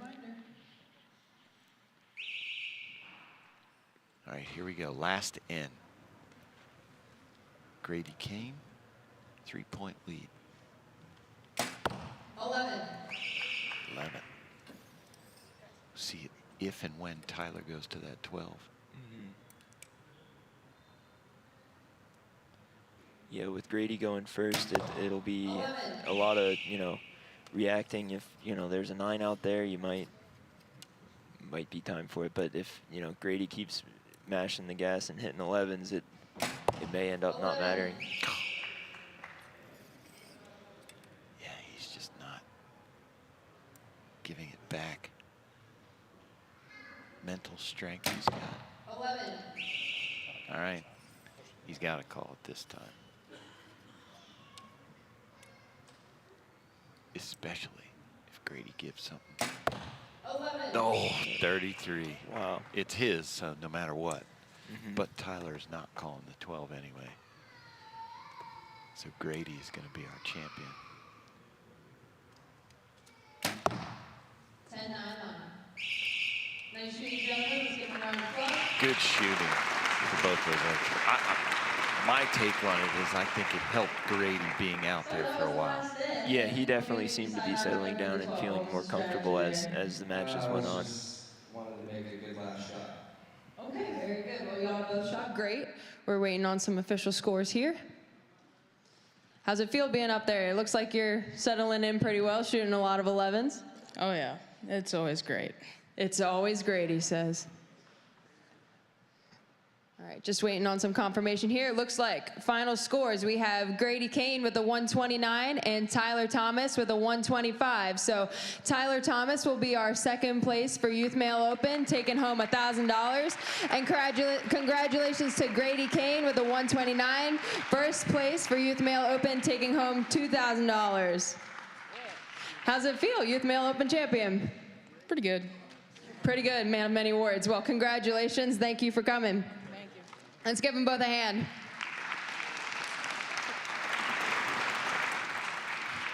How do you feel? Pretty good. That's a good way of summing it up, eh?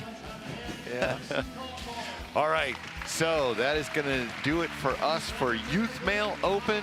Connor Caulfield, we appreciate your time. Folks, don't go anywhere. We're going to be back at the Spooky Nook Sports Complex. Next up, we will have Men's Open, one of our biggest classes, Men's Opens. Don't go anywhere, 2023 Lancaster Archery Classic.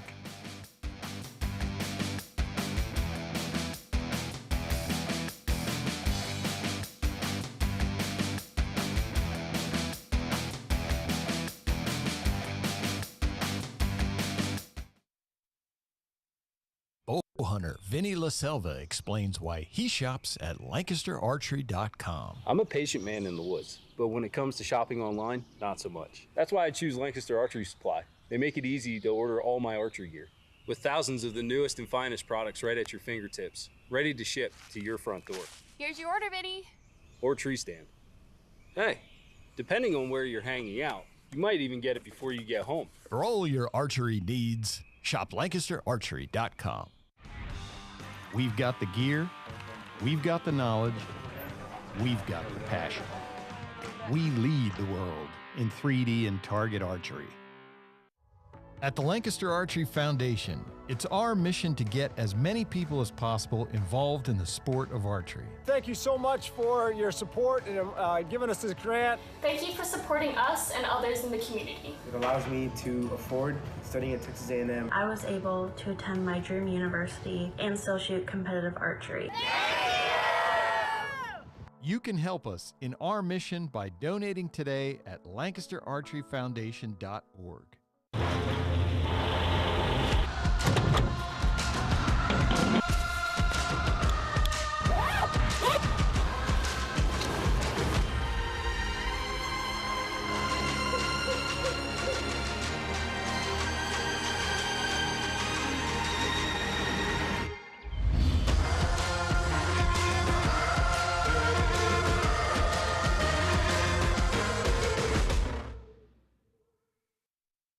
Being performance-driven is more than just a slogan. It's more than just slapping a new gimmick on last year's model and calling it a day. Being performance-driven means that every decision, every feature, and every improvement is hyper-focused on one thing only: outperforming everyone else. The Evo XF elevates your bow hunting experience to a whole new level. This is more than just another bow. This is Evo Perfected. CBE, that's custom bow equipment. I'm talking about field tested, fully proven. Wow, what a match. Premium archery accessories. Check out the full line at custombowequipment.com.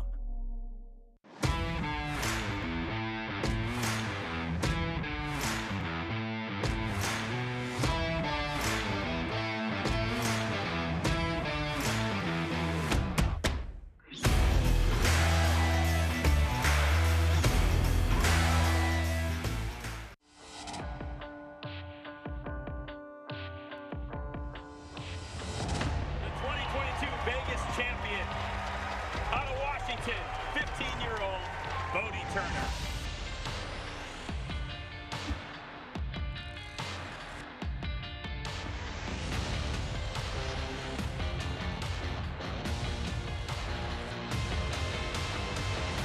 B3 Archery, built the best, by the best, for the best. Bow hunter Vinny LaSelva explains why he shops at LancasterArchery.com. I'm a patient man in the woods, but when it comes to shopping online, not so much. That's why I choose Lancaster Archery Supply. They make it easy to order all my archery gear, with thousands of the newest and finest products right at your fingertips, ready to ship to your front door. Here's your order, Vinny.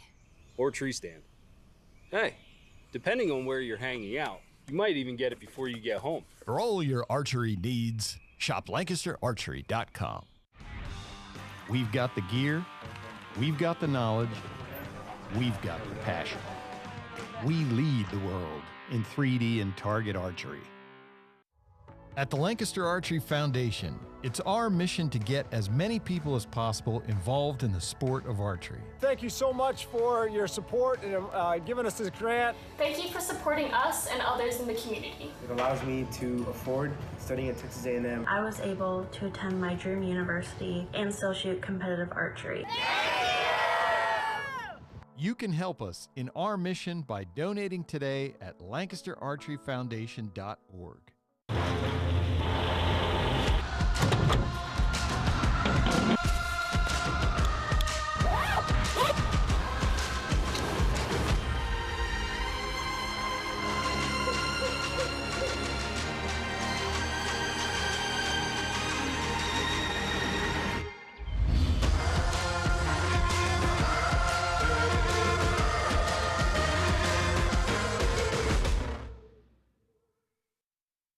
Being performance-driven is more than just a slogan.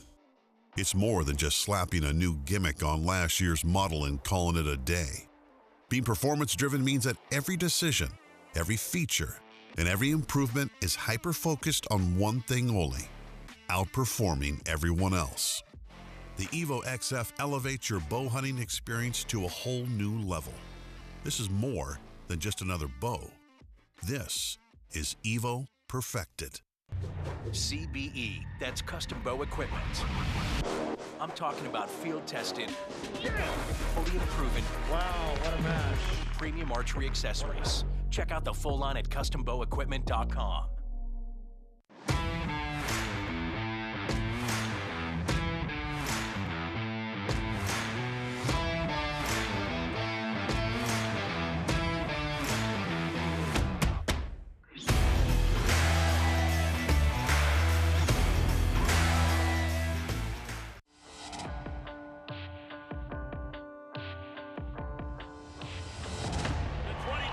Vegas champion out of Washington, 15-year-old Bodie.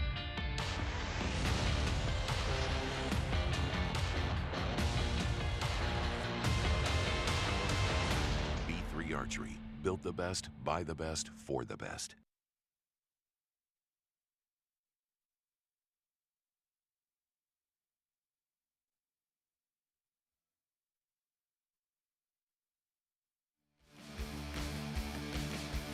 The largest class at the 2023 Lancaster Archery Classic from Spooky Nook Sports Complex here in Manheim, Pennsylvania, getting ready for the shoot-up finals. It's the amateur class, the Men's Open on deck. Hi everyone, welcome to the broadcast booth. I'm Greg White, sitting alongside an archery legend, Rio Wild, as we get set for a host of matches. Rio, but so far this weekend, Lancaster Archery Classic broke records, 2,700 people here to compete, has been fantastic. It's crazy. From where it's come from, I mean, I imagine. Here, should probably do that. Okay, we'll trade you. Yeah, we'll do that. My bad. We're good. From where it came from originally, I mean, coming to the first one to where it's at now is amazing. I mean, we started over at the shooting center and everything like that, and it's just grown to something that I would have never thought. Yeah, 5 lines of qualification happened earlier this weekend, but now we're in the mix of it on our final day of competition. We started with Masters Open Pro, then we had Bow Hunter, Women's Recurve, and an unbelievable finish to Olympic Recurve. Then we just finished up with Youth Mail. Now we're in the Men's Open where they had 64, now they're down to 8. Then we're going to go to Women's Open Pro where 4 qualified, and then the Open Pro where the big money is, where 8 qualified as well. So we have a ton of archery on deck. Let's take a look at this particular one. The top 8 qualified, and it's a bottom-up shoot.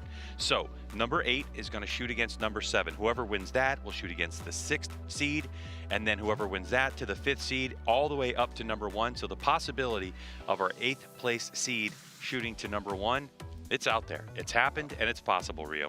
Yeah, the CEO did it one year, and so it's not anything we haven't seen before. In fact, it was only a couple years ago, so yeah. This is always a great show. There's a risk reward here in the finals. It's a 12 ring, a 1.5 centimeter white dot that's located down there with a 7/8 ring. It must be called for it to count, and you're only allowed to call it once per end, so there's 4 opportunities. If you add up all the points, with the smallest ring in the middle of the target being 11, 136 points is the max value. Well, we're ready to get things going, and we got some great stories that are on the way for these top 8. So let's get to a third member of our broadcast team, PJ Riley, as he welcomes the archers to the field of play. All right, this is the largest class at the Lancaster Archery Classic, Men's Open. So we're going to start out with our number 8 seed from right here in Elizabethtown, Pennsylvania, Doug Williams. Doug qualified 58th and made it up to the number 8 seed. Our number 7 seed from Weirton, West Virginia, Noah Wodnicki.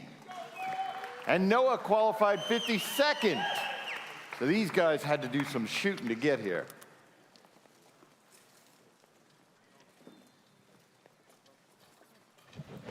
He's not kidding. I mean, Rio, they take the top 64 and tell us how elimination works. If you're a 64th seed, who do you shoot against? You get the very #1 guy, the guy who shot the best score for the 60 arrows that get there, and you have to step up, and it's a tough task no matter what. I mean, you're talking their confidence is through the roof because they've shot their best score to qualify, and then you got to beat them. So it's no easy task.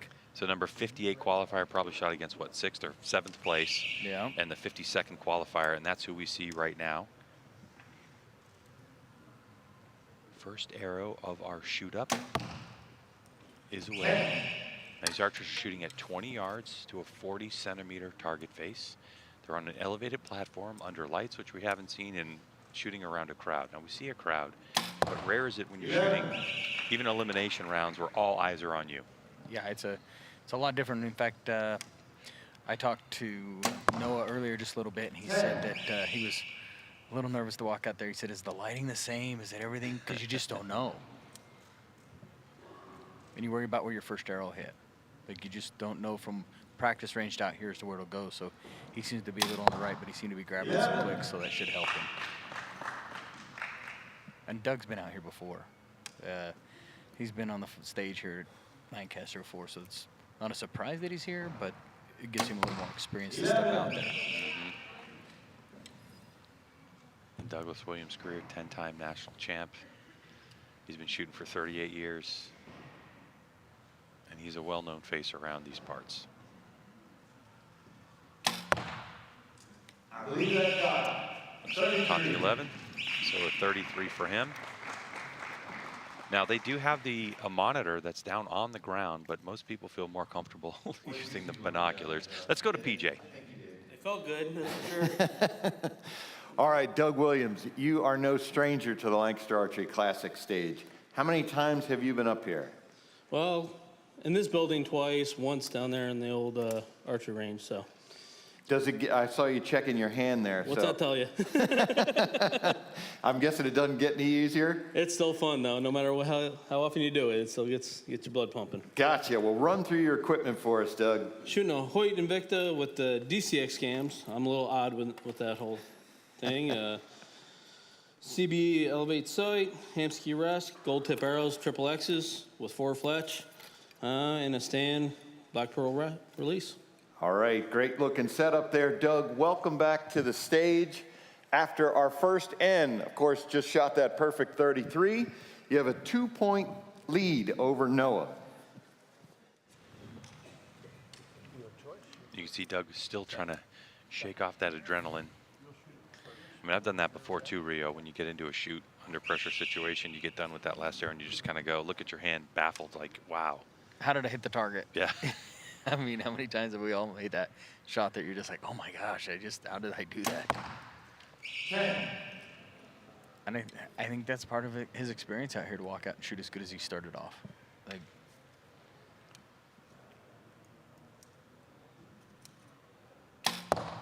Now, Rio, what we know is that archery is, without question, one of the most individualistic sports out there. No setup's the same, whether no shot's the same. But even looking at these two archers, you have feather veins on Noah's arrows, and he's only got 3. And it looks like probably, you know, some type of plastic 4 fletch. Why? What is the difference? What are they looking for? forgiveness. And in archery, that's one of the biggest things that people try to find and understand is when you make that mediocre shot, when you're shaking and really in that nerve situation, something that will help you make the arrow go in the middle. And everybody has their own, like I said, it's very individualistic, and everybody has what they think helps them the most. And because archery is 90% mental. I mean, it is so much, and if you believe in it, it's going to work for you. 11-33. Whatever Doug believes right now seems to be working. So Yeah, he's smoking. yeah, and it's Welcome to Lancaster. the feathers are a little softer, so some people believe that you have a little more forgiveness off them if they happen to be. Let's go to PJ. He's talking to Noah. I was shocked. I was wondering how bad you guys were going to butcher it. Sometimes I guess right. I've heard it all before, so it's all right. Have you shot the Classic before? Yeah, I think this is my 5th time here. 5th time. First time on the big stage. Yes, sir. Is it what you expected? Yeah, I talked to a few people about it. I mean, it's hard to describe until you're really up here. Until you're up there. Yeah. It looks like you're finding your groove down there. Tell us about your setup. What are we shooting? So I'm shooting a Hoyt Invicta 40, a True Ball Excel sight with an Ultra View scope, B-Stinger stabilizers, gas bowstrings, gold tip arrows, and Carter release. Carter release. All right, very good, Noah. Welcome to the stage here. And after 2 ends, we have a 66-63 lead for Doug. So PJ did a great job. Woodnicki. He nailed it right out of the box. Who's been shooting 19 years. And Noah, who we're looking at right now, he qualified in the 52nd position. So the fact that we have a 58 place qualifier and a 52 place qualifier shoot their way up into the top 8 is pretty incredible.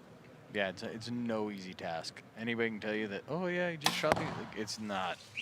Because you take your confidence from qualification because you think I qualified 58th or 60th, and it's tough. Like, I mean, I'll be honest, I qualified 60-something myself, and it was tough to go against Mr. number 3 at Mike Saucer, and it's not easy. Yeah, it's definitely not easy.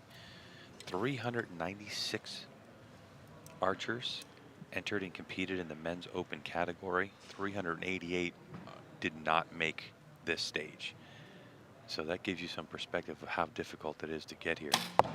11.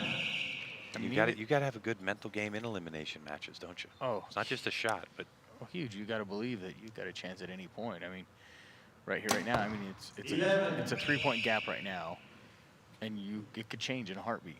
Doug could shoot a 9. You just don't know, and so it's a thing that you got to be able to be mentally strong enough to stay with it. Yeah, and of course, this target face with the innermost ring counting as 11. That 9 you're talking about, that's a 2-point massive swing. Oh, huge. And it happens, though. We've seen it. And if a guy decides to go for a 12 and shoots an 8 or something, it can be even bigger. I mean, that was one of the things that I talked to some other archers about is when you do that. It's amazing what a couple millimeters do. Let's go to PJ. Place we're familiar with right next door here. About 3 exits down on 283. I work for Kinsey's Outdoors, so. What do you do for them? I am one of the sales guys. I also do all the events for them. So I do get to play with my bow once in a while, but it's one of those things, you know, you don't always want to shoot your bow after you've been working on bows all day. What, you come into archery and you don't get to shoot your bow? When does that happen? Yeah. Well, word to the wise, don't get into your hobbies. Make them a profession, that's for sure. How long you been shooting? 38 years. 38 years. All right, Doug, good start here to your finals match. 3-point lead, 98-95. You've seen it, Rio? I've seen it. I've done it. I have a passion for something. I want to get into that business. And then I stop riding motorcycles. The amount of times I can shoot my bow gets reduced. Yep. But yeah.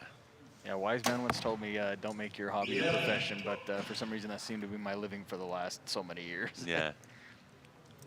Final end of our shoot-up finals. The 7th and 8th place seeds are shooting to shoot up against the 6th place. And at some point we got to look at the 12, because Doug's only missed 1, and so you got to put the pressure on him. But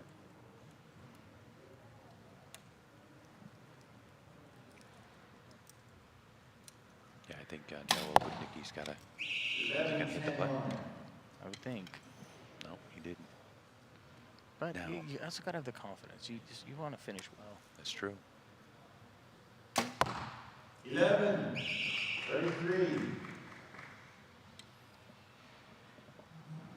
And it's also something that they haven't been used to. The rounds they've shot to get here don't have the 12, so it's a whole new mindset change. 11. Great shooting from Doug. Yeah. Walks out here and only drops one is tough. Mm-hmm.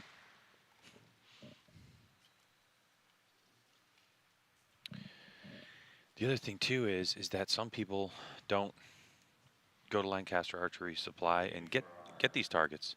So if you don't practice on them, we saw that earlier in recurve with Gupta. He had such a lead, he decided on his last arrow he's going to just go for the 12 ring, and I think it was more of a practice shot than anything else. And then he was able to get it and tie up a match and go to, you know, a single arrow elimination. So, you know, that's something too. Not to mention the fact, Rio, that what's tricky about that 12 ring is we spend all of our time just trying to make sure everything's in the middle. It's all we talk about. It floats in the middle, it hits in the middle, this and that. And then now all of a sudden you go, okay, well, I'm just going to drop it right down here to the place I'm never supposed to go, the 7-8 ring, and go for it. So 131 to 128, Noah Woodnicki takes a seat and finishes in 8th place with Doug Williams, who's our 7th seed, or our 8th seed. Now we'll advance to shoot to our 6th place. Let's go to PJ. Let's bring out our number 6 seed from Blue Ridge, Virginia, Isaac Mack.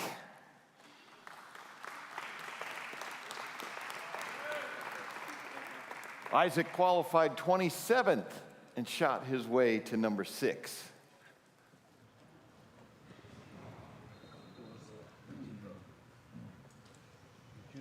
Now, Rio, looking at Isaac Mack, he's a multi-time state champion in USAA State.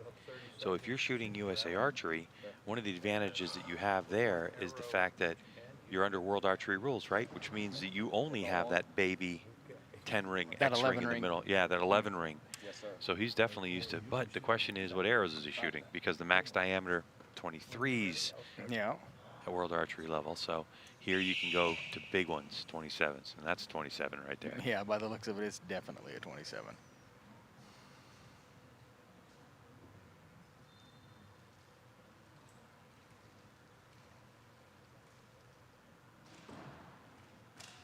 Long hold. 30 seconds on each shot clock. He's got plenty of time. He let it go with 11 seconds. But and what's interesting is some people do have a longer hold. It's not that you're like, oh my gosh, things have held too long, but some guys have a longer hold. 10. Oh, only the second point he's missed, right? Yeah, that's a little chink for the first, hardly missing in the armor. Like the paint scheme on that riser, though. Yeah, definitely a cool one. 11. Yeah, so I think with Mac, I think it looks like that's his rhythm. Mm-hmm. Yeah, it is a little longer shot. 11. And to come out here with his first few arrows and put them in the middle is a good break the ice, feel better about it thing.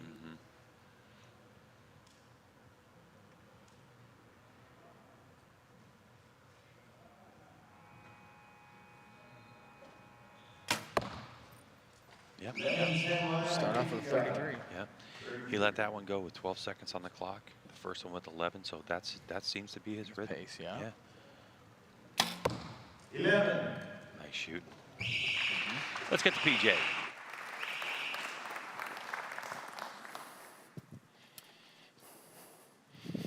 Isaac, welcome to the Lancaster Archery Classic stage. How's it feel to be up there?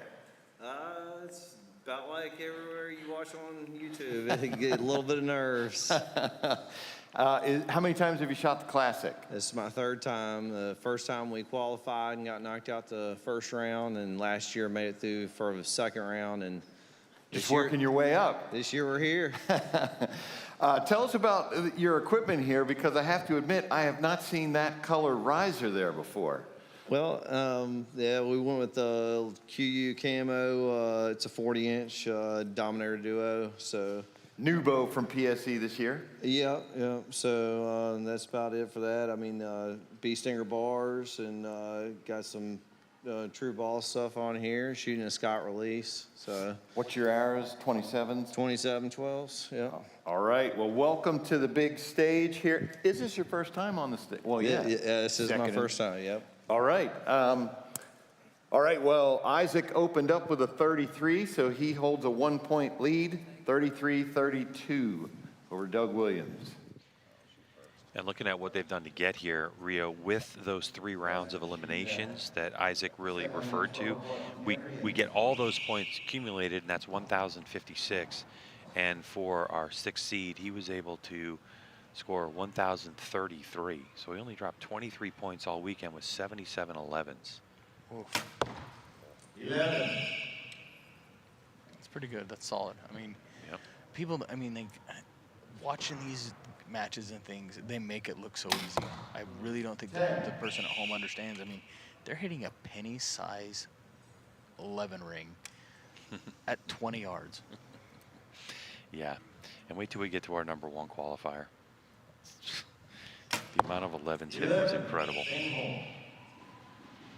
But Isaac has not stepped on his stage and not, I mean, he showed solid arrows. If he's got nerves, he's not showing it. No.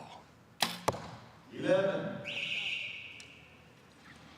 And Doug's giving him a little room. You know, with a couple of first misses, it's giving him a little bit maybe to relax. But he's not shown that he had any pressure. He's really just...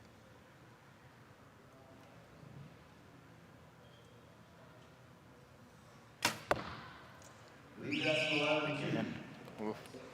It's impressive. I know every time I come out on the stage and it was like that, if I could get through the first couple okay, it was better. The first, you know, it's always that one. Oh, and Doug goes for the 12. And oh, yeah, he called it. But that's the hard part with the 12. Like, it can either make you closer or it can really spread the gap. Mm-hmm. And so... There's been a lot shot at in the last 2 days and only a couple hit. Yeah, it's not an easy... When we talk about how hard it is to penny at that distance, that's way tougher. Yeah. Let's go to PJ. Talk to Doug. You went for it there, took the big risk, big reward. Yeah, I was 2 behind. I figured I had to go for it. Shot felt good, just didn't land where I wanted it. Just didn't land where you wanted it. That sometimes happens in archery. It happens. All right. So going into, or at the half, sorry, it is 66-61. Isaac Mack running clean so far through this match. And Doug Williams will have 2 more shots at that 12 ring because you get 1 and end. So if he wants to just call it up again and go for it. Which can help make up for the 8, but it doesn't always help enough when you've got a guy that's not missing. Yeah, especially with the smallest ring in the middle counting for 11s. 11. Yeah, a 1 point is not a lot. So the other hard part is with that 8, it gives Isaac a little more breathing room, confidence, and he already was shooting well. So it makes that mountain to climb to try and catch him even harder.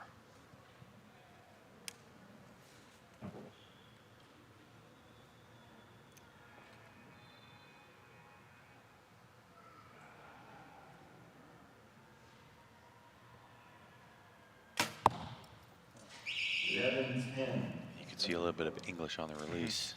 When it broke, it wasn't where he wanted it to be. Him trying to throw it, help throw the bow back into that spot where he wanted it to hit. He did grab a little click, left and right click. Did Isaac Mack. A confidence click, perhaps? Yeah, I mean, most of the time the sights are so finite that they move, that 1 click ain't moving you out of that spot. It's just more to help your mental than it is anything. Yeah. I mean, I've done clicks on mine and felt like I just kept hitting the same spot, so I guess it was sight grouping because my mind is moving. Yeah, but Doug's on the 12 again. Just under the 12. 12 was called And a 7. But when you're that far back, you gotta... Agreed. Just go for it. Yep. I said yesterday, I said, you know, a rule change would be cool. Like, let's say you don't call a 12 your first 3 ends. You can save them up and then call them every arrow on your final end. Yeah. The competition committee's listening right now going, I don't want it. What are you talking about? Let's hear what PJ's talking about. You were working that line, I couldn't see it. Yeah, it's, you know, get up here on the stage and things changed a little bit, so just trying to get it dialed in. Where do you shoot back home in terms of club or pro shop? Where do you do your shooting? We're out of Roanoke, Virginia, is Sherwood Archers. Archers Cave is one of my sponsors, and we shoot with these guys back here. It's gotcha. good target community? Yes, we got Brad Baker, you know, who shoot with him. Got a good group at home that we shoot indoors with, and we just try to get together as much as we can and shoot when we can. We've all got kids and jobs and everything, so it's a lot. Absolutely. That's one of the things we appreciate about the Men's Open. It's our biggest class, and these are guys who are doing this just because they love the game. Brad Baker in the coach's box for Isaac Mack. And if you remember, there was a young man named Junior Sizemore who marched his way up through a shoot-up finals and then ended up getting in a finals match with Baker and got stopped after shooting up from 7th place.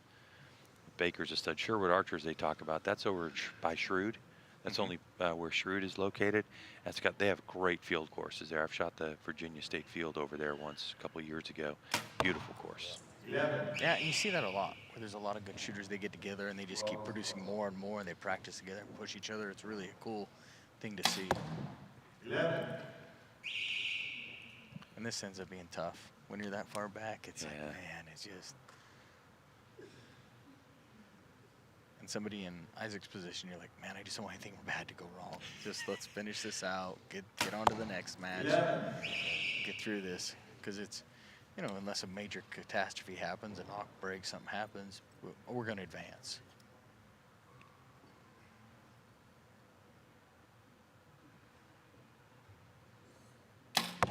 Inside out. Both archers using 4 vane fletches. Now, we have seen everything too, from feathers to even 5-inch vanes as we get ready for our last shot here. We'll see if Matt can keep it rolling. 11. Yeah, it's got to be a confidence one moving into the next one. A 1 point down.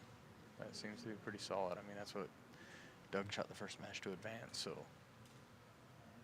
Yeah, that's the benchmark so far. 11. 33.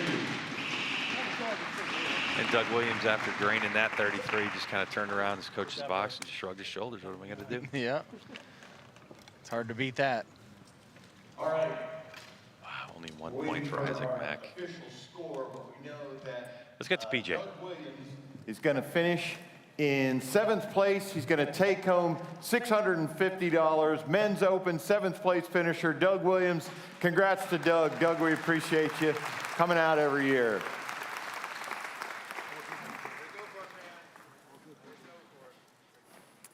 And that is our final score. It is confirmed, 131-123. Isaac Mack only dropped 1 point in that match. Good match. All right, let's bring out our number 5 seed from Corsica, Pennsylvania, Thomas Corson.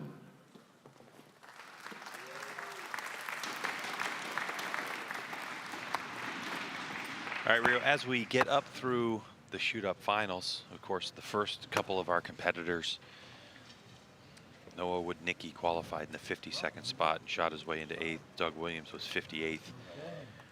Isaac Mack was our 27th place qualifier after our 60 arrow qualification rounds. And this shooter, Thomas Corson, is the last of our double digits. He qualified in 18th spot. Yeah, that's it. And as we're seeing, the guys that are higher because of the cumulative scores, placing them higher in the deal. So that's a bigger help for them to qualify better, makes a difference. Because some places you qualify, it doesn't matter at all. So that's a cool fact of the Lancaster setup as to how it's going to help you. What motivates this archer, Isaac Mack, to keep shooting? His escape from work. As opposed to this guy, 25 years as a hunter. He's only been competing 2 years as Thomas, and he just loves being in the woods. Another 4-fletched vane. Now, let's talk about this for a second, Rio, because one thing that people often ask is, why would you use such a small vane outdoors if you're shooting 50 meter, or even why go for vanes that are longer and heavier indoor? Well, part of that is the size of the arrow. Indoors, you're using a bigger arrow, just like on an airplane. You don't want to put little wings on a plane and hope you fly. You want something that controls it and makes it balance and stabilize better. And if you can see a little bit, some of them have a little twist on them to make it more like the rifling out of a gun, like a bullet. It'll spin it to make it more consistent and accurate. And also, I think, too, don't you think that just the shorter distance, it's only 20 yards to travel, you want to get it to steer properly, quickly as possible? Yeah, a lot of it has to do with that, too, and that's why you do a bigger arrow, too, because you don't have the wind or any effects on it. And you want the biggest thing down there to hit to hope you catch those little itty-bitty lines. An outstanding inside-out arrow from Mac. And this can be the advantage of, even though Thomas Corson came out and moved Mac off the spot to give him a different sight picture, different lighting, it hasn't worked yet. No, and personally, I don't know. It's kind of a thing that they think they need to do, but I've never really seen it affect, like, in a huge way. In a huge way, yeah. Yesterday, great shooting. Yesterday, there was a little bit. We saw consistent shooting on the second, on the one that Mac is sitting on right now. Yeah. But you know what? The thing is that people talk, just like PJ is right now. Here. Here, yes. Gotcha. I think I heard in the announcements this is your second year shooting competitively. Yes, sir. What made you take that up? Well, my kids, honestly. They all want to start shooting bows, and I said, well, you know, I've got 6 kids. If I'm going to get a competition set up now, I better buy it now before I can't afford it. That's a good answer there. Well, it seems to be working for you. You made it here to the big stage. Did you watch on YouTube to get any kind of sense of what this was like? Oh, I've been watching this for a while. All right. Yeah, I couldn't tell you how many hours I have watching this part. We appreciate the support and the views. Run through your setup for us. I'm running a Prime Black 9, True Ball XL. I'm running True Ball Goat. I'm running the XL Achieve XP, a Shrewd Optim 35 with a 2-step ring, Hamsky Rest, Shrewd Bars. That's about it. Your release there? True Ball Goat with a 2-finger adapter. True Ball Goat. And the arrows? Oh, Victory VTEX. Victory VTEX. All right. Well, welcome to the stage, Tom. We certainly appreciate you coming out. After our first end, Isaac Mack holds a 3-point lead, 33-30. Tell us a little bit about the release that Thomas is using and how he's, tell us about the release and then how he has it configured as you see it. It's a release I help work on and build. It's a really cool one. It can be used either as a trigger button or as a back tension. And he has it set up as a 2-finger, which I'm not sure if he's using it as a back tension or a button. I haven't paid enough attention to see it.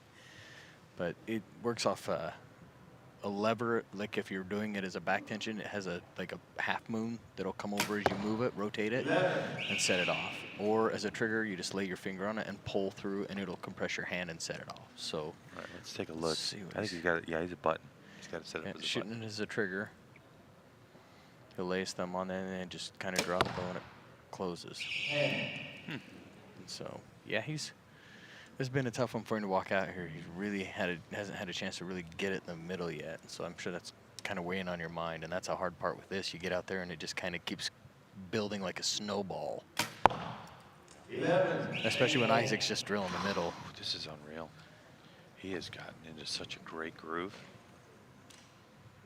Yeah, he's done as good as anybody I've seen walk out here, even some of the best pros out there. 11. He gets one in the middle finally. Probably feels good to get that out of your system to be like, oh, we got started.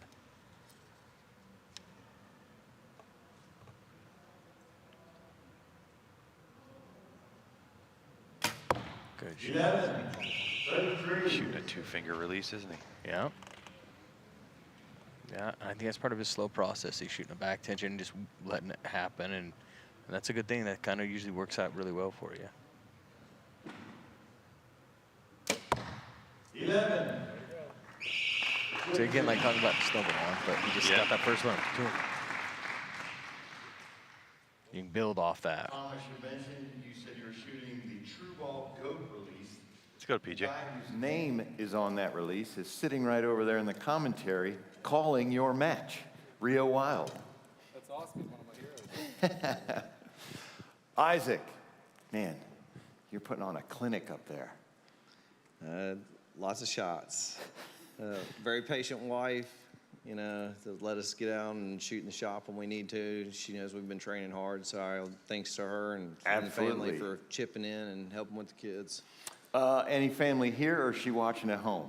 She's here. She's here. All right. Family's at home. Got a lot of friends at home watching, so we're excited. Awesome. Well, yes, you are certainly killing it today. Perfect again through two ends. Isaac Mack, 66. Tom Corson, 62.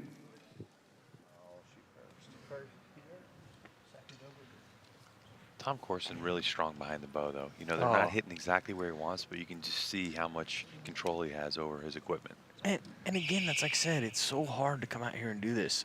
I don't think people realize what it takes to get out there and hit the middle. That's why it's so impressive what Isaac's doing. But it's not, what Tom's doing is not, I mean, it's not bad at all.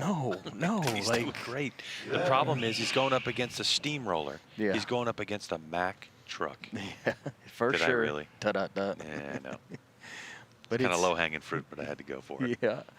And like I said, it's not, people just don't really realize how tough that is. I mean, it's not anything easy, and we laugh about, oh, you're nervous up there, you're everything, but it takes a lot.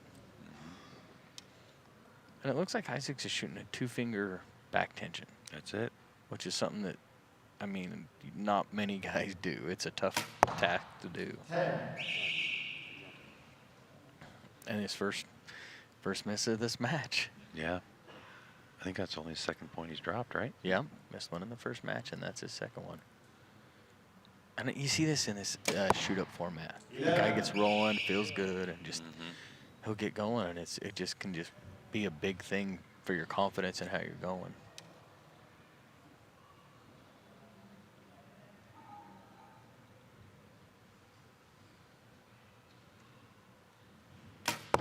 He didn't look like he loved it, but boy, it landed in the right spot. That's having a great setup. Oh, he's going for the 12. I saw him hit that button. Yeah, light it up. Got plenty of time on the clock. There's 30 seconds to shoot each arrow for each competitor. The clock starts after the impact of the competitor's arrow. 10 seconds on the clock, plenty of time. Ooh, just low. Looks like it's going to catch the 7 ring. I agree with them, though. Got to go for it. At that point, you're back enough. You gotta let something fly.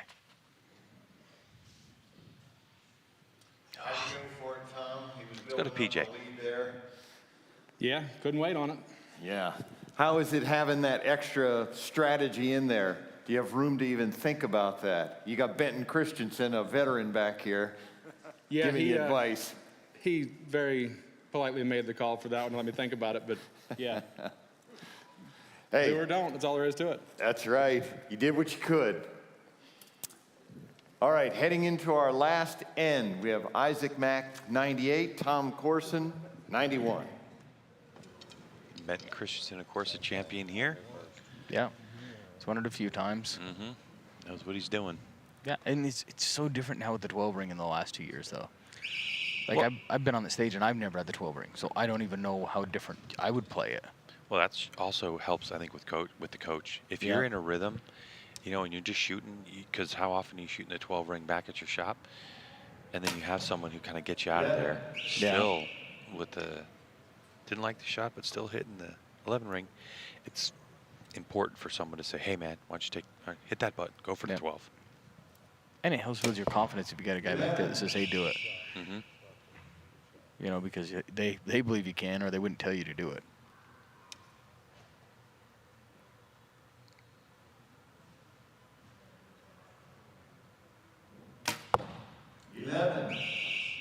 But the one part is it puts you on cruise control if you're in the lead and a guy does go for it and misses. It opens that gap dramatically. I mean, you're talking Isaac's missed, what, 2 points the whole 2 matches, and you just shot a 7. That's a huge swing. Huge. Let's see if he just steps on the button. Just for fun.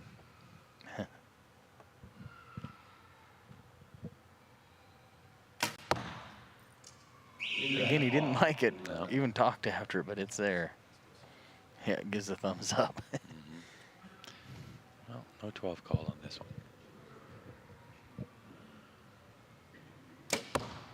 11. Great shot. 33. Yeah. Good finish, Tom. Sometimes just to walk off and feel like you finish strong is not a bad thing. Especially if you might be getting on a plane and going to Vegas next week. Yeah, agreed. All right, let's get to PJ. We'll get the score here in a minute, but we know that Tom Corson is going to finish in 6th place in Men's Open. He's got a payout of $800. Congratulations, Tom Corson.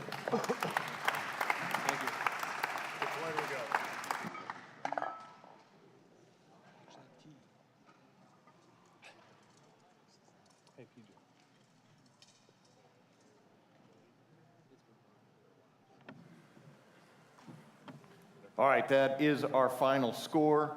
Isaac Mack 131, Tom Corson 124. All right, so let's bring out our number 4 seed from Apple Creek, Ohio, Joseph Hirschberger.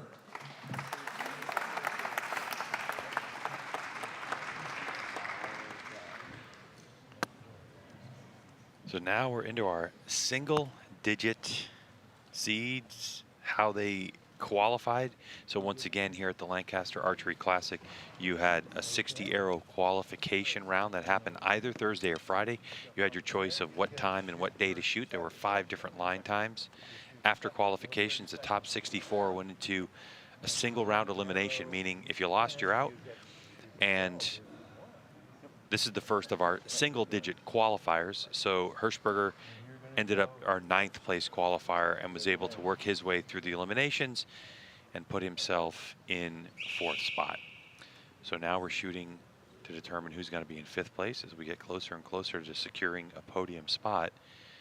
And Isaac Mack has done a great job from 6th place 11. to win a couple matches, and I think he's only dropped 2 points so far in 2 matches. Yeah, that's impressive. I don't care who you are. That makes it for a pretty impressive deal. 11. But Joey comes out and starts off good. It's the first time we've seen them both really just start off in the middle, so we'll see if this is a good tight match.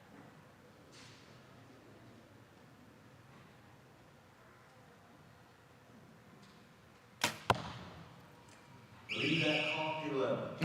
For a guy who's sure not liking it, he's getting some good landings. Definitely is. And that would be what we call a forgiving setup. Yes.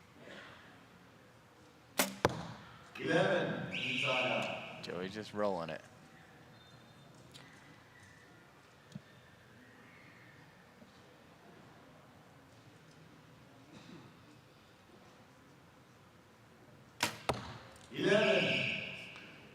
That one doesn't look much different than the one before, but he was a little happier with it. Yeah, definitely. That's a good setup he's got rolling, so that helps a lot when you get nervous like this. I wonder if Joey's got confidence in the strings he's shooting. Yeah. He's a pretty amazing string builder, that's for sure. Just a little bit of movement at the end. Let's get to PJ.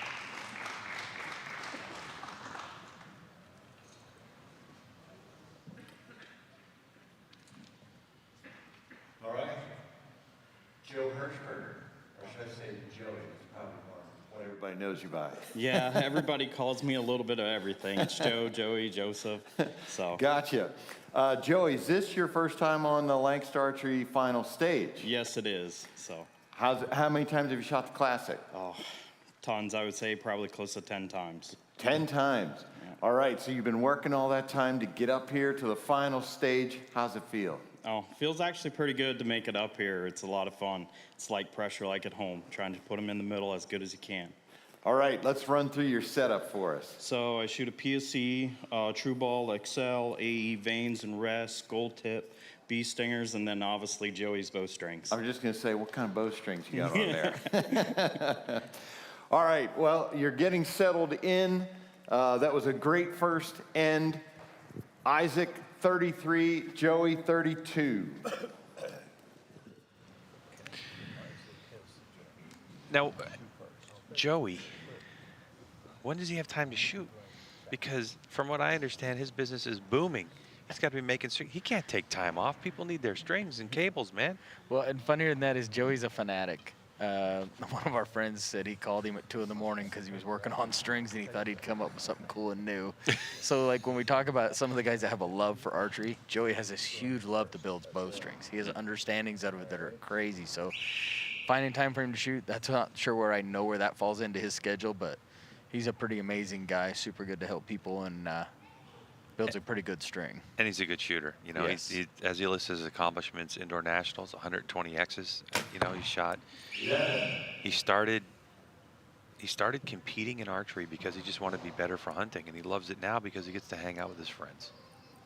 Yeah, I think that's a big part people don't realize is archery such a tight-knit group and family and friends, and like I got a friend into it the other day that he's totally like, he's like, man, these are the nicest people I know. Mm-hmm.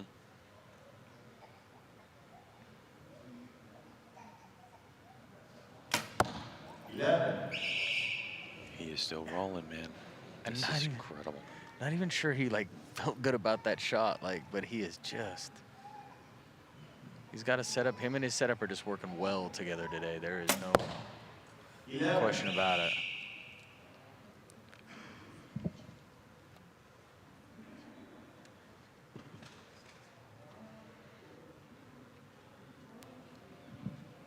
And it's hard when you got Isaac over there just stroking it, like. Well, and also what he's doing too. Ooh, okay. Is everybody else is hearing this in the practice range, are trying to pay attention. Hopefully they're not. Is also Isaac Mack is working on the psychological when you get on stage. Mm-hmm. Well, in as much as back there, they don't have a TV on it, so you don't know it as much. Unless you were hearing it here. Yeah. Yeah. So. That's true. And there's a lot of stuff going on in the practice range. Let's get to PJ. Here, Brad Baker. This is like the first year in how long that you are not on that stage? This is the first time since 2018 I didn't make it. 2018, yeah, you're a regular in this class. So you can talk about how's the competition been getting over the years? Oh, it's getting tougher. It's harder every year. It's harder every year. These guys are learning to shoot. How much time would you say you spend shooting during a week? 2-3 nights a week. 2-3 nights a week, a couple hours at a time? Yeah, I usually try to shoot a 60-air game. Gotcha. All right, yes, Brad Baker's been a feature of our men's open finals for years. Good to see him back here helping Isaac Mack. Baker, an absolute hammer in his own right. A lot of people after several performances were like, how come you don't turn pro? How come you don't turn pro? And he's like, because I got a wife and kids and a job. That's why. Because Rio, you know what it takes to be a pro shooter nowadays. I mean, it's hard not to have it as a full-time job and be really good at it. I agree, and people don't realize like that's part of this class that's really impressive too. These guys have real jobs, and they're still performing at a high level. Like, I mean, just like we talked about Joey, he's working all the time and trying to get. Where does he find time to fit the arrows in? Where does all this go and all this stuff? And so, to me, it's just pretty impressive.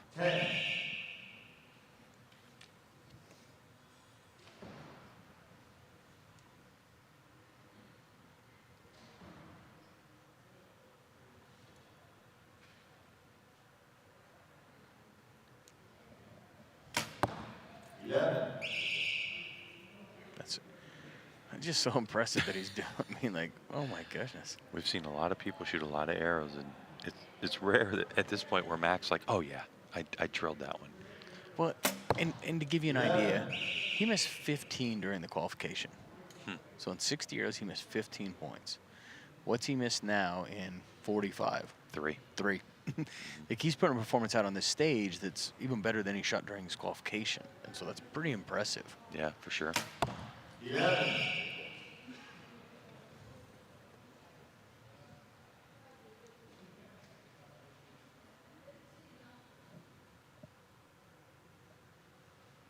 The hard part is you're getting to the point with Joey, you got to start looking at maybe shooting a 12 to put some extra pressure on him. Yeah. That's 2-point swing. I mean, I almost thought that Joey might go for it there. Yeah.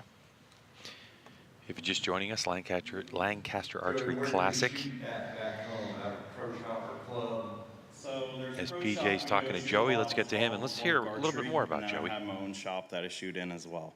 Gotcha. Is there a good target community? Yes, I think we have one of the strongest like shooters around in Ohio to shoot against at Jason McCormick's place there. I mean, it's pretty stout. So if you want to be able to hang in that shooting arena, you better get your game right. Oh, yeah. So you better be shooting close to perfect, if not right on it. So. All right. Well, we are heading into our last end, and Isaac Mack has a 1-point lead, 97-96. Joey, don't forget that red button there. So Mac missed 1 point in the first match he's had, 1 point in the second. He's already down 2 points, but he's got a single point lead over Joey. Let's see if. And with the 1 point, do you risk the 12? Do you not? Do you Well, hope? I think you have to kind of let these first 2 arrows see what happens. 10. Oh yeah, see, open Yep. the door a little bit. I think you save it to the last one. Well, and I think that's part with Mac. Like, you think about these guys, they're not professionals and they're not shooting all the time. It's got to be starting to wear on him a little bit of exhaustion. Ooh. Ooh. And Joey gave him back a bunch. Mm-hmm.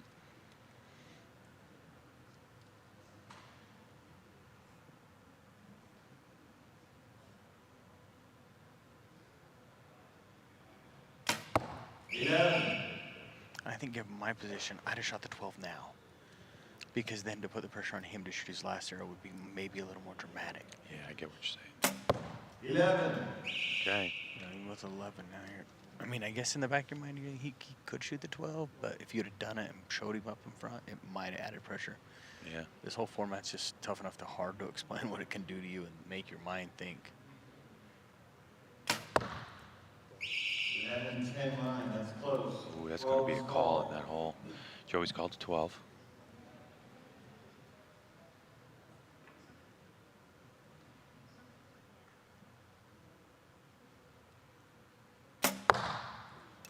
Just under it. It looks a little low. It's hard to tell It's hard from to tell here. because it's not a target we shoot every day. No, and you don't know what the arrows look like in the target. Oh. Yeah. Just low. That would be a 7. Had to go for it, though. There was no choice. Yep. And at least he had the guts to do it, so. We'll wait for official scoring. If you're just joining us and you're wondering what Joey Hirschberger shot at, that is the finals only, I guess you could say. 12 ring, that's available. A risk reward shot.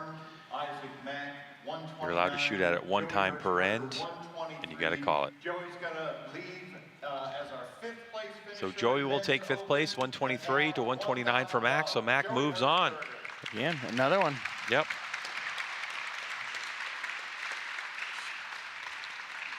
So 30. Now did they move him off his spot again, off the perch? I mean, you might as well just keep moving him around. Yeah. He's getting his 2-step down. From Flushing, Michigan, Rocky Cummins Jr.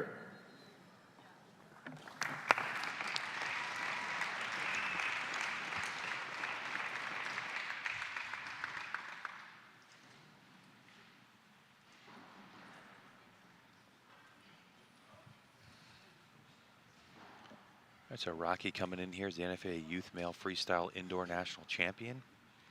So he's no stranger to pressure. He's been shooting for 12 years. There's our 5th place qualifier after the first day of qualifications. And he is our 3rd seed. So this match is to determine 4th place and who marches on.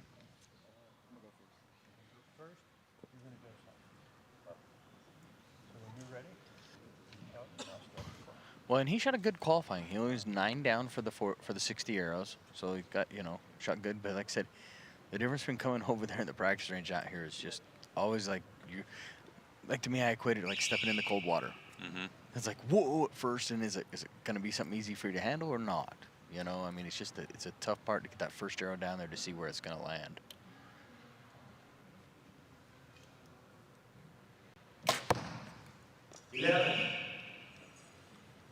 And that takes What do you a make little of that? pressure off. Yeah, it's a good way to start.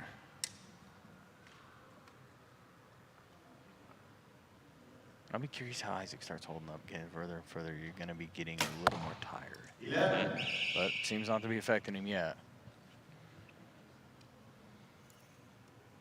And he does have the button-up shirt from the old CEO. Yeah, this one's a little bit more flannel than the CEO shirt, but I get you. 11. All right, make no mistake, the names that you're looking at there are transposed. Rocky is on target number 2. This is Isaac Max. 11. Target. So just for now, don't worry about the names on top. We'll call them for you. Boy, I like Rocky Cummins Jr.'s explosive shot after the release. I mean, it looks like he's ripping the bow to pieces. He's got a good, strong shot. That is no doubt there. 33.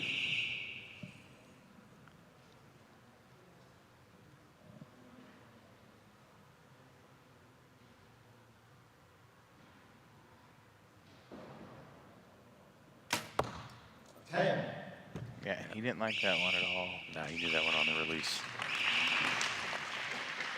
First time he's trailed out here on the stage, I think. Let's go to PJ. All right, Rocky, welcome to Lancaster Archery Classic final stage. This is your first time here, I believe? Yeah, first time up on the stage. Up on the stage.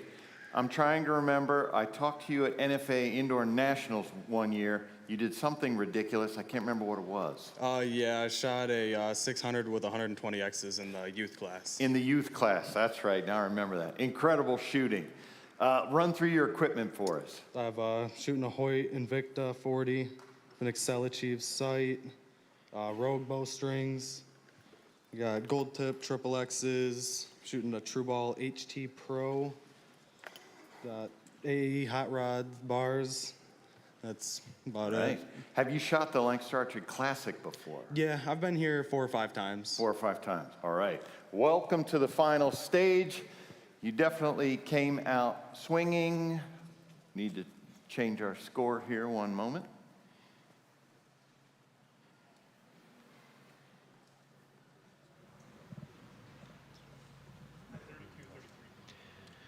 He seems pretty calm. I'd say for a young kid stepping out there, I mean, not very old, stepping out there shooting some solid arrows to start the match. 120X on a 5 spot is no joke. No. Especially as a youth. Because that's a tough round to keep your head in the game. To me, more people miss that because they fall asleep at the wheel, just like driving for miles. And he's just got it rolling. And again, this is the first time Isaac's trailed out here on this, so we'll see how he responds.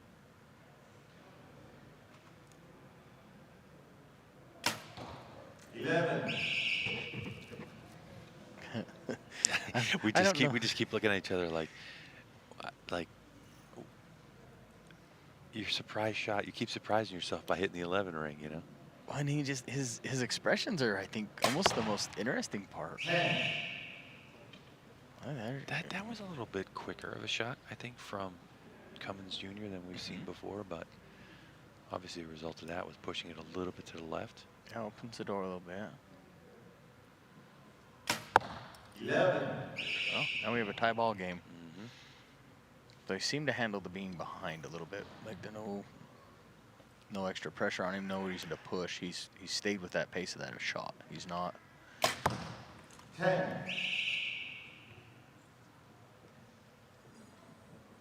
Which is always interesting, because the guy gets in a different predicament. How does his shot change? And his has been on point, the same the whole time. I mean, we're talking 11, 10 line. almost down to the second, but Yeah. That one's going to be a call. I mean, from the shadow, from our look, to me it looks like it's a little low, but we can't see it without that flashlight. No. All right, let's see what PJ's going to do next. Oh, yeah, just below it. Yeah.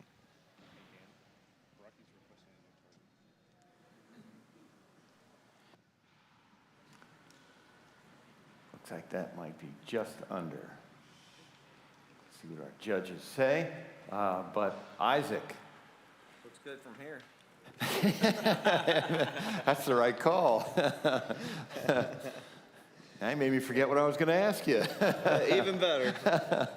Perfect. Oh, I know. I have forgotten what seed you came in as. 7 or 6? 6. 6. Yeah. Okay. Are you familiar with the great story that is the CEO Tim Hanley? Yes, I watched that shoot up online a couple times. Yeah. Gotcha. I didn't know if your shirt there was in honor of the CEO, but no. you know it is possible to go from that low seed all the way to the top. Yeah, that's what we're shooting for. So, how's your shooting feeling now? Are you feeling like you're still feeling strong, or? Yeah, I feel like I'm in the groove. It's made a couple bad shots, but we'll just keep rolling and see what happens. All right, very good. So we are tied up here, 64-64 at the half. Both archers can use that 12 button. I like watching Rocky shoot after the shot. He's got an explosive shot. In contrast to what we're looking at with Isaac Mack, he's pulling through, he's taking his time, and he's just so smooth after the release. Yeah, I mean, you can see him physically pull that D-loop around, can't you? Yeah, it's coming around his face, it's wrapping in there tight, and he's got a lot of build-up tension in between there to really execute and make that shot break. Where Isaac's is more just methodical, the same, do-do. Yeah, it's good. That's the cool part about archery. Like, anyone can tell me whatever they want, but there's 15 ways or 100 ways to shoot a shot that will work for everybody. And so you just got to find the person that has the demeanor and everything else to just do it.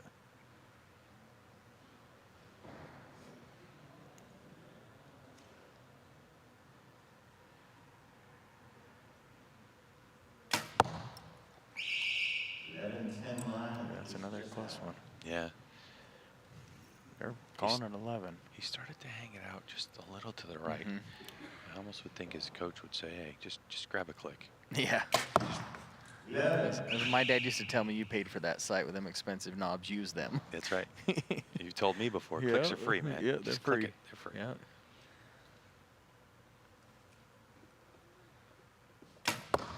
Yeah. There's a little quicker shot than he's had, but. Right. Yeah. I think he just reached down and grabbed one. A click, I mean, on his sight. Let's talk a little bit about that, though. Let's see if PJ's going to get in there. Let's talk a little bit about clicking in sights. What am I even saying? Well, what you do is when you're hitting on one side or the other, you'll reach up, and sights have a right to left windage, or click, as we're calling it, and they have little indents in them. And as you move it just a little bit, it goes click, click, click, click. So it's considered a micro adjust. So it takes maybe 4 clicks to get you from one side of the X to the other, so it's not a real big moving thing. All right, Rocky, how's it feel up there? Let's go to PJ. I feel a little bit better than I expected. A little bit better? Yeah. How do you deal with nerves in these pressure situations? You've been in them before. I just try to trust my shot best I can. Each shot, I try to just remind myself, if I make a good shot, it's going to hit where I want it to hit. You getting some good help from your coach back here? Why don't you introduce him? Yeah, that's my coach is my dad. Rocky, other Rocky. Other Rocky, exactly. All right. Rocky 1 and Rocky 2, I like that. All right, so heading into our last end, we have a 1-point lead for Rocky Cummins Jr., 97, Isaac Mack, 96. I mean, Rocky fighting a Mack truck? Yeah. But bump. Yeah. Again, low-hanging fruit. Yep. And with 1 point, this is a good match. We got, that 12 is going to come into play. I have a feeling that it could make a big difference. Once again, this is to determine who finishes in 4th place and who will be moving up to at least guarantee themselves a podium. 11. Good arrow. Good start to the whole thing. Isaac Mack, the truck has been rolling. See if he can keep it going.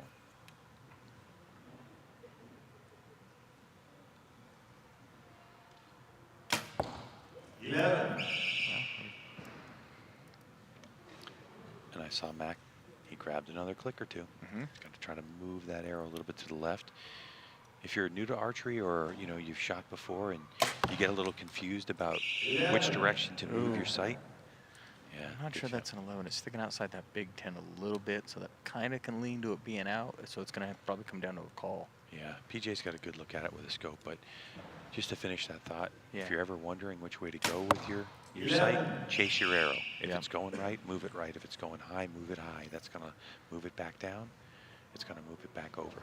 So chase the arrow. That's the tip for the day. That's a good one because that does help. 11:33. I noticed the reticle too. That He's looking back at his coach. Does he want to pull the trigger on the 12? he's going. He's done her. Little hesitant there, but dropping the hammer. A little dramatic. Yeah. Which honestly, if he doesn't get that one, it could be. Well, guess what? That's it. I told you the 12 was going to come into it. Yep. And comes down to that arrow call now. That was one of the most authoritative hits that we've seen for the 12 as well. That's nearly a half shaft 12. Yeah. There's no question. Not like the Brady Ellison. If you didn't see the Olympic recurve for today, go back and watch it. The Brady Ellison call was unbelievable.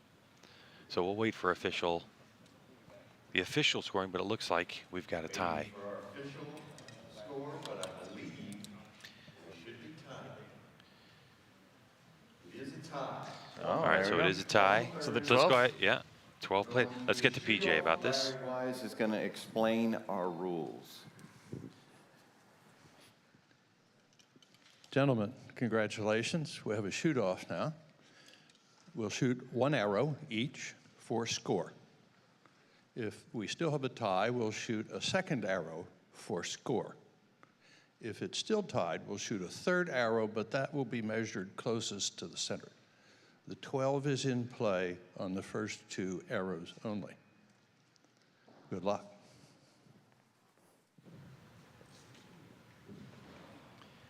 Add another stack of arrows, or at least another arrow, to Isaac's max. He's already got 48 in competition, not including how many he threw down range in warm-up.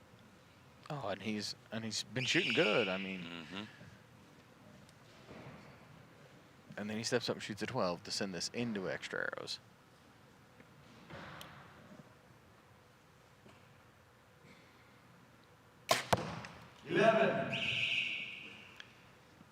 The 12 is in play, but you're not calling it here.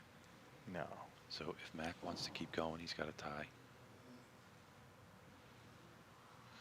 Well, and this is a tough one because would you like to end it here, or do you want to wait till you get to a closest dead center arrow, which can be just a little bit of luck? I know. Our judges will score these, but it looks like we're going to go to a second scoring arrow. Yeah. If this was closest to the center, I think it would be Rocky who would get the nod on that one. Yeah. And sometimes in your mind you think, oh, did I waste my best closest to center arrow or not? Yeah, right.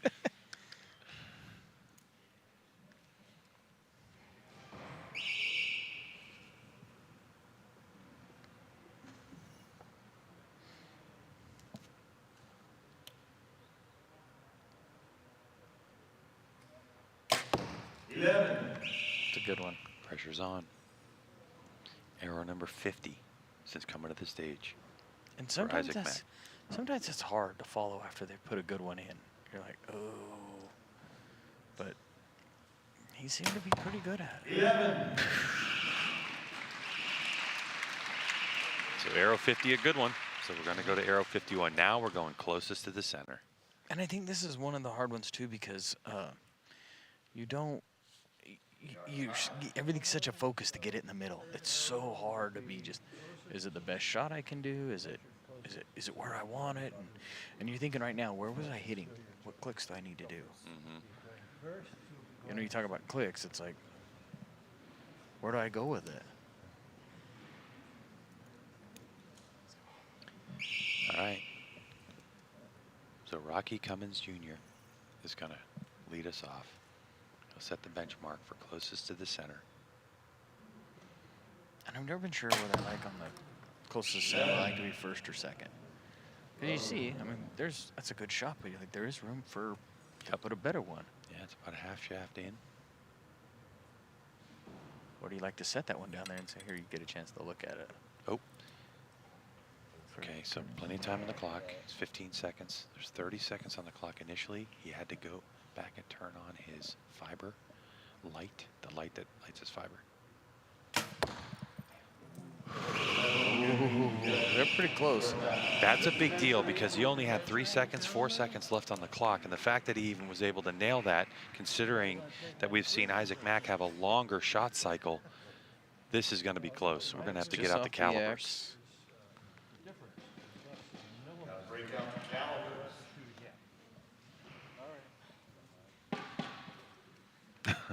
That was actually just an incredible shot by Isaac Mack. I mean, seriously, to let down on a 30-second clock. There, the calipers are out.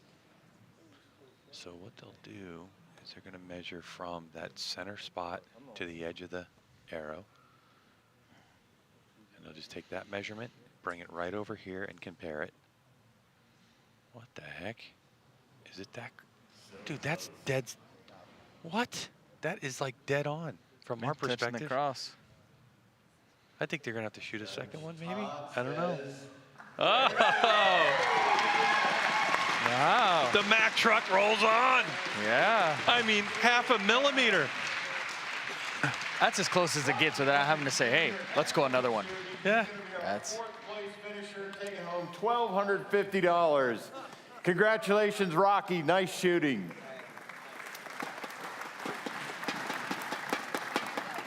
Great finish.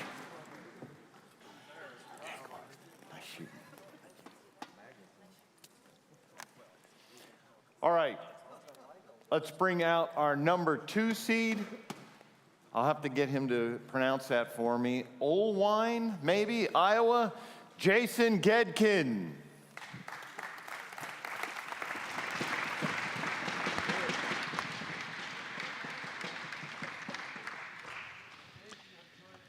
Boy, it's hard not to talk about that match that just happened. I mean, you're talking about a single arrow elimination match, and both shooters shoot 33s, and I think that win was by a half a millimeter. If that. If that. I mean, it was just, I saw them calipers go up and there wasn't much of a difference at all. That's pretty amazing. All right, so we have our second seed, Jason Godkin out of Iowa. So now we're guaranteed a podium. So for Isaac Mack on the right side, he's 51 arrows into this competition. For Jason, he's going to shoot his first. When he started off only 7 points off perfect for the qualification. So, I mean, as we get going, it's the guys have shot better qualifications out of the 60 arrows. They're shooting good. It's just going to get tougher and tougher for Isaac as we go.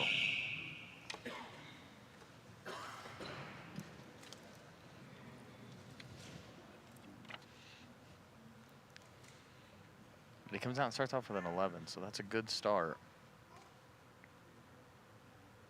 Looks good and solid. Yeah. Nice follow through. He's got the hammer behind him, so he's been out here already today. So He's talking about Tim Gillingham, who's in coach's box for Jason. He started shooting archery because he likes the competition. He's still into archery, and it motivates him because he's got too much invested to quit now. That's probably both money and time. don't we all have a little too much invested now?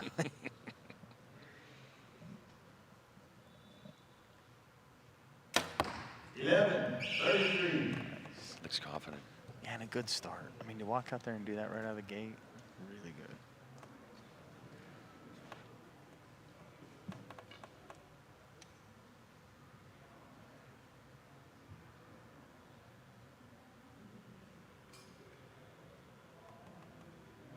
He's moving a lot more. 11. You got caught.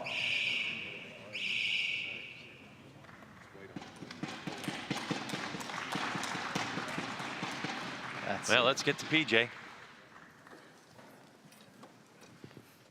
Jason, welcome to Lancaster Archery Classic Stage. Thank you. Have you been here before? A couple of times. A couple of times. Yep. How many? 2 other times. 2 other times. All right. What's your best finish so far? 4th. 4th. All right. Well, you're, I believe, guaranteed. Qualified 3rd. Yes, guaranteed to do better than that this weekend. That's good. How does it feel coming out, getting up there? Good. Got the nerves? You open with a 33. Yeah. Well, yeah, still nervous, but. Run through your equipment for us, your setup. It's a TRX 40, the XL Achieve sight, shrewd scope, downrange optics lens, spot hog edge swap rest, bee stinger stabilizers, got gold tip XXX arrows, and a true ball fulcrum flex release. Fulcrum flex. All right. Well, great start, Jason. Welcome to the stage again. You open with a 33. You got a 1-point lead over Isaac Mack, 33-32. And that starts almost just the same way he started the last match, so we can only hope that it ends as good as the last one. Greg White with Rio Wild Men's Open, the Lancaster Archery Classic here in Spooky Nook Sports Complex in Manheim, Pennsylvania. The podium has already been decided as to who is going to stand on it now. We're just trying to figure out who's going to be 2nd place or 3rd place and advance to shoot against our #1 seed. 11. Solid. Just confident, right? Like you can just tell he's been putting the time in. Well, and having said he's been 4th here and been on the stage a few times, it just feels you've been there before. It helps out a lot. And it looks to me like Isaac is getting tired, but his scores aren't showing it. Yep. Isaac is now 55 arrows into his on-stage performance.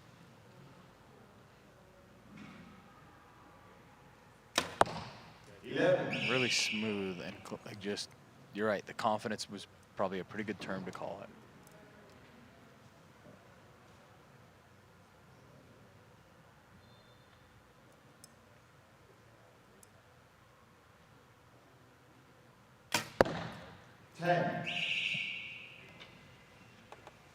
Yeah, another point.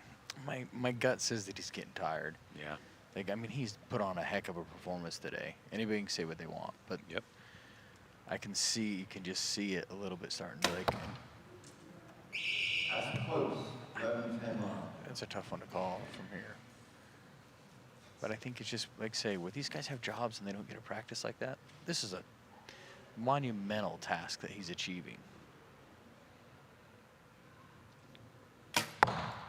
10. Well, we did hear Brad Baker, who shoots with Mac, say that they shoot about 60 arrows 2 or 3 times a week. We're getting right to that threshold too for Isaac Mack, if he kind of competes with the same arrows in terms of volume.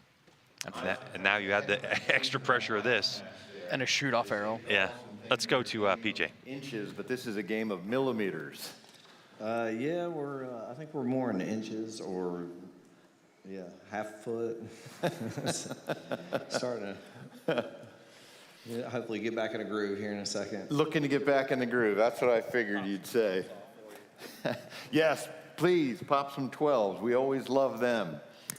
So at the halfway point, we are Jason Gedkin, 65, Isaac Mack, 63.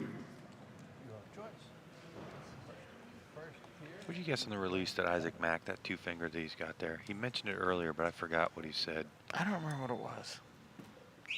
It looks like an older, something older, and he has a big gold, like, thumb peg on it. Something there. He's pretty much worked on himself, I think, a lot.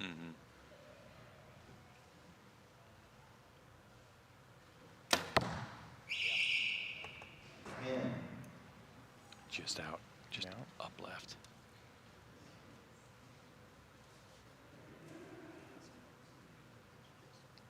Running a kisser button, too.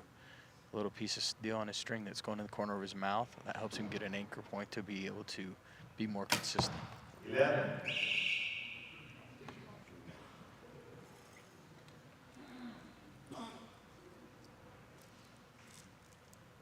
So I helped out a little bit there. Getting back a point. 11. Jason looks so steady. Yep. And I think that's kind of where Isaac was like, maybe I got to lean on some 12s because you don't expect him to give you much as steady as he looks.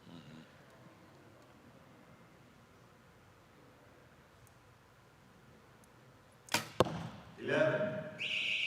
And one thing I'm noticing is his cord on his his rest. On Mac? Yes. Yeah. Everybody, that big pink string that's sticking out, that works on his rest from his limb. As he draws back, the limb flexes in and allows the rest to come up to hold the arrow. And as he shoots, the limb pulls it back tight and it pulls the rest out of the way as the arrow goes by. So it's called a drop away, and it just sometimes will give you a little more clearance. All right, so now's a 1-point game. If Mac can shoot an 11 here, we'll be tied up.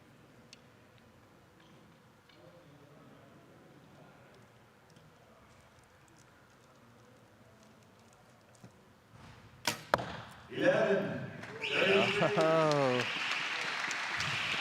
The Mack truck had lost a little steam, but it's catching back up. Yeah. He might be over the precipice here, heading downhill. Yeah. We're going to be tied heading into our Well, and you think not only end. all that other pressure, like you don't think just that, but now he's getting into the metals. You know where you could be first, second, or third, so it's added even more pressure onto him. Like it's like first place is right there. At least the opportunity to shoot for first. Yeah. It's just within his grasp. Yeah. Yes, it is confirmed. So we are tied. Confirmation. Heading into the last end. That's Use that 12 that's 60 arrows for Mac so far. for the knockout. And Isaac Mack had to get through Noah Woodnicki, Tom Corson, Joey Hirschberger, and Rocky Cummins Jr. And he ended up with what for 60 arrows? 9 down? About 9 down, yeah. Considerably better than his 15 he had to qualify under super pressure. Like. Yeah. Good start. It's funny too because you can almost tell with Jason when it's an 11. All right, he forgot to turn his light on again. But we saw that didn't matter when it come down. Yeah, he's still got plenty of time. 17 seconds. Worked out good for him on his closest to dead center arrow, though. Maybe made him a little more aggressive. We're at 5 seconds. 11. Again, he even said nope before it hit, and it hit there. That is what I call bad takeoff, good landing. Like, yeah, right. And a really forgiving setup.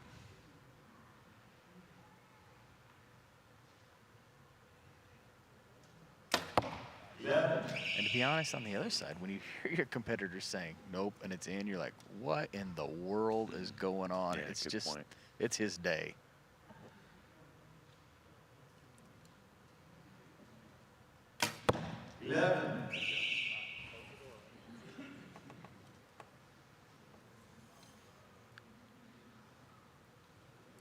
Well, and he isn't going for a 12, so he's going to hope for 11 and hope that Isaac doesn't pull the trigger on a 12. Yeah, that's a good point. 11. Yeah, that's what he got. So Isaac's going to play for the tie, it looks like.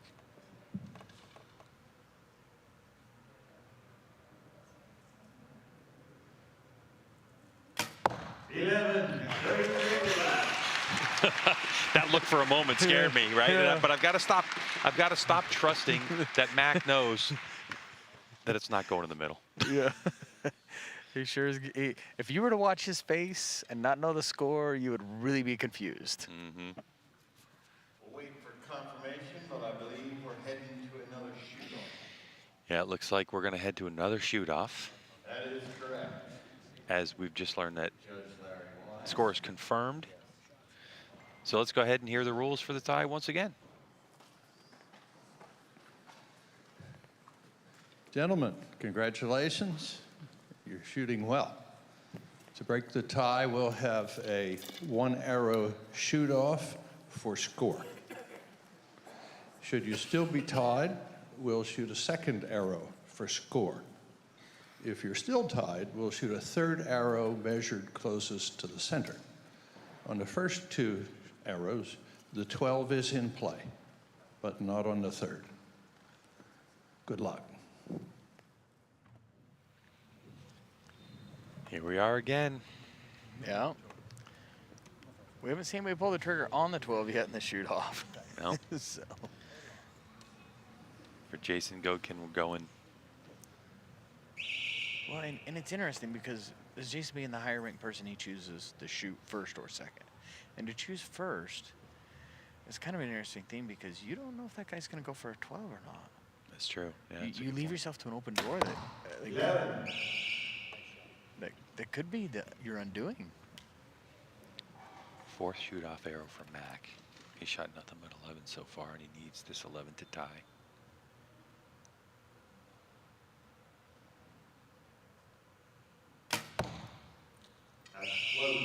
Well, I think he got it. Yeah. By the look, it looks like it's flexed the line in, which should be touching. But we'll get a closer look, I'm sure. No, wait a second. Size. Oh, Oh, yeah. Oh, yeah. And all it has to do is touch that black line. It doesn't have to break through, just lay on it and you're good. So we'll have another shoot-off arrow now.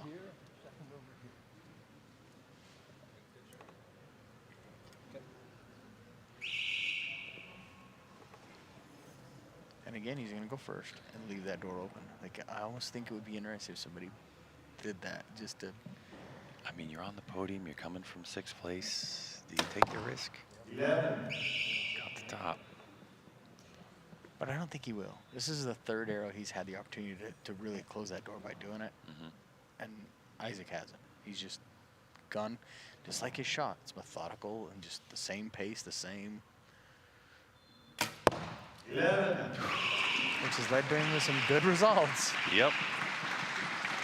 Now we're going closest to the center again. Last time it was 0.2 millimeters. Yeah, it was something unofficially. ridiculous, yes.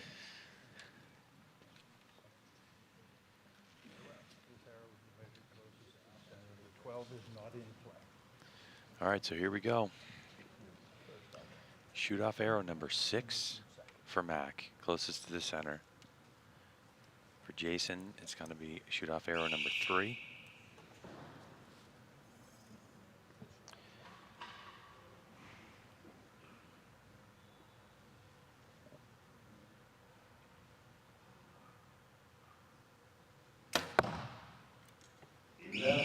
Plenty of room. Yeah. His pace is really consistent. Jason's got a really consistent, good shot. But can the Mack truck keep rolling? On arrow number 66. That one looks closer. It looks closer. I'm pretty See sure if we it get a is. measurement again. And his coach high-fived him when he shot it, so... Jason's not happy. He's over shaking his head, but we've seen shaking. Yep, it's confirmed. The Mack truck rolls on. Wow, and we're going to go to an Isaac to Isaac. Shoot for the number 1 spot. Let's go to PJ. Congratulations, Jason Gedkin. Great shooting.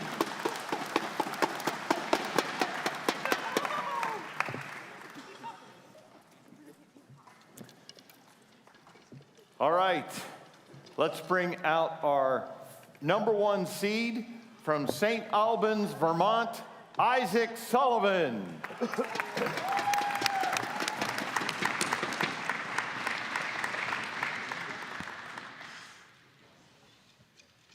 Well, well, well. Isaac Sullivan, what a familiar face. You and I have known this guy for a while. Yep. And he is entertaining. Oh, he's a hoot, to say the least. So it is Isaac versus Isaac. And Isaac qualified really good with a 655, so 5 Which down one? for We perfect. have to differentiate between which one, Sullivan or Mack? Who are you talking about? Oh, Sullivan, you're right. We'll have to give that up a little bit. So, yeah, All right. Sullivan shot good. He had the choice. Did the Vermont native to shoot first, and he chooses it.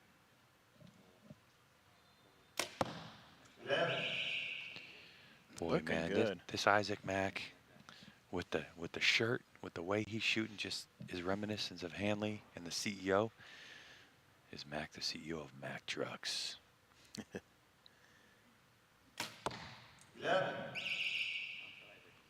thing I like about Mac is that you can see that like every shot's a surprise, which is really what you want to get to sometimes. Yeah, you want to let the bow shoot itself more than you shoot the bow. Does Sullivan have a two-finger? No. He might do by the What looks is of going it. on with these two-finger releases? It's what, the third or fourth one we've seen in this round. If he's got it, I don't know. I'd have to take a closer look.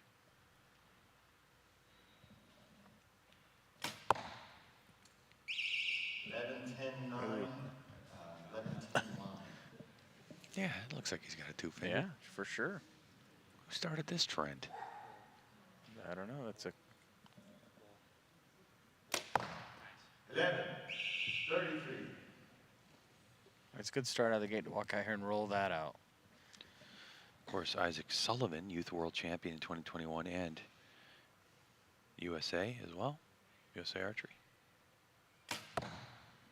11. I think there's a couple calls there for Mac. Yeah. Keeping his fingers crossed. He's got a couple extra that aren't on the release. Yeah, for sure. Let's go to PJ. Welcome to the Lancaster Archery Classic stage. How's it going? It's going pretty good. I don't believe this is your first time up here. Am I It is. incorrect? It is your first time up here. All right. How many times have you shot the Classic? 4 or 5 times. 4 or 5 times. Always in men's open? Nope, I was a youth and I just aged out. Gotcha. All right. So you've been thinking about this then for at least 4 years. How's it feel to come in, especially as the #1 seed? It's good. It's different than what I've been on stage before. Gotcha. All right. Well, run through your equipment for us. Tell us what you're shooting. I shoot the Matthews TRX 38 G2. I'm shooting a black gold sight with an ultra view housing on it, and a specialty archery peep, Hamsky RS, and Shrewd Rev X bars. Arrows and release? Black gold 26s, Biter Knox, and the True Ball HT 2-finger release.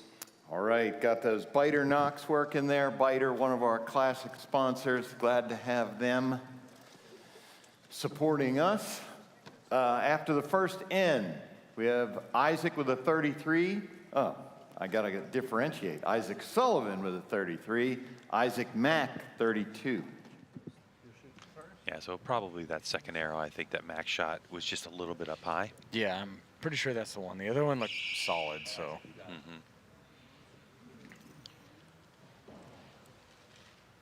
I aged out. That's what Sullivan said.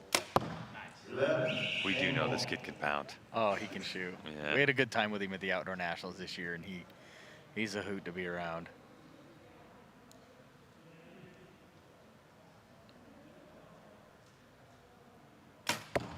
If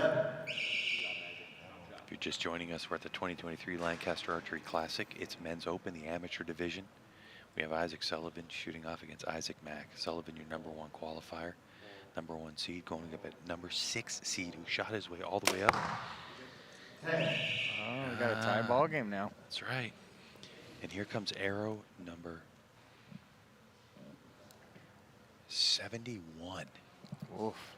71 for Isaac Mack. That is a lot under the lights. Oh, for sure. And I mean, and like I said, it's not only tiring to shoot that many arrows, but you're getting into the fact of your pressure and your nerves are just But sometimes you get into it and it's becomes like second nature. It's just it's kind of helped you in a way too. So the problem is you cannot prepare for this mentally at home. No. You know, and that's the difference of the toll. And he is handling it perfectly. And at the midway point, it's all tied up at 65 apiece. So Isaac, I heard. Let's go to PJ. Come on, Isaac, go Isaac. Do you think he was cheering for you? Sure, you know. I'll take what I can get right now.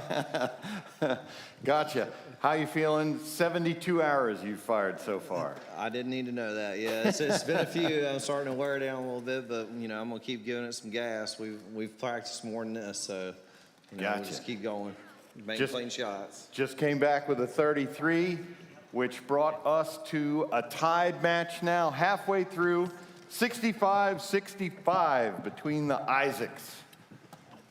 And you know what's coming out of my mouth right now, right? He doesn't need gas in the tank, he needs diesel. Yeah. Oh boy, it's been a long day. Well, we got us another good match. I mean, we've had 2 shoot-offs in a row. Are we going to get another one? I mean, how can it not go this way? It just has that feeling.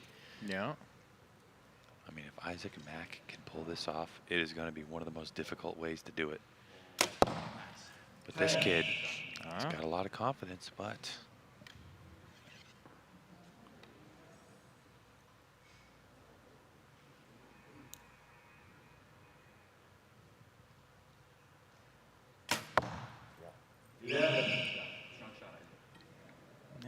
I think it's there, but it's not solid. Sullivan coming out on fire and has kind of just give a little opening the last 2 ends.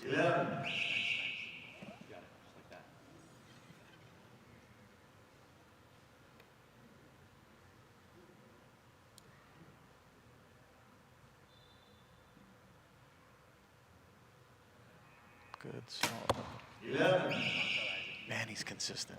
I wish the times that I could keep that consistent under pressure. He has just stayed at a pace that is just pretty impressive.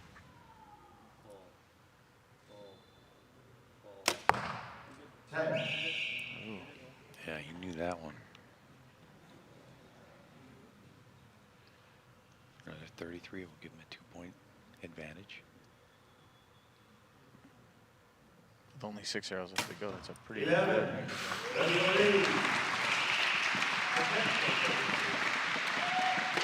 I think we're going to start seeing a lot more button-up shirts. Think so? I mean, good golly. Jim Hanley, the CEO, to Isaac Mack. Isaac, where do you shoot back home, club, pro shop? Let's go to PJ. Archery. Belky's Archery. All right, good target community there. Yeah, mile down the road from my house. So. And tell us about your coach back here in the coach's box. Oh, he's a good friend. Shot on a bunch of circuits for the youth and stuff, and we have a good bond together. We see you guys out at USATs. You guys have a lot of fun out there. Oh, yeah. What's your favorite, 50 meter or indoor? Definitely 50 meter. 50 meter. Yep. All right, well, you're pretty good at this indoor game as well. We have a 2-point lead right now. Isaac Mack, 98. Isaac Sullivan, 96.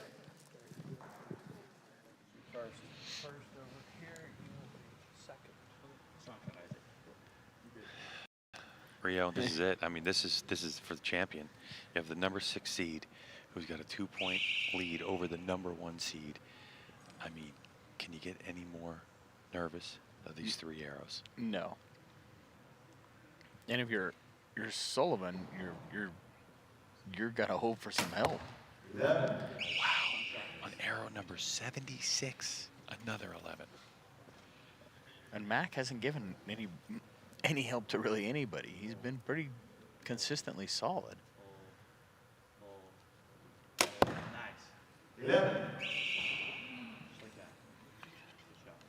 Because like I said, he stayed consistent the entire time. Like, yeah.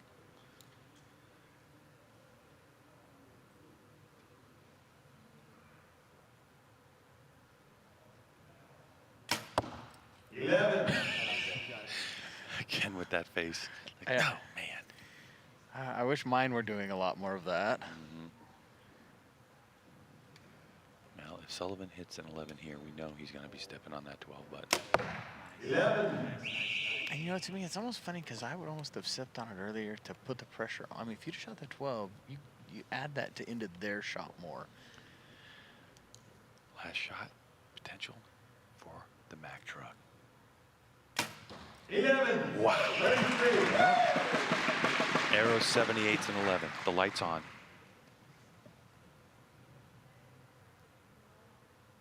He looks confident. He got it. He got it. Nailed it.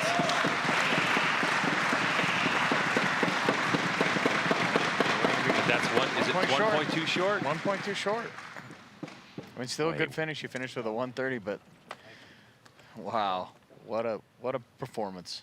78 arrows for Isaac Mack. Wow. 2 shoot-offs. that went the distance. 2 closest arrow calls. One of them was a whisker. No. Yeah, it could have gone either way by that. Just a, oof. 75 arrows it took him to get there. Isaac Mack takes this one, 131 to 130.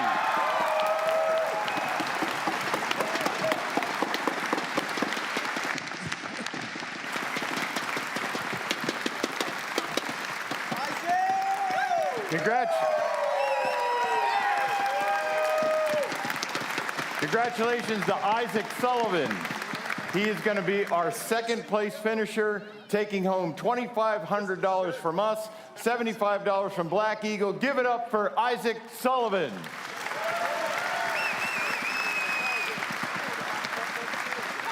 And your champion, $5,000 from us, $300 from Easton, $100 from Bee Stinger, $75 from True Ball, Isaac Mack.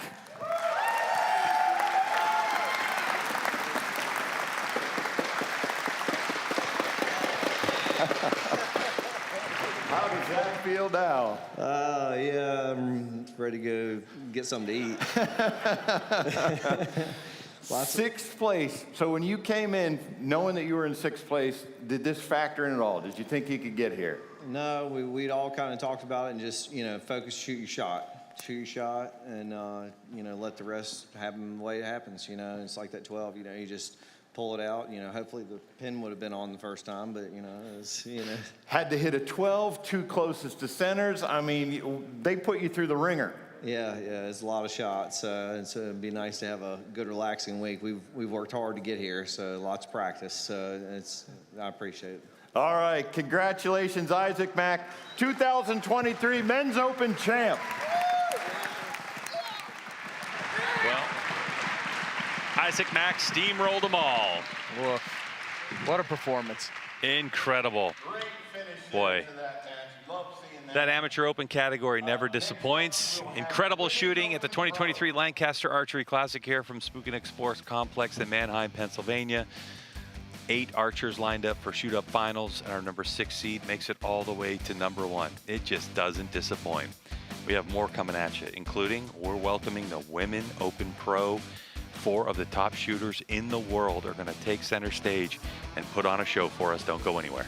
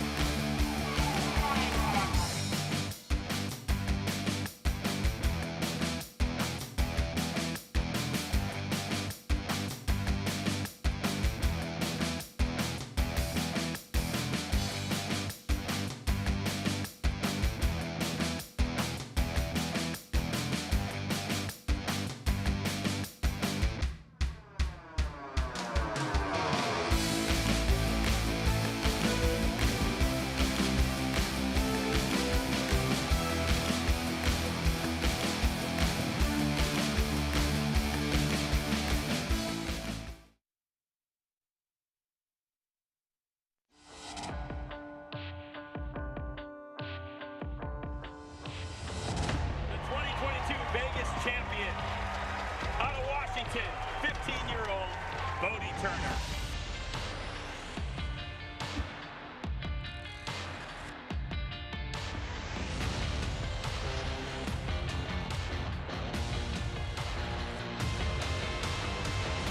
B3 Archery. Built the best, buy the best, for the best. CBE, that's custom bow equipment. I'm talking about field tested, fully proven. Wow, what a match. Premium archery accessories. Check out the full line at custombowequipment.com. Bow hunter Vinny LaSelva explains why he shops at LancasterArchery.com. I'm a patient man in the woods, but when it comes to shopping online, not so much. That's why I choose Lancaster Archery Supply. They make it easy to order all my archery gear, with thousands of the newest and finest products right at your fingertips, ready to ship to your front door. Here's your order, Vinny. Or tree stand. Hey, depending on where you're hanging out, you might even get it before you get home. For all your archery needs, Shop LancasterArchery.com. Being performance-driven is more than just a slogan. It's more than just slapping a new gimmick on last year's model and calling it a day. Being performance-driven means that every decision, every feature, and every improvement is hyper-focused on one thing only: outperforming everyone else. The Evo XF elevates your bow hunting experience to a whole new level. This is more than just another bow. This is Evo Perfected.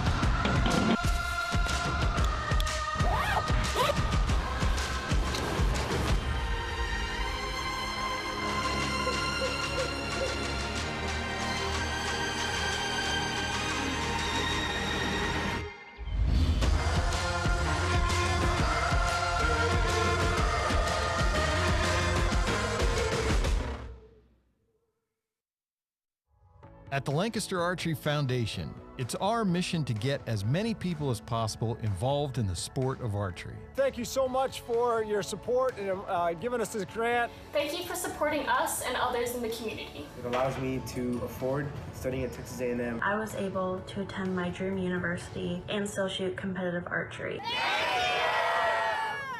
You can help us in our mission by donating today at LancasterArcheryFoundation.org. We've got the gear, we've got the knowledge, we've got the passion. We lead the world in 3D and target archery.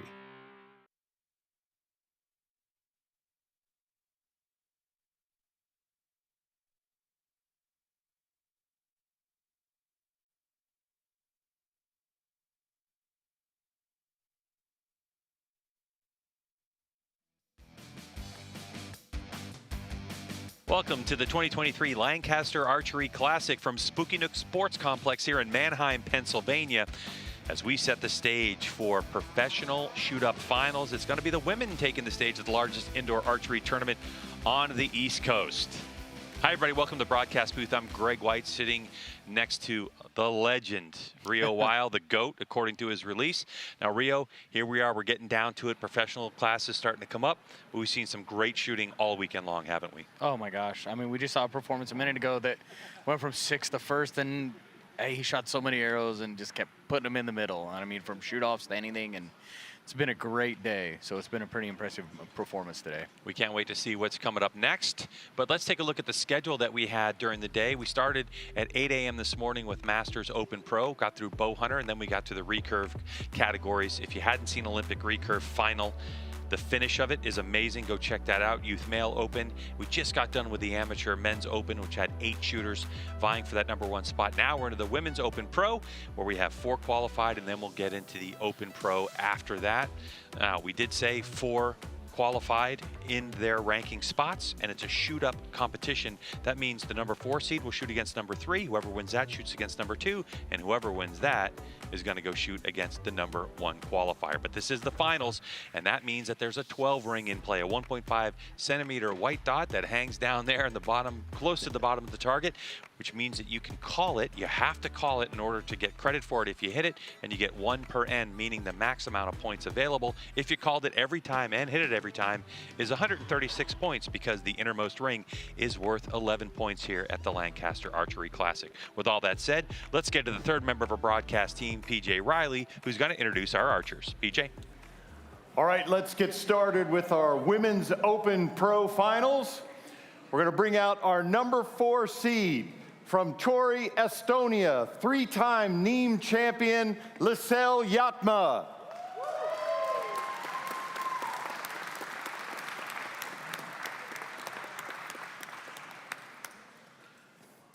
And our #3 seed, 2-time Vegas champion from Maui, Hawaii, Liko Ariola.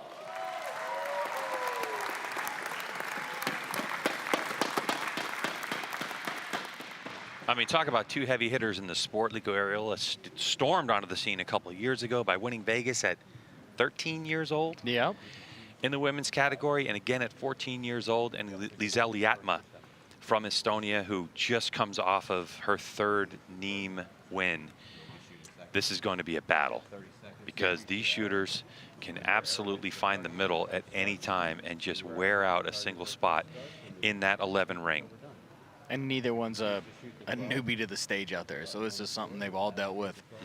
And just the biggest part, like I said, will be where your first arrow hits. How do we start off? And that could be the difference in the entire match. Yep. So Lico was the number 3 seed, so she gets to choose whether she's going to shoot first or second. And it looks like Lico's going to start us off.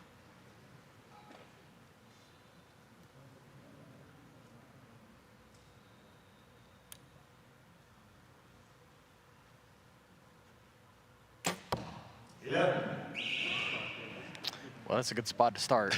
Strong start. And she's running a kisser button. We just saw Mac use one for the entire match. Interesting to see that start rolling around again. 10.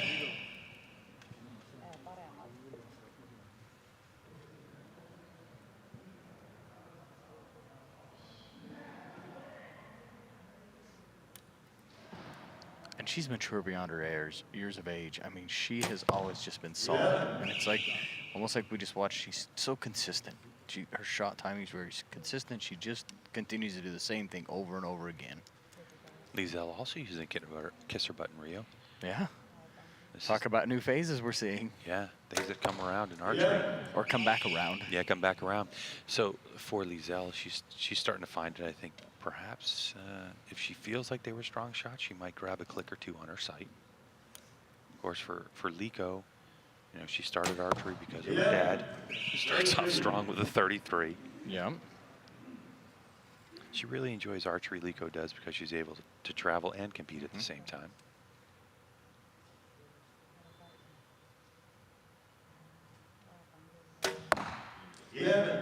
And both archers are shooting what you call a back tension, which is as the release head is rotated, it goes off rather than having a trigger. Lizel's does have a safety, so you'll watch her click it off when she gets ready to start. But let's hear from PJ. Is this your first time shooting the Classic? It's my second time.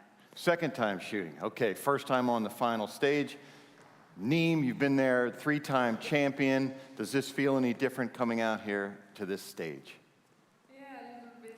Little bit? Yeah, I have never shot On a platform. Yeah. Run through your equipment for us. What are you shooting here? I have Matthews TRX 36, Axel sight and scope, Freak Show arrow rest, Black Eagle PS 27s, Sweet Spot. Sweet Spot from True Ball. Gotcha. All right, well, it looks like you're off to a good start. Get those nerves out, right? Yeah. Get into a groove. All right, so after our first end, 33-32, Lico Ariola leads by 1 point. Lizel Liatma got into the sport because her mom was shooting, who's also here with her, as well as her brother, who did well in Nîmes. So family sport for them. And I think even her sister used to shoot, if I wasn't wrong. I mean. So, and of course, this is part of a group of people that have come from Nîmes to Lancaster and will just shoot right on over to Vegas, which is next week.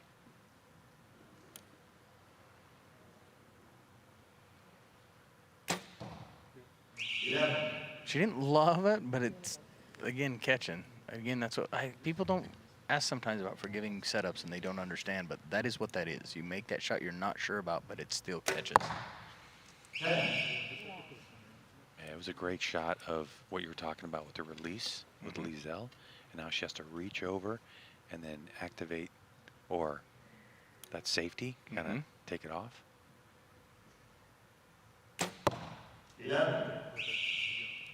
A little better. She was a little happier with that one. And watch that thumb on her right hand. She's going to reach back. There it is. Turn off the safety and then begin her shot process. What's interesting, too, is that she's got it down. It doesn't look like her position moves at all. No, it's something that I mean, these are the professionals, and as much as they practice and they spend the time, it becomes almost second nature. Mm-hmm. And people don't realize how much you rely on that out there. I remember shooting a World Championships, and Jennifer Nichols was in the gold medal or semifinals. And she come off to me and asked me how I did it. And she goes, "I couldn't even feel my fingers. How do you do this?" And I'm like, "You just rely on what you do every day. Every day." So it looks like Lico's still. Lico, how you doing? Let's talk. Let's get to PJ. Final stage. It's very fun. Very fun. Is this your first time shooting the Classic? Yes. I thought so. Okay. So you two-time reigning Vegas champ. How does this compare coming out here versus, well, have you had to shoot off in your Vegas wins? Yes, I had to shoot off with Paige and Tanya. Gotcha. Yeah, so. How does this compare? How you feeling inside? You getting comfortable? Yeah, I just here to compete, and that's it. That's all. Yeah. Just here to compete. That's simple enough, right, Mel? Yes. All right, after two ends, Lico holds a 1-point lead, 65-64.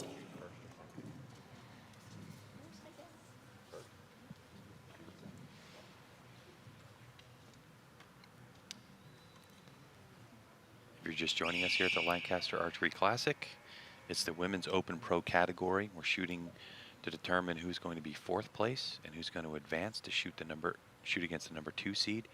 The distance is 20 yards, around 18 meters to the target. They're shooting a 40-centimeter target pace, and Lico didn't like that shot too much. Maybe it's the day of that. Like, yeah, it might be. Maybe you want to be making bad faces when you shoot, because they seem to be landing really good today.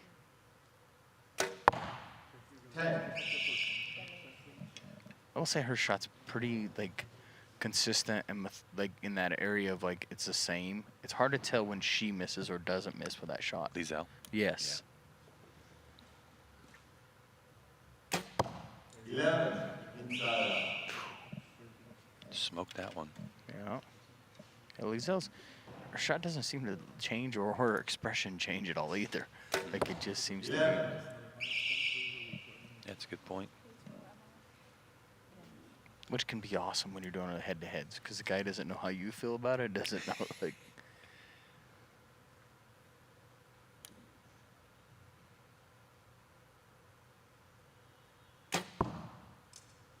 Yeah, I think it's there.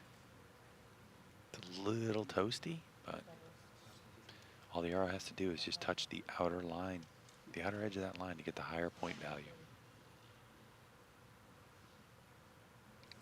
A little more movement there. 10.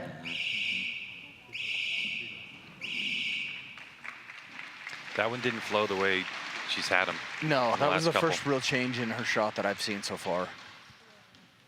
So Lizelle, coming from Estonia, we have a Let's lot go to PJ. of international competitors coming over to compete in the Lancaster Archery Classic. In Estonia, is target archery, is it a big sport? Lots of archers shooting. Not really. Not really? Yeah, we don't have many archers. Gotcha. How did you get into archery? My mom started shooting, and then I wanted to try it too. And you wanted to try it. So how long have you been shooting? 17 years. 17 years. Very good. All right, well, we're off to a good start here. Lico has increased her lead to 3 points, 98-95. Now, Rio, we can say, because you and I both follow it, Estonia may not have a lot of shooters, but right now they have, especially on the women's side, an unbelievably talented pool of shooters. Yeah, they have a solid bunch of 3 archers that are really good. I mean, even her brother is a really good international level shooter. So for the amount they have some really good quality. Mary Paas is another one who comes out of Estonia, who's finalist in World Archery, indoor last year in Vegas. Yeah. Yeah. That looked like a lot better shot than the last one. Like just more confidence, right? Yep, agreed.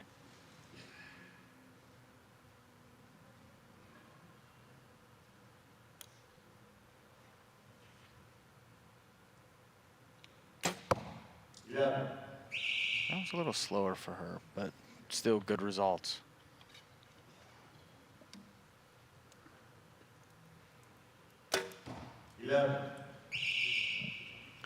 You can't tell from Lizelle's facial expressions, but you can just kind of tell when the shot's executed. Yeah. If she's confident that it's just going right there in the 11.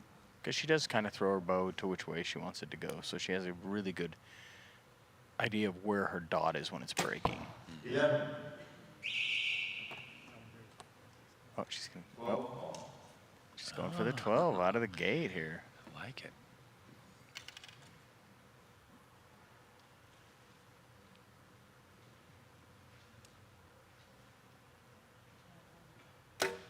Got it. Wow. Looks like she caught the bottom of it. Yeah. Quarter shaft, it looks like. Which is, you know, not a bad idea because it puts her, I mean, but it still ends up a few points shy, so. Yeah, but you might as well just do it for the crowd, right? Yep. And it's a plus confidence builder. you are looking for some arrow calls with Lico. Mhm. So if 2 of those arrows end up being 10s, we're all of a sudden tied up. Yeah. They look good, so, I mean. Yeah.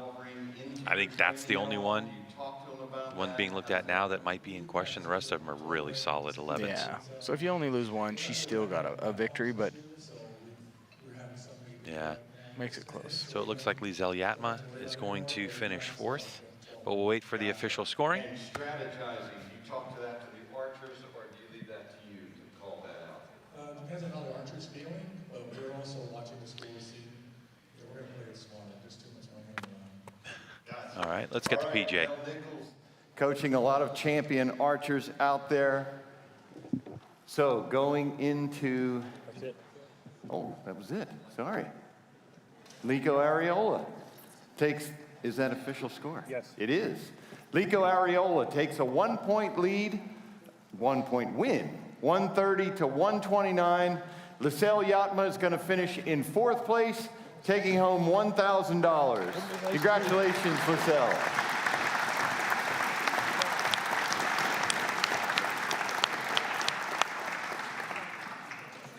Maybe I should start paying attention. All right, let's bring out our number 2 seed from Winchester, Kentucky, Tanya Gelantine. Vegas champ, classic winner. Tanya's no stranger to the big stage.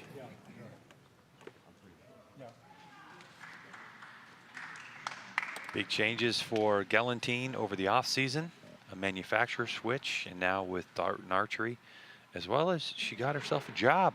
Yeah. Gas bowstrings? Yep. I heard she's head of international sales to help them out with that, where, you know, coming from where she's come from, it makes a intelligent decision. And I mean, let's talk a little bit about Tanya in qualification.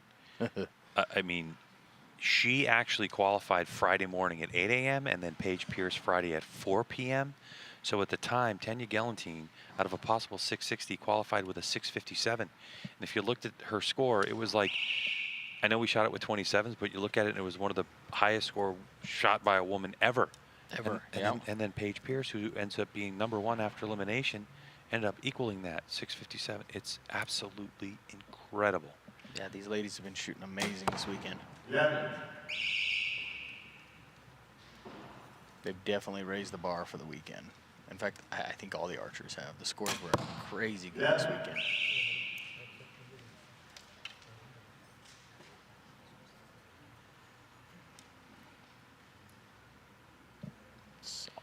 Lico Areola, of course, 3 world records to her Palmares, as well as those back-to-back Vegas championships. 11. She's come on the scene and really just proved a point that she's here to stay and be around. And because, you know, when somebody comes on and wins a tournament really quick, you're always like, oh, are they going to stick around?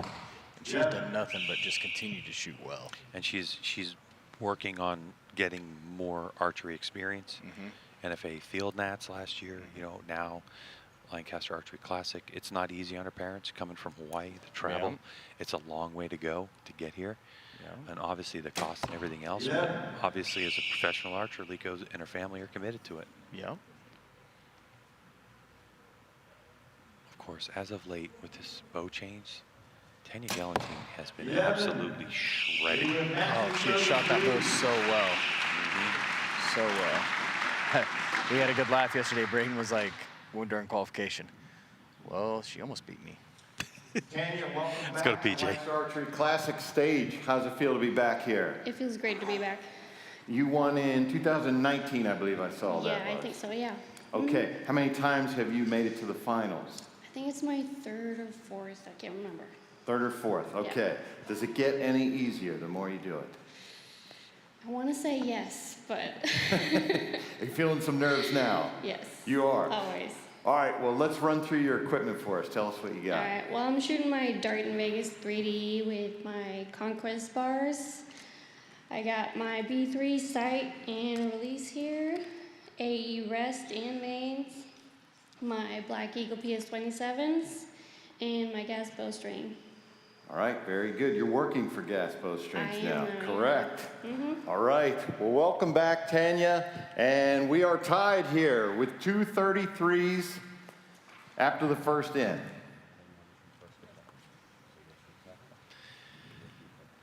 This match has the potential, without question, to go to a single arrow shoot-off after 2 scoring arrows. But we're only one end of 4 into it, tied up at 33 apiece. Yeah. And it's all as these two are shooting. One of them could just be like, hey, let's hit that 12 and roll it in. You could do that. I think while we were talking, that Mel Nichols, who's a coach for Lico Areola right now, kind of said, yeah, we're not doing that. We're just going to stay steady. There's a lot of money on the line, all that kind of stuff. But I did see Tanya kind of give a joke a little bit on the last end to Braden about like reaching out for it. So we'll see how that goes.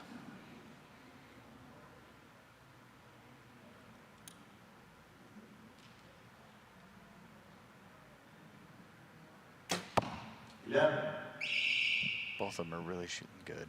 Solid arrows.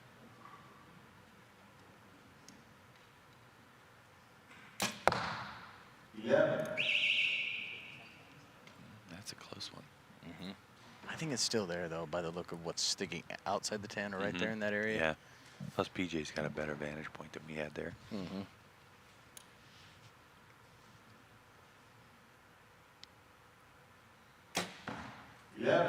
33.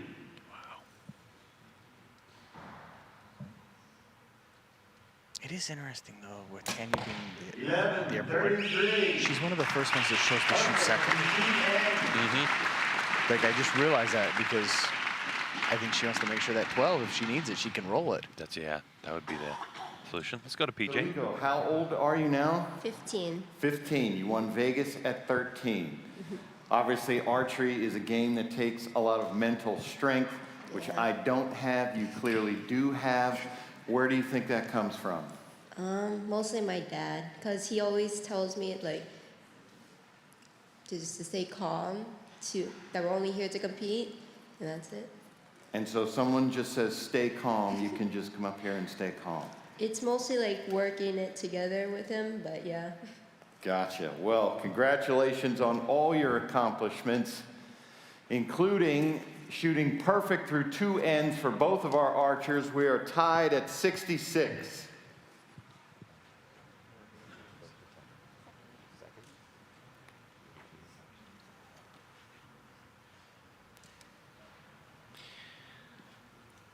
$33. Are we going to roll a perfect here? You know what? I was going to say it, Rio, and I just didn't want to. You didn't want to be the jinx.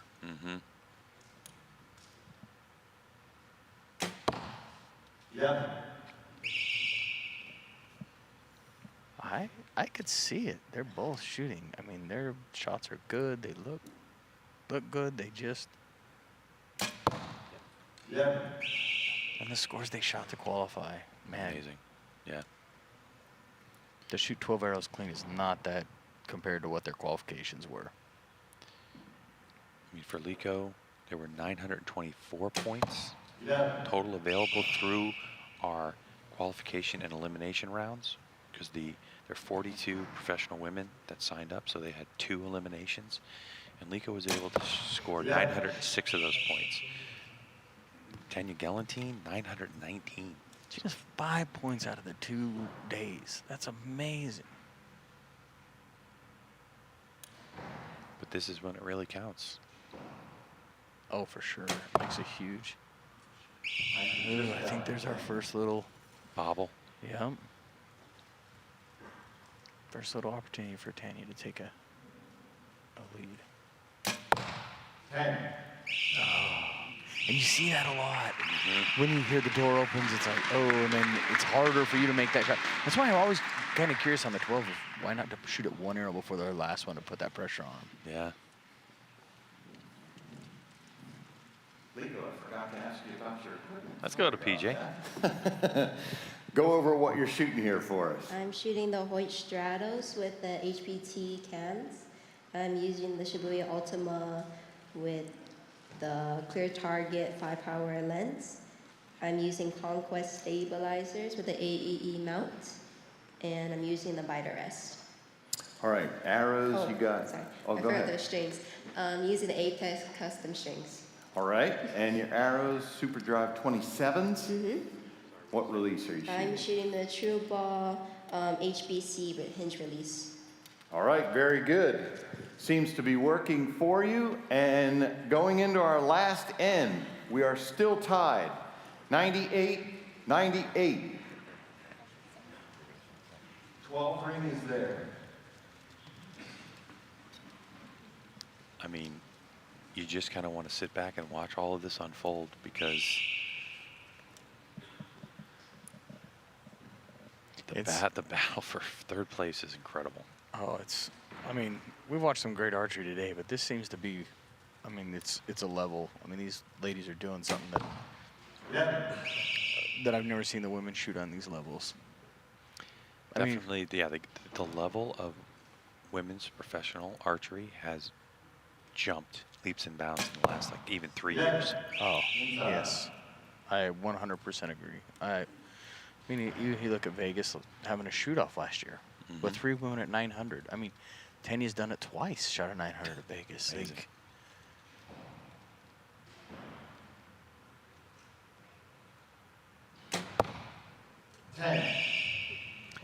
Yeah, she knew when that one went off. Now can Tanya follow it up and close the door a little bit more? Well, there comes the 12. Leiko's going clicks. Okay.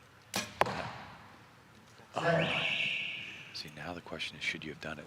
So what Leiko did was she grabbed a bunch of clicks. So she sighted in. So now she can probably aim right for the middle of the target and know that the 12 is going to hit. I don't know that that's how I would have worked it, but some people have said that's the way. Just high, 9. No. But see, I'm not sure I would have even gone for that because you were tied still. Yeah, that's... With Tanya missing that one, I'd have reached up and turned the 12 off, and because now Tanya's got to, I mean... I agree with you, 100%. 10. Ooh. Well, it's not as bad a deal because... Yeah, but it's over, Rio. Yeah. It's 129 to 128. Yeah. So you're right. Yeah. That was the decision. Mel should have told her, take it off. Yeah, that one was out. Let's do that, you know? Yep. But see, that's the advantage, though, of compound shooting with that sight, is that if you did sight it in earlier, you could just aim in the middle, but it's going to drop right down. But see, and the hard part with me in that situation is if you do that and you have to go back, are you sighted back in again? It's a hard pass in my opinion. Yep, I totally get it. Well, we wait for official score, but let's go to PJ. 129, 128, Tanya Galantine. Leiko Areola is going to finish in third place. She's going to take home $1,250 from us, $500 from Hoyt, $200 from Easton, $500 from Conquest. Great first showing from Leiko Areola, third place.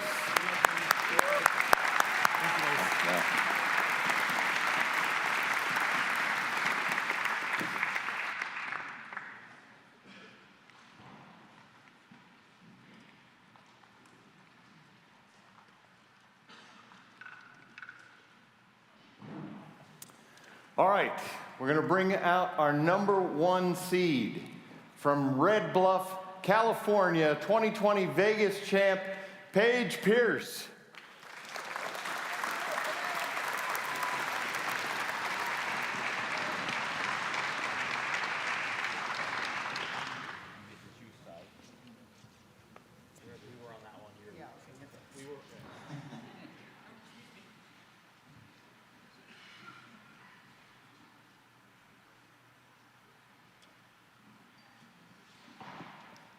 Well, this is a matchup we have seen many times before. And the two top to get to this point, 1 and 2. So it's really cool. I mean, between the two of them, they have missed a total of 9 points for the whole weekend. Well, Tanya missed a couple in that last match, but to get to this point, yeah. I mean, it's pretty crazy. Paige had the choice to shoot first or second. She chooses first. Get on it.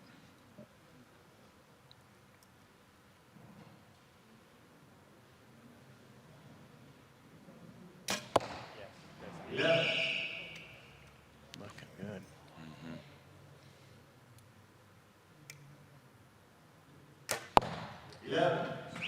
Paige's shots are really quick.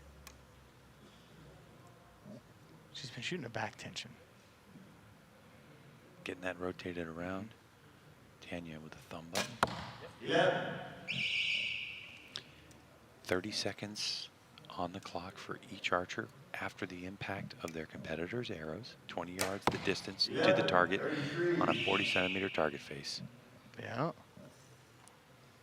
With big, fat, chunky 27 arrows. Yeah. As big as any tournament will allow. 33. I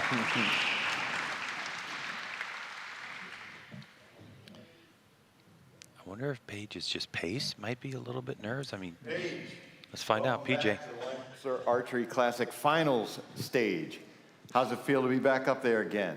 It feels good. I've been waiting another year to do this again, so I'm glad to be back.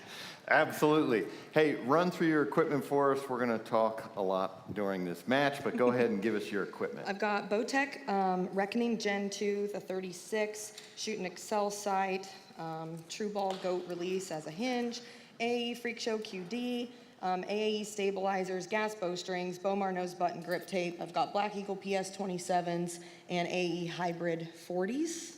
Specialty peep. What am I missing? Shrewd housing. Gotcha. Yeah. All right. Vision. What did I miss? Oh, ETAC light. Yeah, I think that's probably yes. good. We're seeing a lot of those today.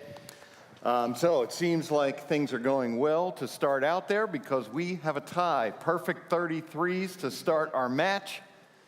1 end down, 3 to go. What are you looking at me like that for, Rio? For fun. Yeah, That's impressive. I mean, it's so incredible. I mean, the level of these two archers, and you know, when it comes to Paige and Bowtech, you know, her and Tim Gillingham have been the premier shooters for that manufacturer, and they have had a lot of say-so into the development of this Gen 2 bow. And you know, from what Paige told me, Bowtech listened to pretty much everything they had to say and gave them everything they wanted. That's good. Yeah. Usually builds for something you can shoot very well.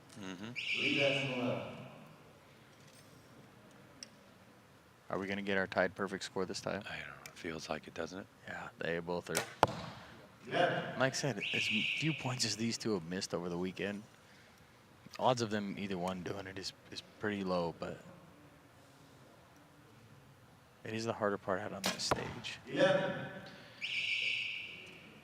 I had not seen Paige shoot yet this weekend, and it's the first time I've seen her shoot the 36. Interesting stabilizer setup for her. Last year with the 35 bow she had, it was like low pointing up, like the sidebars. Now it seems to be a little bit more flat for her.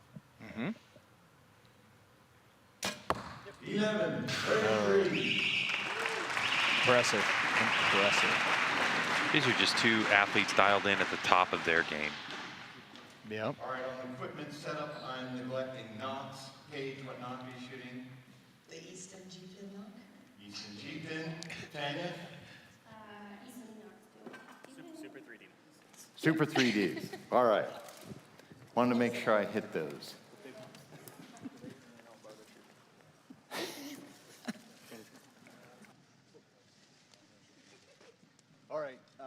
All right, at the halfway mark, of course, nobody has missed anything, so we are tied at 66.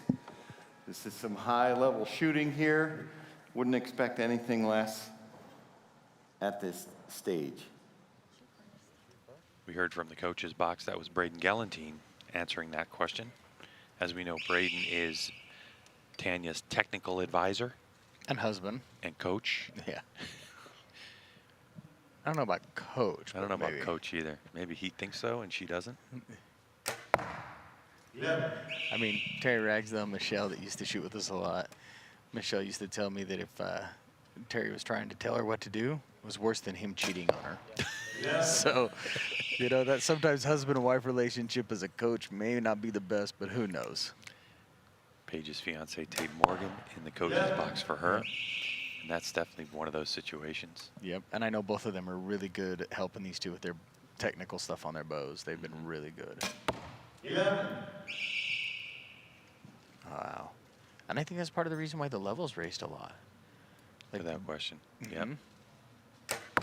11. Like what's incredible though is Paige is so good with that stuff. Mhm. You know, I've seen so many amateur shooters come up to Paige and ask her technical questions, and she knows it all. And then Tate and his knowledge, of course, his dad Rob owns an archery shop. Tate's work. You pile those two things together, and now you. No, not what we were expecting. Not at all. You know, both of them can make a bow hum for sure. Yep. All right, so again, this is the thing, though, about the Lancaster Archery Classic. You know, you shoot it out of the 10 ring, and it's a 2-point swing just like that. Yep. Not a 1-point like you'd see in your traditional Vegas shoot. No, it makes a huge difference. Tanya, tell us about the switch. Let's go to Dart PJ. and archery for you this year. Randy Kitts has come in there, bought the company. Just tell us how these bows are working for you and this gentleman behind me. Well, so far they've been really, really awesome. We spent a lot of time figuring out the bows, a lot of hours on the range, but they're really awesome and they fit my shooting style so well. So yeah, I'm excited. They seem to be working pretty well. You and Braden both shooting them. Heading into our last end, Paige Pierce still clean at 99. Tanya Gelantine, 97. 12 button is there. Well, Braden's not going to be afraid to tell Tanya. No, now's the time. Yeah, Braden's not afraid of things like that. I can see it totally. And do you want it early? Do you want it early to put the pressure on? I don't know. I think maybe the second arrow. Yeah. That's kind of where my feeling is, because you can kind of let it settle in there and then. Especially, you know Paige, you've shot with Paige, and she's absolutely stroking it right now, so it's like. Yeah.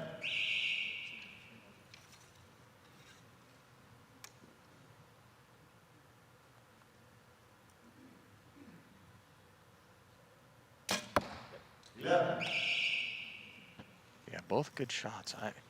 I think that's a hard play. I mean, getting this figured out and later, maybe after more years, we understand it. But the 12 is just going to be an interesting one when people pull the trigger. 10. Okay. Oh. That's why. There you go. All right, so she calls the 12. And if she can shoot this, then it's, yeah. It's a whole different ball game, because they could be tied, in all honesty, with Paige's 10. Oh, now see, now it opens it up big, and Paige can relax and finish this out strong. So the 12 can be either your best friend or your really worst friend. 10. I mean, there's not even enough points on the board. No. But again, now you look back, if you'd have shot 2 11s, it could have been the difference. But that'll do it. Yeah, we'll never know. We will never know.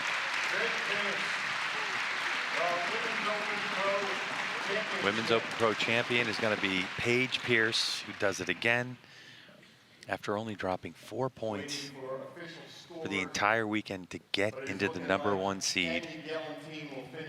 Incredible shooting, only dropping a couple points at the end. 33, 33, 33, and a 31. She got the job done, and unofficially a 130 to 124 victory for Paige Pierce. As we wait for that official score.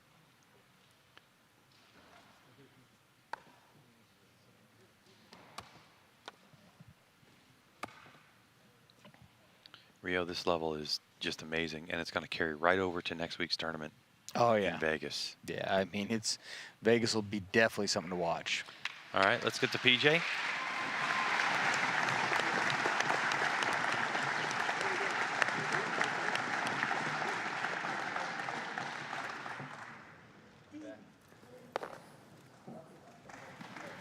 We'll get our second place payout in a second, but first place, our champion, Paige Pierce, $4,000 from us, $5,000 from Bowtech, $1,000 from Black Eagle, $1,000 from True Ball. Paige Pierce, your Women's Open Pro champion.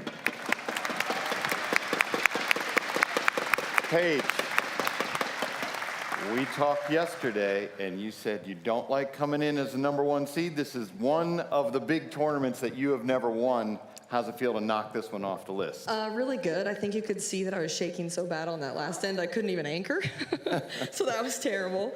But this was my 3rd year in a row coming in as #1 seed, and I lost the last 2. So I was like, maybe 3rd time's a charm. So I'm glad it finally worked out. It looks like 3rd time is the charm. You get to add this to your already impressive resume. Congratulations, 2023 Women's Open Pro champ. Thank you.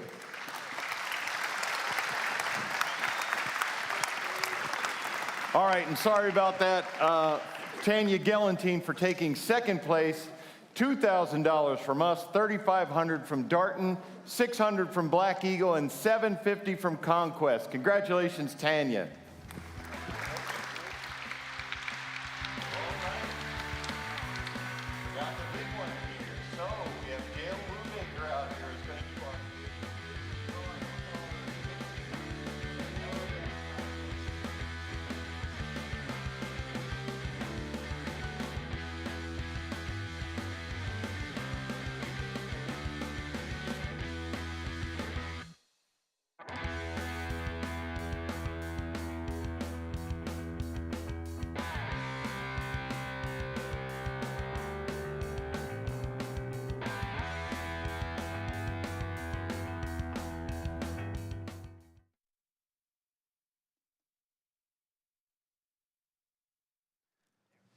Sorry, PJ's getting a little angry, I guess.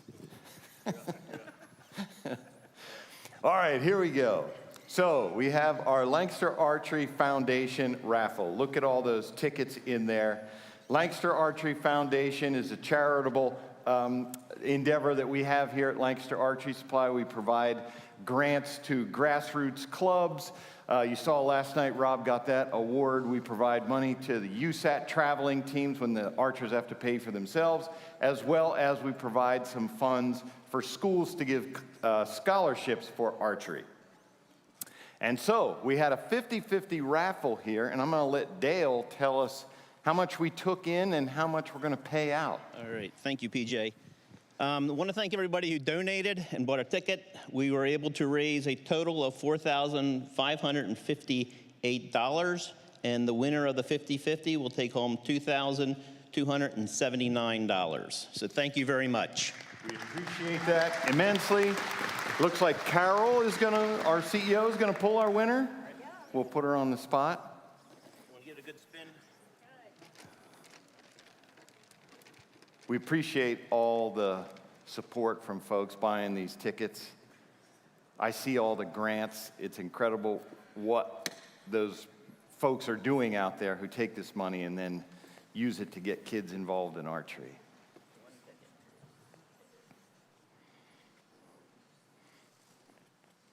Oh, there you go. All right, I'll read it. Okay, it looks like Sabrina Harrigan is our winner.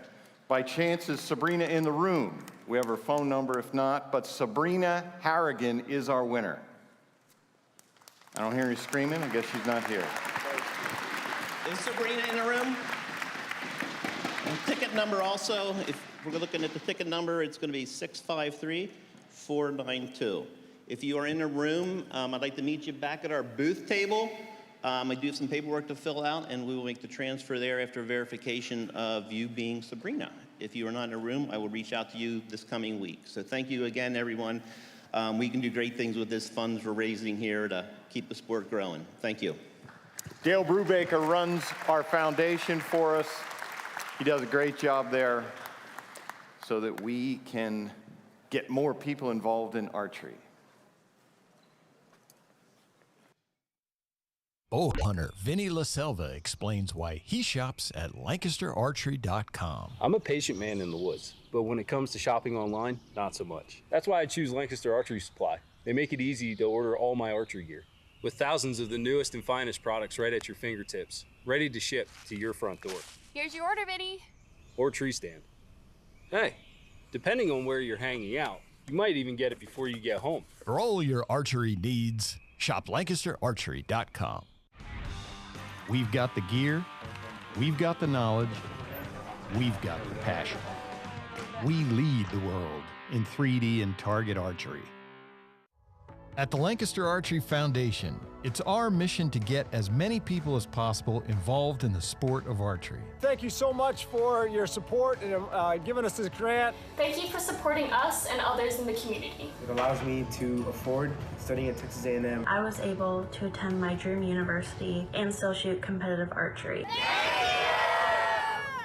You can help us in our mission by donating today at LancasterArcheryFoundation.org.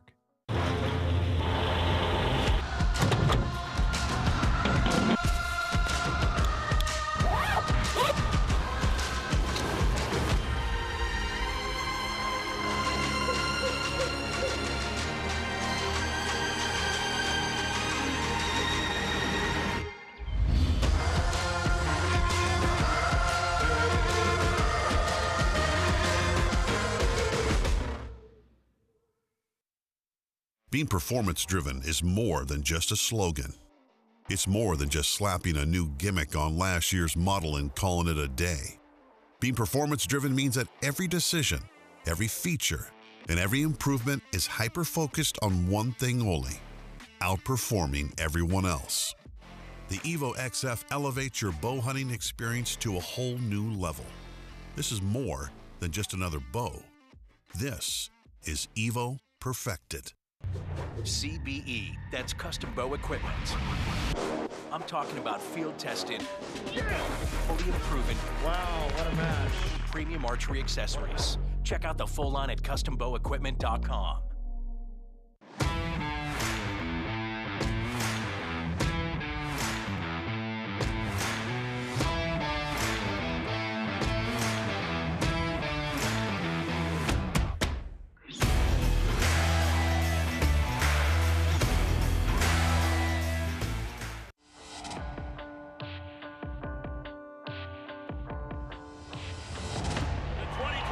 Vegas champion, out of Washington, 15-year-old Bodie Turner.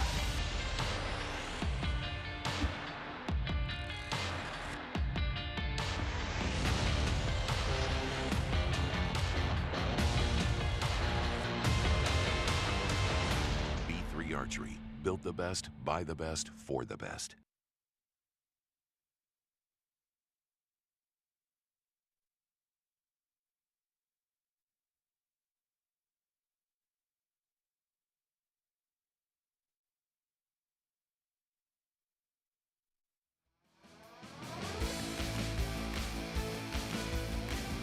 It's time for the 2023 Lancaster Archery Classic Shoot-Up Finals for the Open Pro category here from Spooky Nook Sports Complex in Manheim, Pennsylvania at the largest indoor archery tournament on the East Coast. Hello everybody and welcome to the broadcast booth. I'm Greg White sitting alongside Rio Wild, a legend in the sport. Some would even call him the GOAT. Now Rio, it has been a spectacular weekend of archery here in Pennsylvania, and we are down to it, the final 8, to decide who's going to be the champion in Open Pro. Yeah, it's a crazy weekend. I mean, some of the greatest scores ever shot. I mean, for a quantity. I mean, even Steve Anderson and I were talking a little bit ago, and he's like, it's a good weekend I wasn't there. If you're 4 down and you're in 7th, 8th place, like, come on. He said, it's a good weekend not to be there because everybody's just killing it. Well, Rio, I want to talk something with you quickly because I know that a lot of people don't know this, but this is your final tournament in the United States as a pro. For this year, yeah. I'm got some stuff going on. I can't really say, but it's going to be interesting. It'll be the first time I miss Vegas in 30 years, and so it'll be just a different year. I'm going to be doing some other stuff. It should be cool for archery and just some things I'm working on.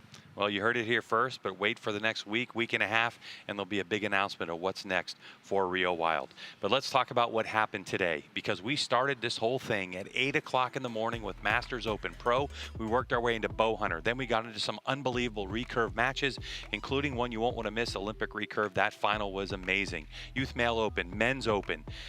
The 6 seed to the 1, maybe. Check that one out. Women's Open Pro was great, and now we're down to the final 8.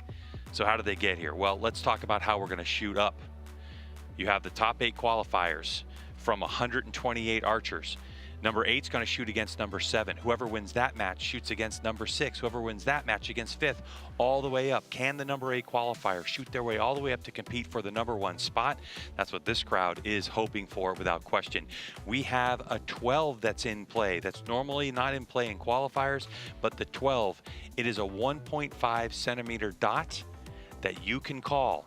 So in this finals, if you're down by a point or two, you can call for that 12 ring and make it very interesting. So that's what we have going on. Now it's time for the third member of our broadcast team, PJ Riley, to welcome on a couple shooters to the field of play and get this Open Pro shoot up going. All right, let's get ready for our Open Pro finals match. This is our biggest match of the weekend in terms of payout.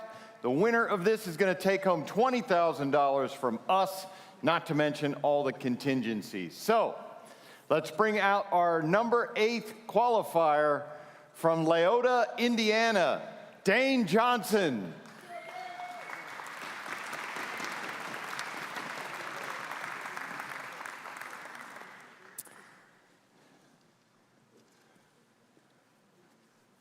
And now pay attention to this, because this emphasizes how important every arrow is at the Lancaster Archery Classic. Our number 7 seed is one of our 2 perfect 660 qualifiers, Zach Plonsky. What's that? So what PJ was talking about there, Rio, is here you have perfect 660 score. You had 60 arrows with 11 ring in play, but you also had 3 rounds of eliminations, and your points are cumulative during the entire match, something that I absolutely love here at the Lancaster Archery Classic. Well, you have Dane Johnson, who's been shooting 17 years but still young, and he is an absolute fan favorite, one of my favorite people.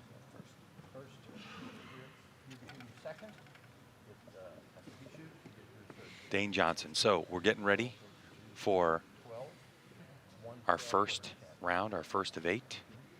Dane Johnson versus Zach Plonsky. And it should be a good match. Like I said, he shot at 660. You know, they can shoot. I mean, even Dane is only down 11 points for the whole weekend. I mean, it's just, it's crazy the shooting that's gone on this weekend.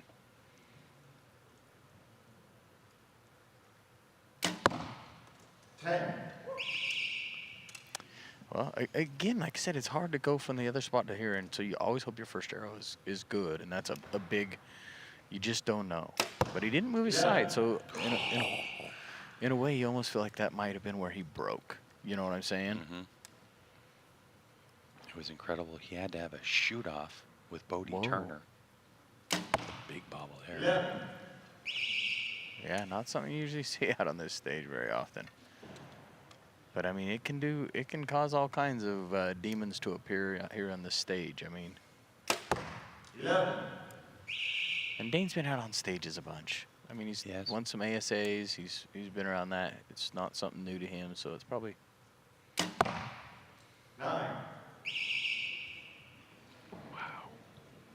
Yeah. I mean, this is just really unusual for Plonsky, and I just think really it has to do with being out here on the stage. 100%. 100%.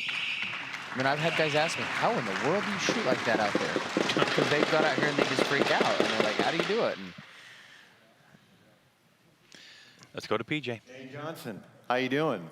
Wonderful. I'm used to seeing you out on the 3D range, but here you are at the indoor stage. Well, I about tripped up here because I'm not used to a step up. I'm not used to this indoor game yet. So. Gotcha. How's it feel to be up there? It feels great. I'm happy to be here. First time for me. Like I said, I'm just happy to be here. First time shooting a classic or first time on the stage? First time up on stage. Gotcha. Run through your equipment for us, Dane. So I'm shooting a TRX 38 from Matthews, Generation 2, Excel sight, ultra view scope, Hamsky peep, Hamsky rest, bee stinger stabilizers, gold tip arrows, stack beams, and true ball HPC. What knock are you shooting? The Acculite. Acculite. All right. Well, it looks like you're feeling pretty comfortable up there. Starting out with a perfect 33. Zach Plonsky 30. Dane has a 3-point lead. And in attendance with Dane is his girlfriend Reagan. Looks like she's in his coaching box. He got started in archery because of his dad, and you know, Dane Johnson's goal is to leave archery better than when he got here, and that's what keeps him motivated in this sport. And he's such a good dude to be around. Yeah, he is a good guy. I do enjoy being around. 11. See if Zach can kind of get it back under control. It's 11.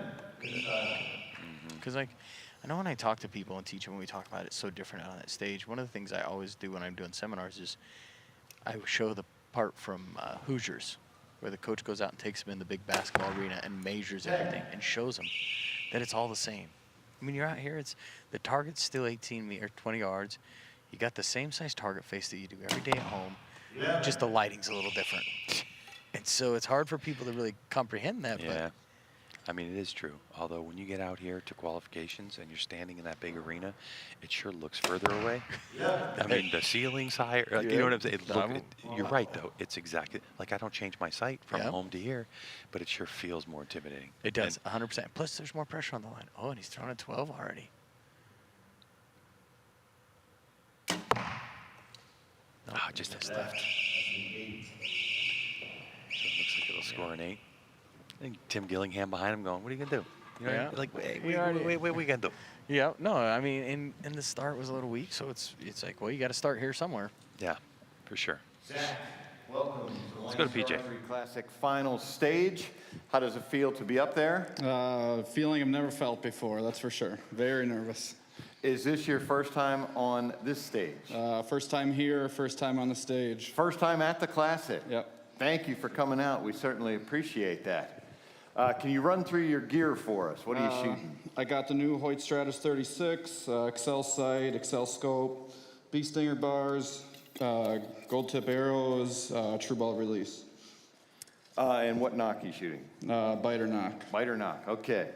Well, Zach, no matter how things turn out, you are already in the history books as shooting one of our 5 perfect rounds. 5 perfect rounds ever at the Lancaster Archery Classic. He shot a 660 this weekend and then won a shoot-off to earn the #1 seed after qualifications.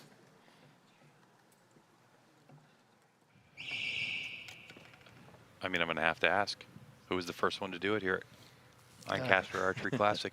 That'd be me. I did that in 09, a week or two ago. Wow. And it was 14 years ago already, huh? And it was at the shop, up in the little shooting area, because it was so small back then. We shot in the building next to the shop and upstairs. They didn't even have the shooting center downstairs. We were still scoring. We were scoring 11s back then. Yeah, right? yeah. Yeah, the first couple of years we did it a little different. They did a half NFA face and half the other one, and then they changed it to this round, and it's stuck. And it's been a really good. It adds a different element. Uh-huh. You know, the reality is there's a lot of people out there that are good 10 shooters, but to shoot an X consistently, that's next level. Yes, agreed. And I'll be honest with you, I will give Lancaster props. They have always tried to stay, evolving the sport. That's why, like, the 12s here have been a big thing. It's just a thing that they've really tried to keep the event good. Nice. He called that 12. He got that 12. That's all he needs to do. He just forgot to turn it off after the last one, as PJ mentioned. Yeah, so when he shot it, I thought, oh, the light's not on. The light isn't the official deal. You've got to make sure the judge knows you've called it. Obviously, you hit the light, it works. But it's happened in another match as well. Good. That is the strongest, most solid 12 we've seen all weekend long. Yeah, for sure. Now Dane back there talking to his coach. What do you think? You think I should go for the 12 next time? She's like, I don't know. I don't know. Well, if she's like my wife, the first tournament I ever took my wife to was the World Cup Finals.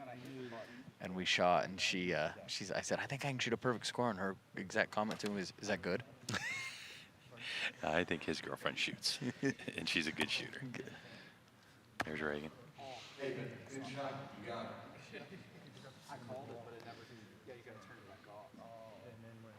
A good 1-2-3 shot at Blonsky's target.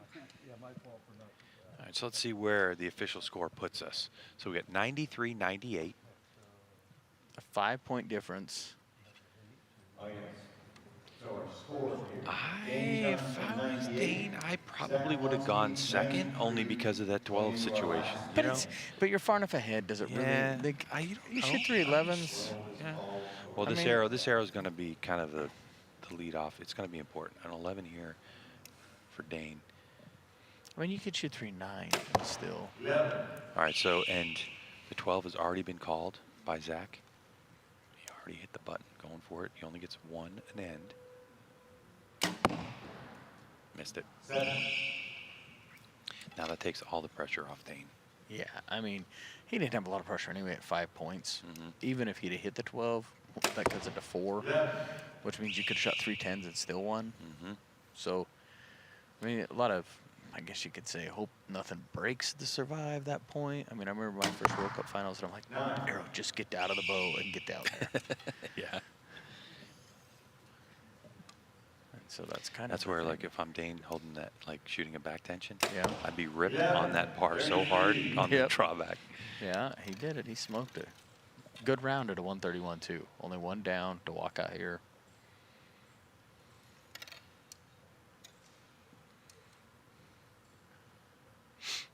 The first time here and the first time doing this, it's like gotta be nervous beyond. Oh yeah, I mean, and that's what happened to Zach. Yeah. You know, I mean, the guy shot a perfect 660, and he deserves to be here. And now he's got a lot of experience, and he'll be back so strong. He decides to come back next year. Yeah. So Dane Johnson will advance. I don't think we need official score on that one. Dane Johnson will advance. So 8th place goes to Plonsky. $750 to Zach. Great job. All right, let's get to PJ. Do that.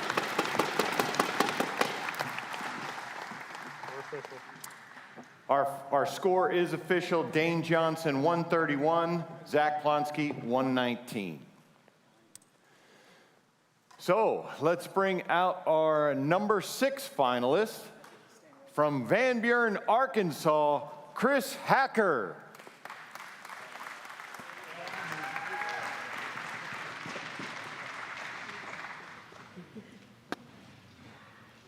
Chris Hacker, of course, well known on the 3D scene. IBO national champion, ASA shooter of the year, finalist. I mean, he has done so much in his archery career. And, you know, he's just an accomplished indoor shooter as well. It always seems like Hacker, as of late, has been in the mix. Yeah. Been shooting for 20 years. Started archery bow hunting with his dad. Yeah, and he started off really good in the eliminations. I was on his target, and he shot a clean round to Tech past year's champion, Nick Cappers. Had to go to a shoot-off and everything. It was really impressive. 11.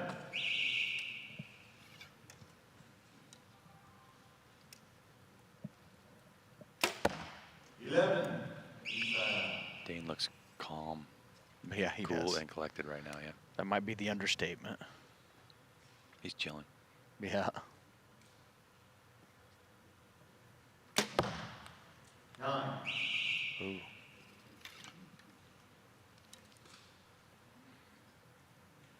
The nurse must be pretty good out there today, because Dane seems not to see him, but everybody else seems to be feeling him.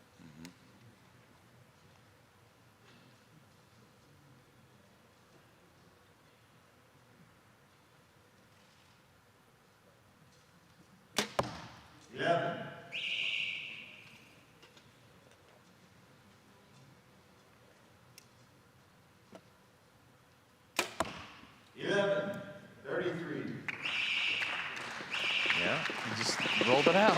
Yeah, he sure did. I'm sure PJ's going to talk to Chris Hacker. Chris Hacker. Good to see you up here on an indoor stage. How's it feel? It's good. Good. Glad to be back up here. So, yes, we're used to seeing you on the 3D stage, of course, finals, you know, in the Open Pro category at the ASA. Does this feel any different than that? This is more pressure packed. More pressure packed. A little more out of my element in here. All right, run through your gear for us, Chris. Hoyt Stratos 36, gas bowstrings, B3 exact sight, bowfinger scope, Hamskea Trinity, that's new for me this year, B-Stinger bars, running last chance tungsten weights, and then X-Focus 365 lens. Arrows. Super Drive 27? Yep, Super Drive 27. What knock you got and in boning there? vanes with a biter 19.2 knot. Biter knocks. All right. Well, Chris, it is awesome seeing you up here achieving at the indoor game. After our first end, we have Dane Johnson with a 2-point lead, 33-31.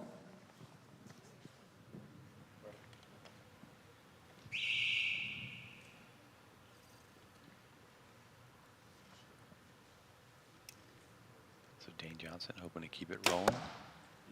And the shot looks good and a good pace. Yeah. And for like most people to understand, like that just means you feel comfortable. The dot's sitting there really well. Just easy to shoot.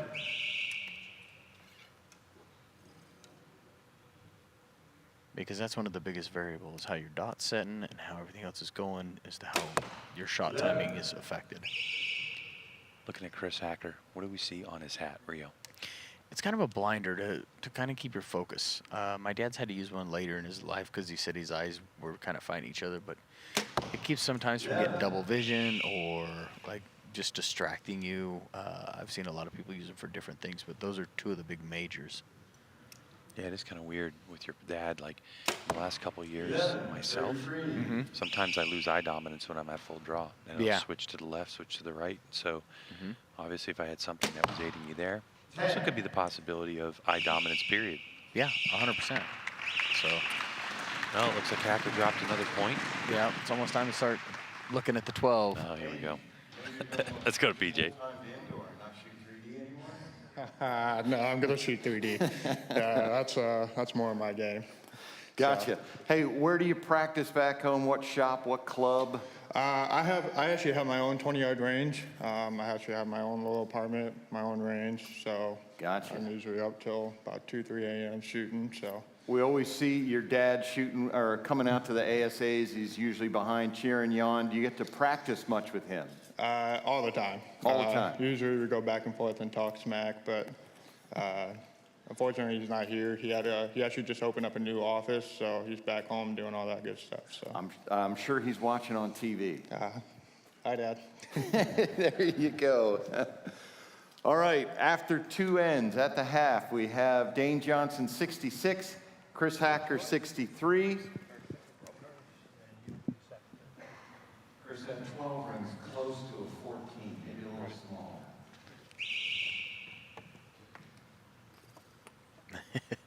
Must have talked him into it. Yeah, no kidding. What we're talking about is the 12 ring has been, or the 12 has been called already for Chris Hacker. So he'll be going for that 1.5 centimeter dot. He didn't love it. And again, it's that risk reward, and it's not really rewarding a lot of people today. It's definitely not. Yeah. I mean, we hear other sports talk about analytics. It'll be interesting after a couple years to see what the odds are of hitting it versus not. Like, what risk do you take? Is it like the fourth down in the NFL and you're really going to go for it? Yeah, because eventually there's going to be, like, everybody will know each scenario. Yes. Right? Yeah.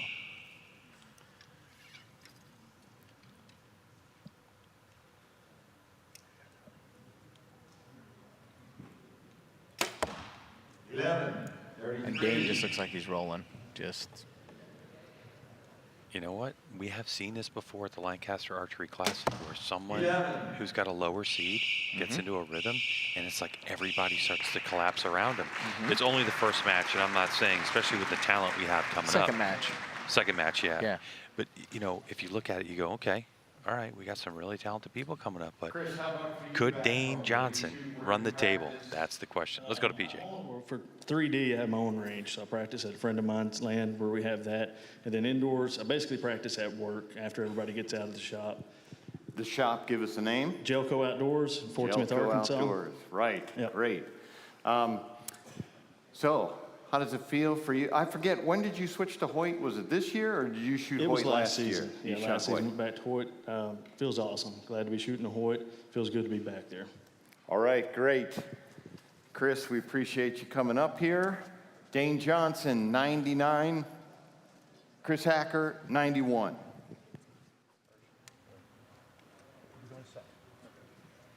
Dane Johnson will shoot first in this final end with a comfortable 8-point lead.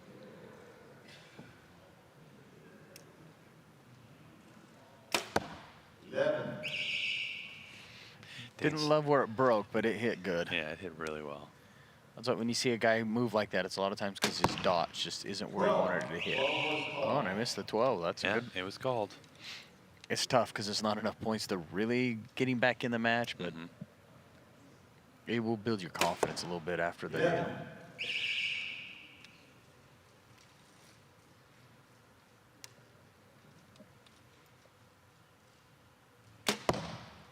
10. Dane could shoot a perfect score here. And only be one down, I think, for his 2 matches to start. Wow. 11. Got it. 33.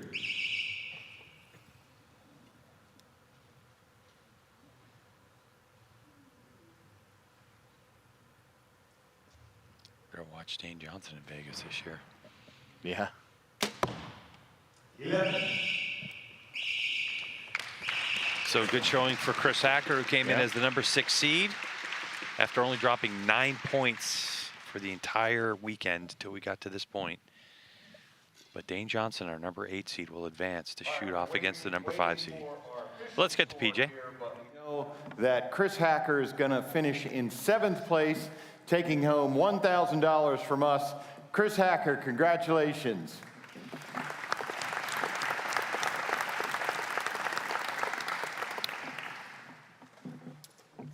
And our score is official, 132-124.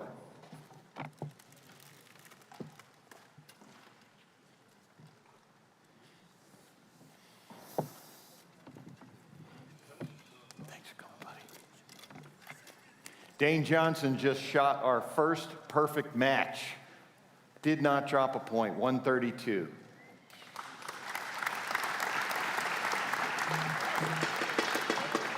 All right, let's bring out our number 5 seed from Schenectady, New York, Jacob Slusars.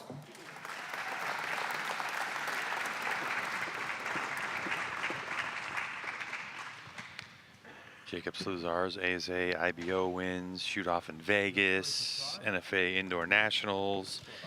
I mean, this kid has got a lot going on for him.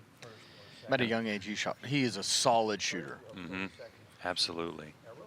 His mom's here with him today, but he got into archery because he was bow hunting with his dad. And what keeps him motivated in our sport is he just loves to do it. And why not, man?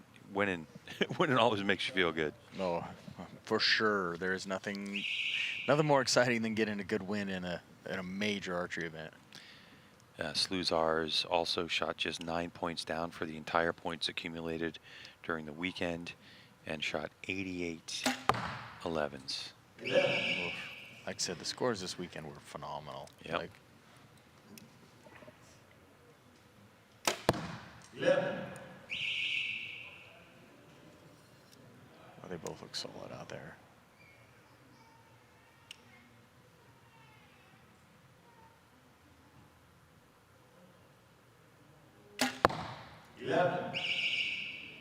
Amazing. These guys have shot so good all weekend. I know. And both of them just look really smooth and solid out there, and it just seems to be rolling pretty amazing.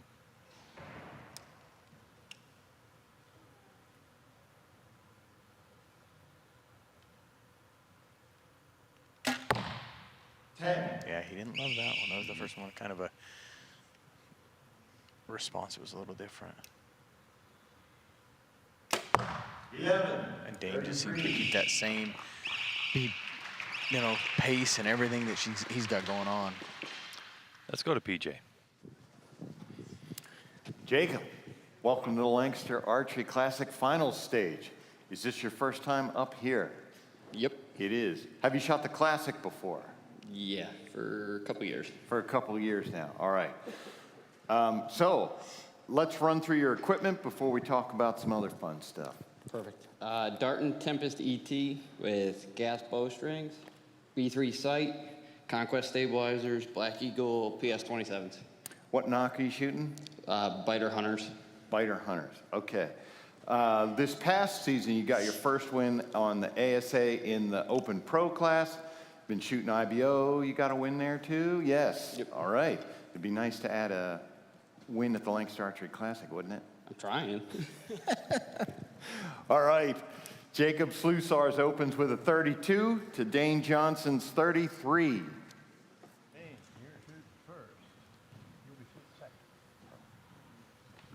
So far in 27 arrows shot by Dane Johnson, he's only dropped one single point, Rio. Yeah, he's come out of the gate firing, that's for sure, and he looks comfortable.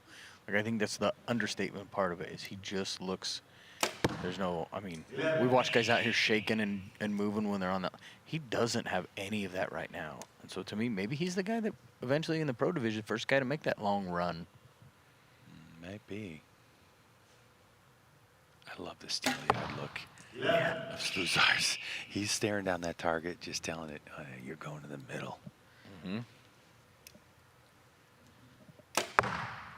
Oop, there's a bobble. So first miscue and a lot of arrows for Dane Johnson. Mm-hmm.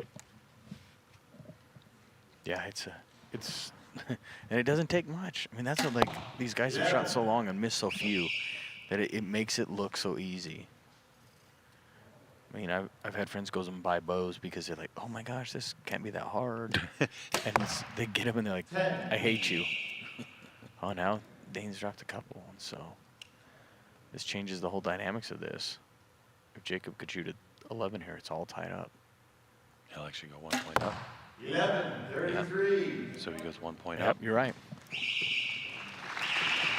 And that's how much that little 11 can matter. You can go from, like, and he just missed them by a hair from behind to up in a heartbeat.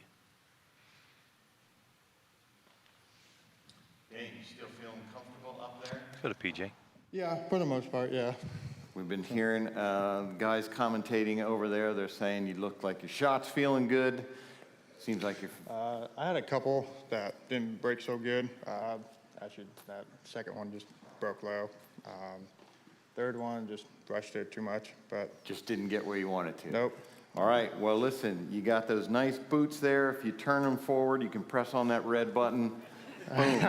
Extra point right there. I told myself that I was going to shoot out every 12, but that ain't going to happen. You can still do that. There's plenty left. You got 2 more chances in this match, which we have flipped now Jacob Slusar's 1 point lead, 65-64. Gonna take every one of them. Yeah. That's the old, I have a plan going in, but wait a second, I'm the number 8 seed. Yeah. See, that's like a 3D strategy. Yeah. If I'm 5th place going into the ASA final, I'm just going to gun after all the 4 teams. Right? Yeah. But when the reality hit, when Dane was like, wait a second, I'm leading? Yeah. Ain't no 14s or no 12s Yeah. getting called. No reason to risk it when you're on top. Mm-hmm. Oh, it's been 3 in a row he shot 10s on, and he had ran a long streak. And that was also a quick shot. Here he goes. He Yeah. Slusar's with 11, and Dane is called to 12. Which I like that because it'll put pressure on Jacob for his last arrow if he can shoot that 12. He's got to settle down, take his time. Got it. Yeah. And he's one of our few athletes who actually hit the button to turn it off. Yeah, look at that. Great job, Dane. Way to set an example. 11, 33. That 12's got to give Dane back his confidence, I would think. I would think so.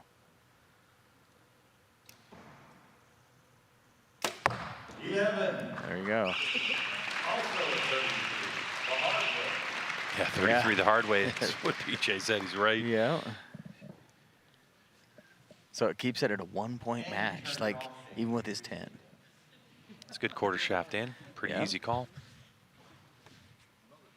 By the way, if you are thinking about coming to the Lancaster Archery Classic for next year, and you're thinking, how can I get these targets to prepare myself for them, which is something you should do. You can just go to Lancaster Archery Supply, order them up, have them shipped, and then you can, use that to practice. Yeah, for sure. I do have some at home. I won't lie. I did when I was here doing a seminar. I grabbed a bunch. Yeah, not me, because I didn't think I was going to. I was actually practicing on vertical faces because I forgot that we switched back to Vegas style face last year. So just watching some videos last year would have solved that problem. Final end, Jacob Sluzars, who was our number 5th seed, against Dane Johnson, our number 8 seed. This will be for 6th place. And to decide which shooter is going to advance to shoot with our number 4 seed.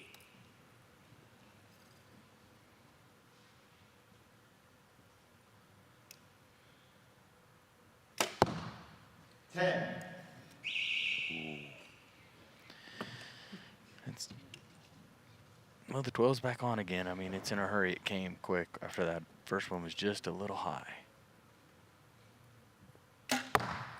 11. Jacob's taking advantage of it. Yeah, that was a longer hold. It's still solid. Mm-hmm.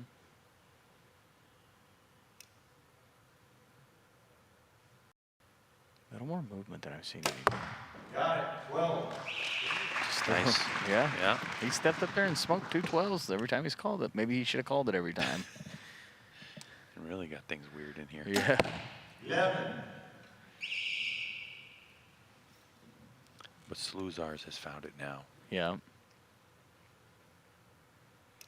And he's talking with his coach. He's telling you if he needs it or not for this last arrow. 11. And his coach told him you're up 1, so don't mess with that. Mm-hmm.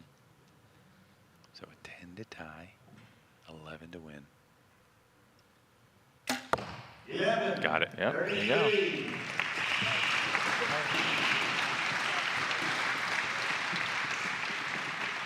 Well, even though Dane Johnson will Yeah. exit, he will still be the first shooter of the weekend to score a perfect 132. Yeah. Let's get to PJ. $1,250. Dane Johnson, 6th place finisher, Open Pro class.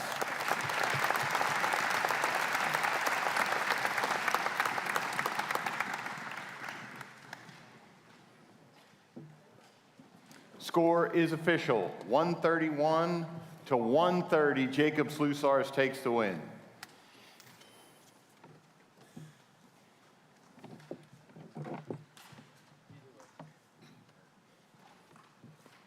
Nice job, buddy.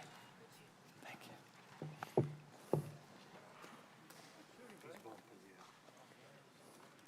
All right, let's bring out our number 4 seed. From Chipley, Florida, the 2019 Classic champion in this division, Jacob Marlowe.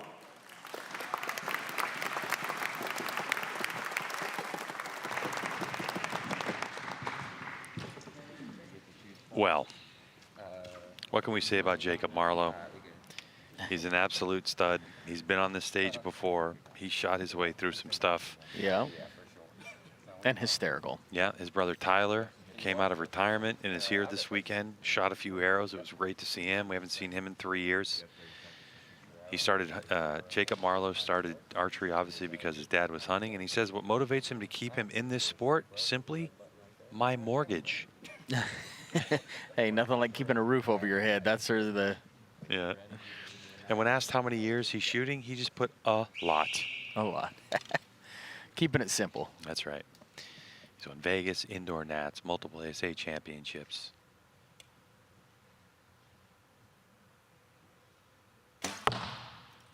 Oh, and stuffs the first one. So it makes it, like I said, it takes a little bit of... Yep. But if there is a streaky archer, someone who can get on a streak, Oh, yeah. it is definitely Marlowe. Oh, 100%. And he can shoot some arrows. I mean, just like I said, besides that he's only down 7 points for the whole weekend. Incredible. 10. Oh, wow. Ooh. So the battle of the Jacobs. Sluzars has an opportunity here to go up 1. 11.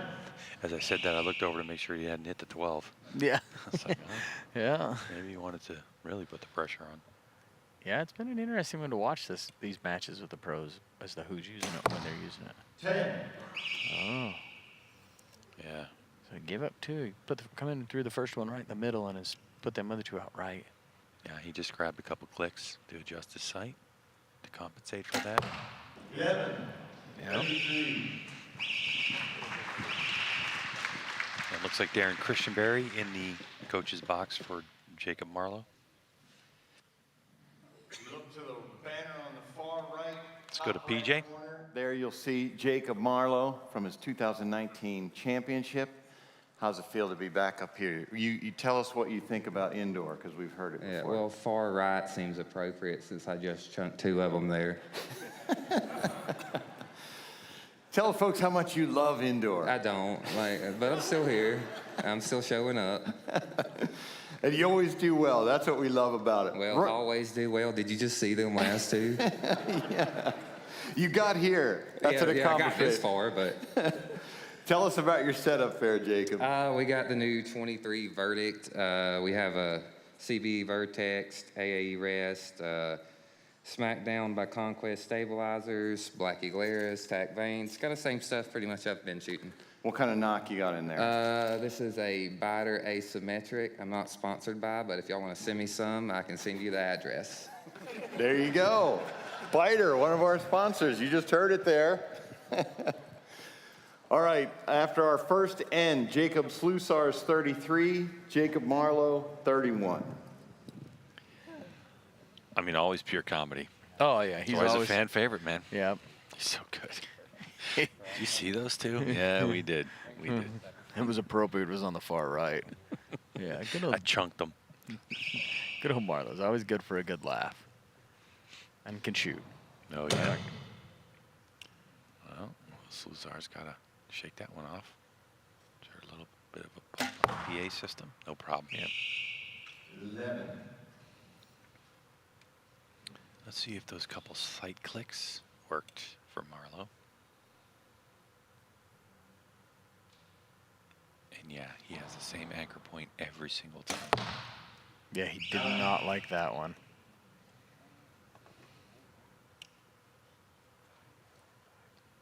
Something's going on he doesn't love. Yeah.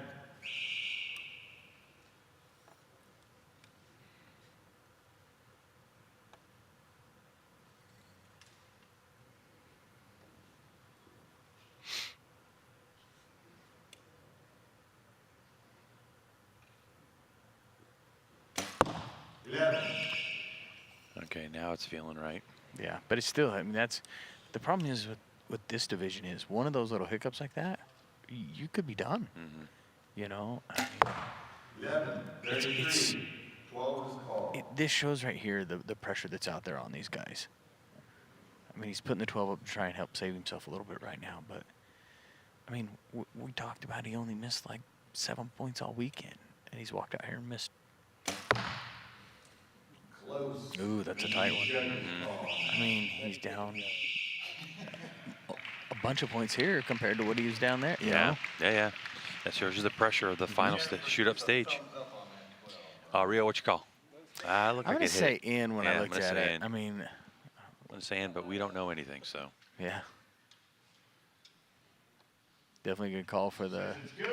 Yeah, there you go.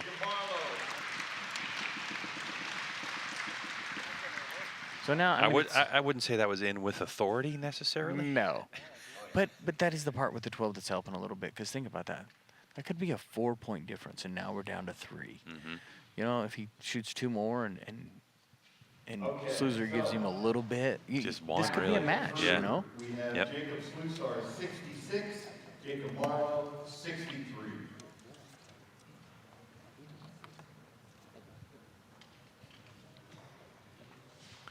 So Dane Johnson set the example of turning his 12 on and off, and it didn't work. Yeah. Put the lights off for Marlowe. So it looks like Sluzars will set us off.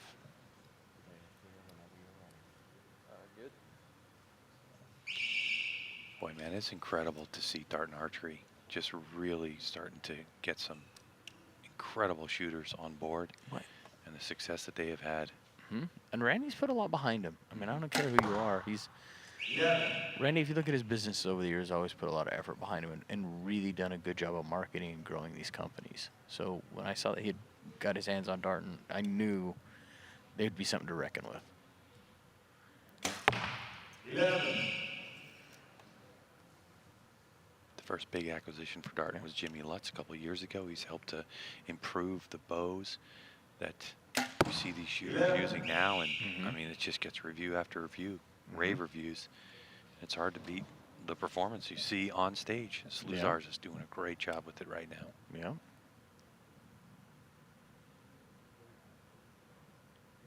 New innovations on the cam side coming out from Elite.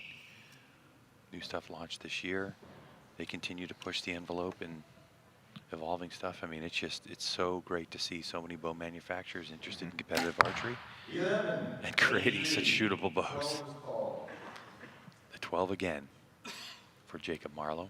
Yeah, I mean, he needs it, just like we talked about. If he can shoot this one here and one more in the next one, I mean, it would be a 1-point match.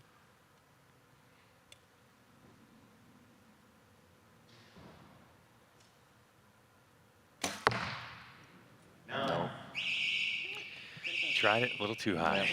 But it's in that avenue. You need the help, so it's not that. And you know what?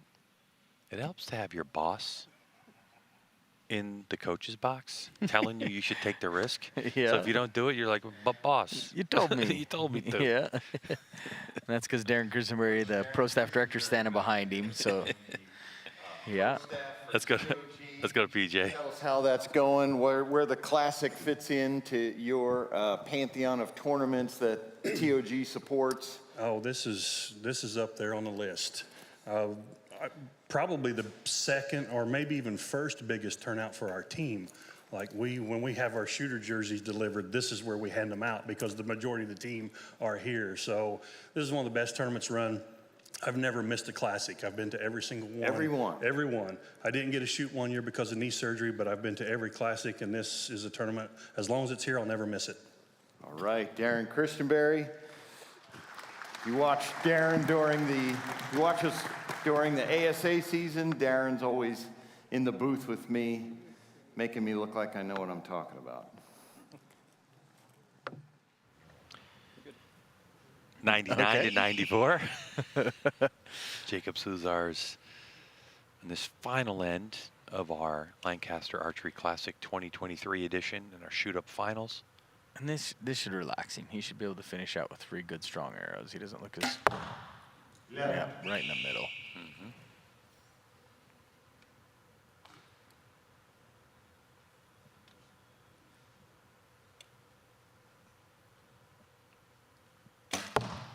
Yeah. Yeah, this is the tough part when there's this kind of gap. It's like, well, you really can't catch him. You really can't, without any craziness. But you still got to stay in there because there's times something happens. I mean, yeah. I mean, we've seen it happen. We've seen it happen on this stage. Yes. We've seen a pro shooter completely miss the target. Yes, 100%. And as a pro, it's so hard to keep yourself into this because you just don't know.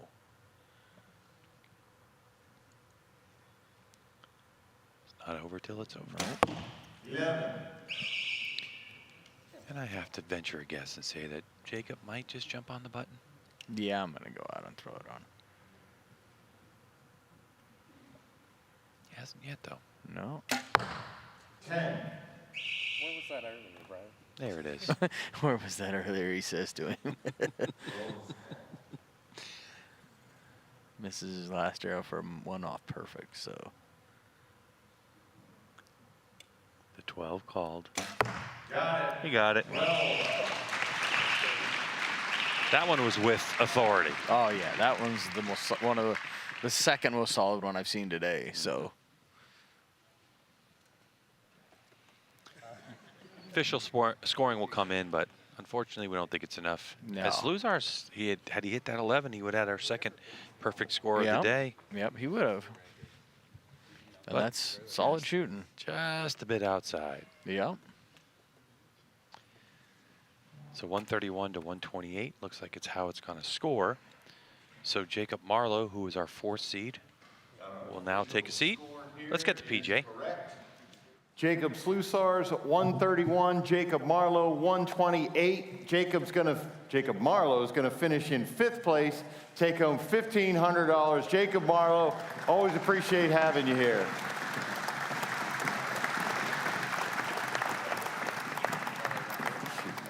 Appreciate you. Damn it. All right, let's bring out our number 3 seed. From Maine, shooting 28 years as a pro, Dave Cousins.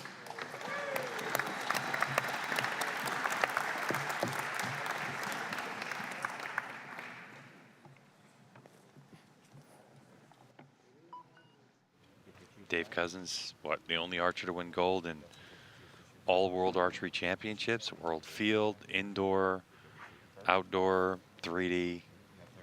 What are you shaking your head for? The guy has shot an incredible career, and he's still right there on top. Oh, he shoots. Dave and I have competed for a lot of years. Dave's a heck of a shot. There is no doubt in my mind. And he can win at any point. And he is still, I mean, as good as the scores were, he's right there with everybody. So total for the weekend, that includes qualification and elimination rounds, Dave Cousins has dropped only 4 points up until now. Yeah.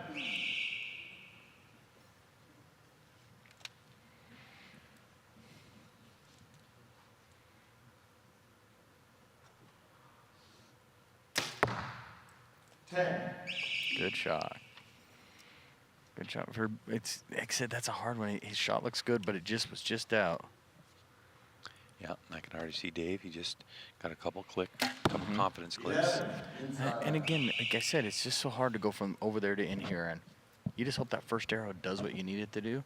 But I can tell you, Dave has got no fear. He'll swing on that 12 and have no problem going for it to try and keep in the match. Whoa. Yep, and that's it. Rio, it's almost like, does he have an earpiece in him? Yeah. Dave already's gone for the 12. He's already on it. 11:33. Of course, Sluzars, he won't see that because of his positioning. Yeah. He's got his back to Dave, but Dave already shaking his head. Yeah.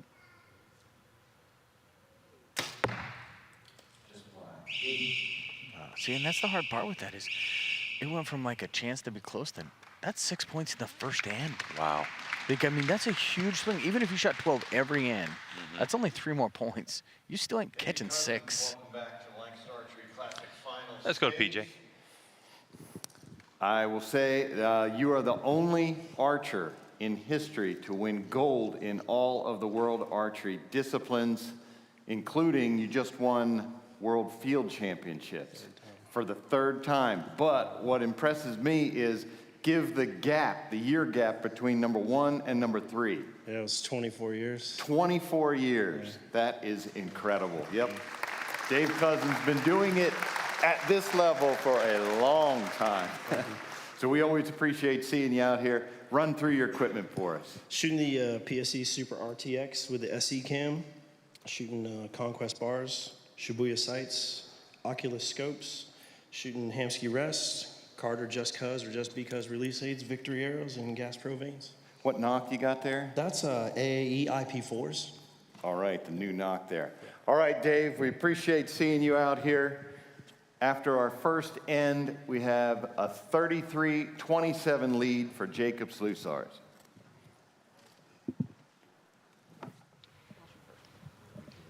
Well, when does Dave jump on the button? That's the question. Yeah, and like I said, it's hard because like even as good as Dave is and as much time as he's been out there, to start like that, it's just so deflating. Yeah, no, without question. But if there is anybody who's got the the mental acumen to pull himself out of that. Oh. It's him. Oh, So Dave jumped 100%. on the button already. He goes for it Yeah. straight away. You called it, Rio. He's not Yeah. scared. No, Dave's never. I mean, I'll be honest with you. Like, Dave is one of them guys that wants to win in the most ways than anybody I've ever seen. Having been on teams with him and stuff, we were at one of the first World Cup team events, and I will tell you that he literally stood up and said, "I'm not sure I can shoot a 10 on the last arrow if we need it." And he said, "So one of you other guys are going to shoot it." And I can't tell you that I know many other archers that could really have that gumption to do it. And to me, and that was all because he wanted to win. That's all he wants, yeah. And like that's a drive that's kept him up there for so long. And I just Dave's impressive. Like to be where he's at and the stuff like that. Like, and by the way, the strategy that Dave used, he actually, so he adjusted his sight to shoot in for that 11 ring. So he moved it right back up and was able to shoot that 11. So yeah, well, and where Dave shoots field so much, he has a lot of. He's really good with that avenue, and guys don't realize how much Dave knows into his equipment and his sights and stuff like that. He is probably as good as it comes to knowing a lot of that stuff. Did our first 34 end possibly? I think so. But the way Sluzars is shooting, that's only a point. But you really bring up a good point. Let's see what PJ has to say. Kind of. You're able to control your nerves.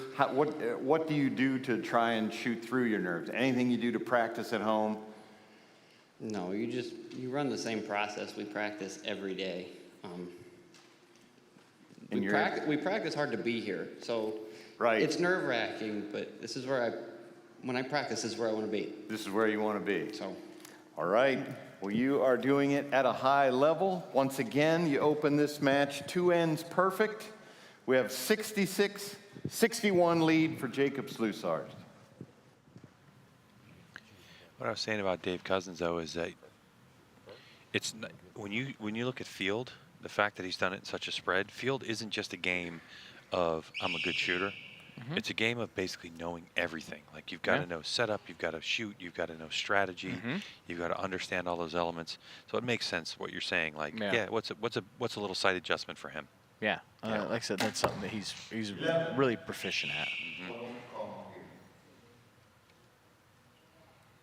And I do like that he at least is throwing the 12 out there early. That way, at least can apply some pressure on him. Maybe got another 12 called right here. I just missed that one.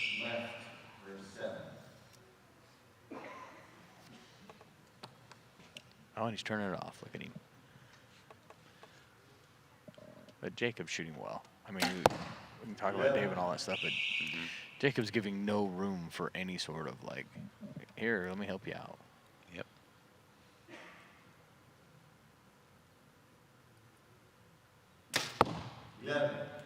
And I think the sad part of some of the guys out here that have had the rough spots and the rough patches is sad because it's kind of like people that are seeing it didn't see how well they've shot all week. I mean, Dave missed 4 points to get here. 2 during qualification, 2 in eliminations. And so, I mean, even if we go back to Zach and he shot a 660, it's a tough one to swallow because this is the image you're going to see for a long time. Yeah, that's a good point.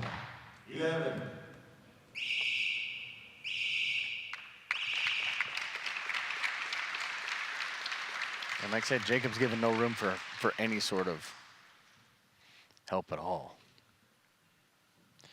Dave, whenever Let's go to PJ. Cousins, I always think of field archery, but you have shot multiple 659s here at the Classic, as well as been on this final stage.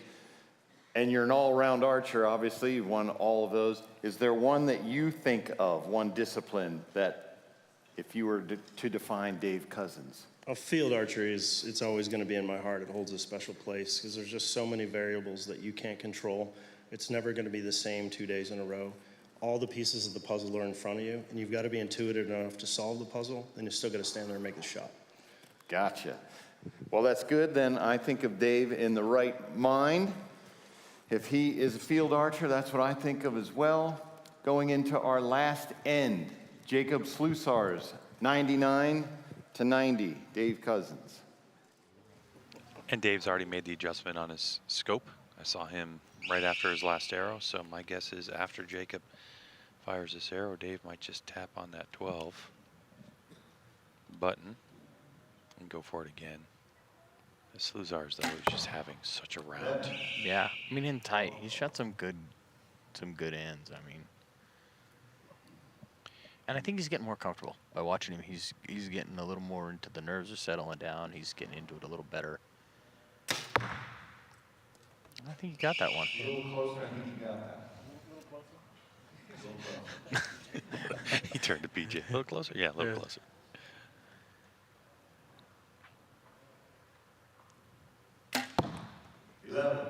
All the while, Sluzar's in his own little world. Yeah. Just wearing out the middle ring.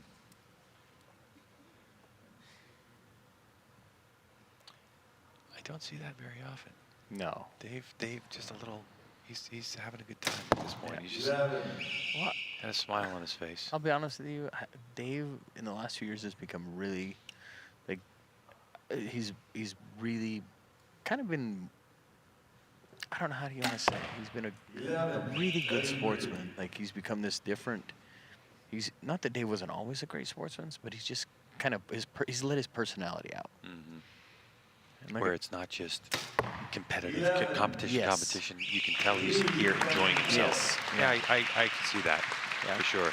And Jacob takes it. I mean, but like I said, it's almost like Tom Brady. Now he's got away from Belichick. He's got a little comedy, a little laugh. Stop talking. Just stop talking. How dare you? He got it. That's at least a 1/16 chaff in on that one. All right, so let's listen to PJ. Waiting for our official score, and that is it with Jacob Sluzar's 132, Dave Cousins 124. Dave's going to be our fourth place finisher, $2,500. Congratulations, Dave Cousins.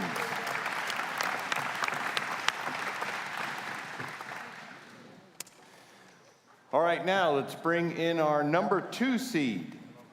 From Billings, Montana, 2-time Nîmes champion and current, including just a week ago, Chris Schaff.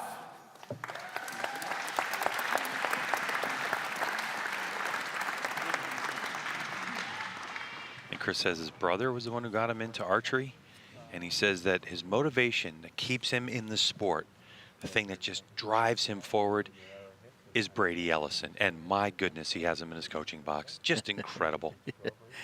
Yeah, them two have been pushing each other a lot lately. Brady's got his new house in Billings, and they've been shooting together a lot. Chris Schaff.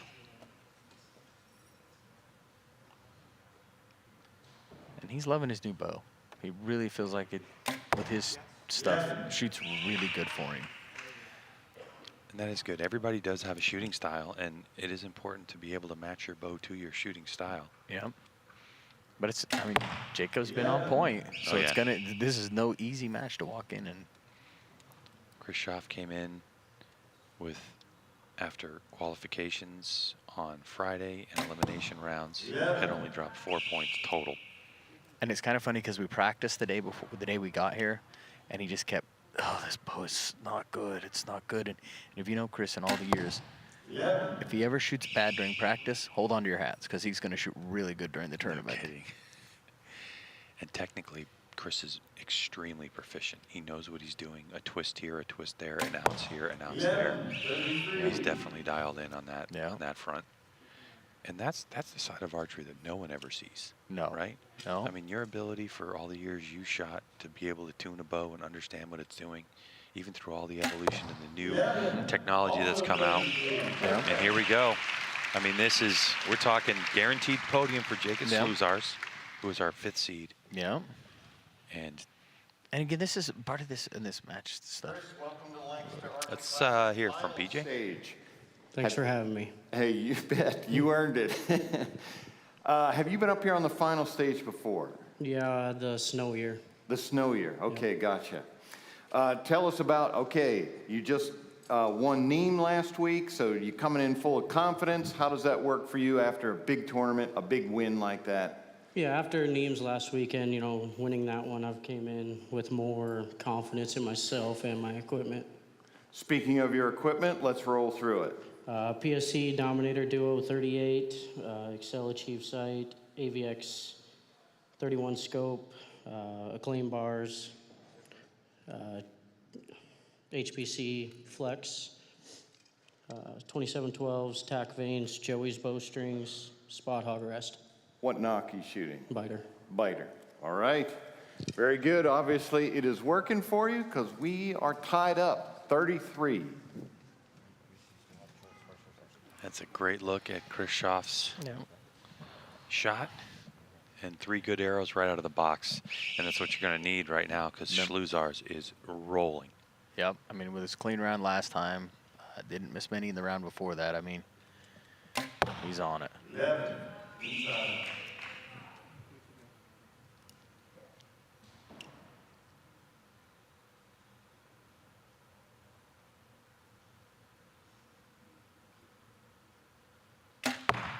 That's good. In fact, I think Jacob missed his last arrow of the match against Jacob Marlowe. Because if we remember right, Jacob was like, or Marlowe was like, oh, where was that earlier? He did. Yeah. He did, yeah. So that's the only arrow he's missed out here. Ooh, I think that one's just out.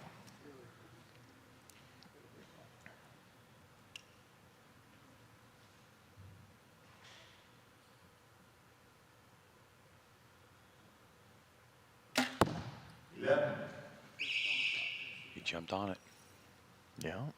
Did Schluzar's.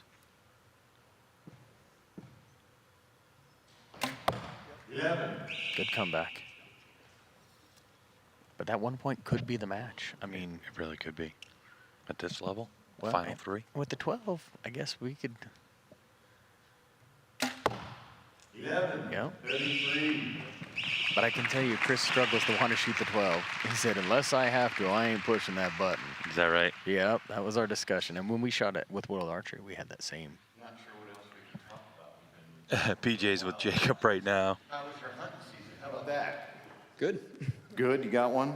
Deer? I got a couple more than one, but You got a couple more than one. Mainly hunting up in New York. That's what got you into this game, correct? yeah. How long have you been shooting target archery, including 3D? Since 2010, I think. 2010. Yep. All right. We see Jacob regularly on the 3D circuit. So our match is tightened up here, but Jacob Schluzar's takes a 1 point lead, 66-65. You guys got that 12 there? Yeah, PJ just reminded him they have the 12. I don't think either one of these archers are really into that. No. I mean, even Jacob hasn't had to push that button yet. And like I said, Chris hasn't really been into it. And when we shot the World Archery, when they first introduced that 12, it was a big part. He's like, I don't want to shoot that. We don't want to shoot that. And I'm like, I get it. So, I mean, he can when he has to. And Chris is a good enough shot to hit it. But I know it's one thing he really did not want to have to play. 11.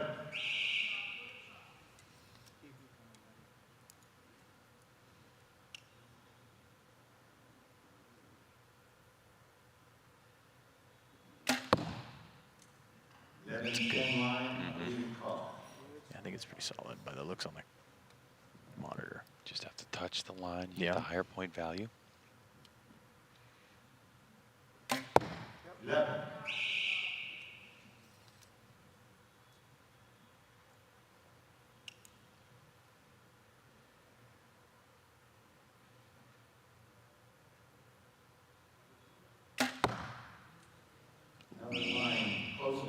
That one's close. I can't tell whether it's shot up like that. And that's a hard one because sometimes you get them calls, sometimes you don't. And can Chris follow up after that? 11-33. There you go. So we could have a tie match. We could still have a 1 point lead, but this one's a pretty solid match. I mean, I think that 12 is going to be something that's going to have to be played here in the last end, maybe. Yeah, and I think right now, from our vantage point, let's get PJ on it. What's it like for you training with him?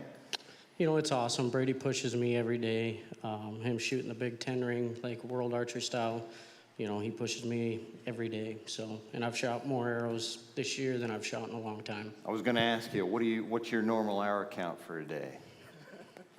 Depends on Brady's if I'm working laughing. on stuff. 200 to 400. 200 to 400. All right, it seems to be working for you because now we are all tied up with one end to go, 98-98. So me shooting 60 a day isn't really that great. I thought it was good. Yeah, not in this world anymore. Yeah, no, that's There's true. some guys putting in the work, and it's a job. Like, It you is, think yeah. about it truly, like, this is how these people are making their living, so it's a job. so- Brady Ellison, professional archer. Chris Schaff, professional archer. Yeah. You know, no other job. Yeah. That's their focus, and that's why you can go to Nîmes and win. Yep. Or And come that's- here and be competitive. Like, you're always going to be competitive where you're at. Yep. This is the 2023 Lancaster Archery Classic, our shoot up for the Open Pro in our final run of the day. And I don't know if that one got called in on Jacobs. Where are we at score-wise? It'll come up in the upper left-hand corner. Guaranteed a podium for Jacob Sluzars or Chris Schaff. So it's still a 1-point game. No,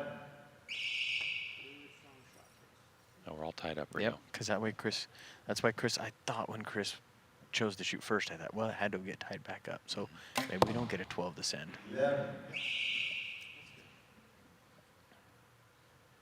And again, I'm not sure I would have wanted to shoot first because if you shoot an 11 on this one, and Jacob goes, I'm going to take a 12, you're done.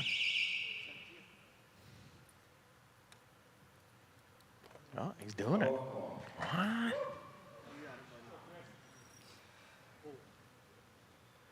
I'm not, because you're shooting first, you have to take the... Got it. Got it. And Brady, after his performance earlier, was like, oh, so now Jacob has to do it. You got it. You got to Knows do what's it. up. Wow, Schaff putting the pressure on.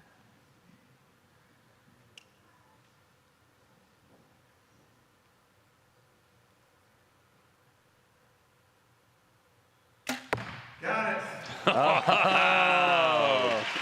Okay. Okay. All right. This just got interesting. now we go to a shoot-off. So now are we going to shoot 12s at the shoot-offs? Chris really looks over. Give us a shot of Chris's arrow. Oh, yeah.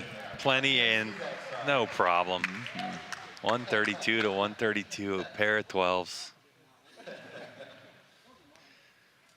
Okay. All right, how's that? Well, I'm sure Taylor and the kids at home are sweating now. I'm sure. Boy, that played out just the way you thought it was going to play out. Yeah. See if Jacob clears his. See if Jacob's able to clear his button. There we go. All right, gentlemen, congratulations. We're at a tie. So we will shoot a 1-arrow shoot-off. It will be for score. If we are still tied, we'll shoot a second arrow for score. If we are still tied, we will shoot a third arrow, which will be measured closest to the center. For the first 2 arrows, 12 ring is in play. Third arrow, you want to shoot closest to the center. All right. So you maintain choice, first or second.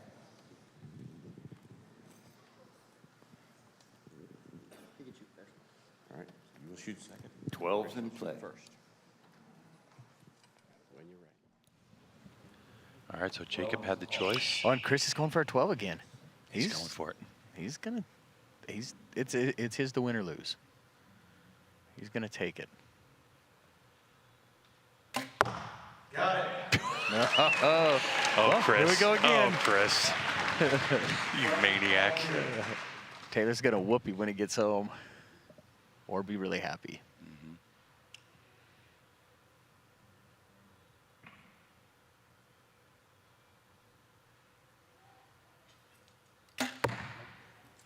Ooh, I don't know. I think he got it. That's so Yeah, I close. do. It's so close because it's in that ring, and so from this angle, it's hard to tell. But ooh, get the camera.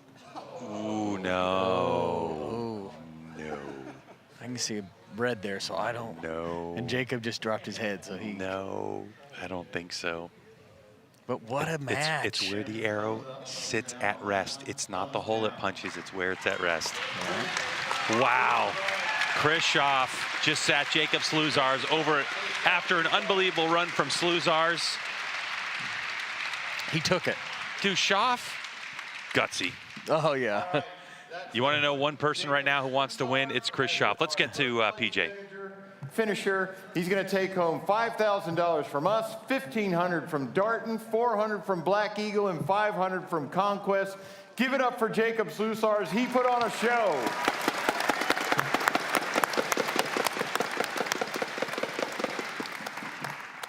So now we're going to bring out our #1 seed from Eatonville, Washington, Bodie Turner.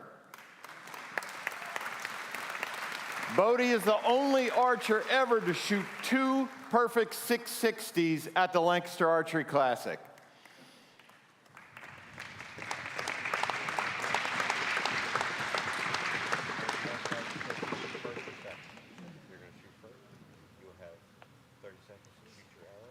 Well, Rio, with the 12 in place, this could take a while. Yeah, and after I told Chris that he didn't like to do it, he played it. He just put it out there. And I think part of that's Brady behind him, because Brady did it earlier today to win his match. Certainly did. All right, Bodie Turner, Vegas champion. He did it with a birthday, if you remember. Yeah. Started, what, at 14 and finished it at 15? Yeah. Had his birthday on Saturday during Vegas. Yeah. And I'll tell you, he works on shoots a lot of different equipment. I mean, he told me when he got here, he put some 2712s together and some 130 grain points. And that's what he's rolling. He's like, it just shot really good. I think that's there. It's close. He says he has 10 of them. 10 arrows? Yeah. Okay. He said because finding a 130 grain point for him was a little hard. Wow, Bodie just dropped one. Yeah. I mean, he'd only dropped 2 points in all qualification and eliminations. 1,054 out of 1,056. Yeah. I mean, Chris, after having that pressure match that they just had, this could be a little easier to relax and shoot. But, I mean, it still is for the win, so it's not going to be easy. But that's close. Another close one, too. Yeah, I can't tell from the monitor what it is, but it's close. There you go. That's a good. So we got a couple arrow calls here. And I think it's one of the hardest arrows when a guy misses or they think they miss. It's like to finish the next one. Oh, yeah, that one's out. No question. You see any yellow? That one's in. All right, Bodie Turner, welcome back to Lancaster Archery Classic Finals. Let's go to PJ. He'll be back up there. It was good. It was good to shoot my way up. It was good to shoot your way up. 660 again. You shot 2 of those now back to back. That's just another day at the office for you, isn't it? I don't know about that, but yeah, it was good to be able to do it again. How you feeling up there now, just coming out? First end downrange already? Nervous. I definitely have to give it a couple of sight clicks, but I think it should be good, or at least better now. All right, run through your equipment for us. Tell us what you're shooting. Yeah, so I got Hoyt Invicta with DCX cams, Excel Achieve XP, and then the new AVX scope, Pro Blade, and then Conquest bars and Easton arrows. What nocks you got and what Biters. release? Biters, Biter and what release you shoot? The BG Pro, B3 Got BG Pro. B3 BG Pro. All right. Good rig there. After our first end, looks like we have 32-31 in favor of Chris Schaff. So Chris's was out. No. Yeah, Chris was out, and Bodie had 2 of them out. Correct. Yeah. So it's So a 1-point lead. Yeah, which at this point you have to feel no one can miss. Like Chris cannot miss. No. He's got to hit 11s. Bodie's got that 12 option. Yeah. Well, and it's so weird with the 12 because you sit here and say in a normal match, like, that 1 point could be the difference. But with the 12, it really changes the dynamics of the match. Yeah.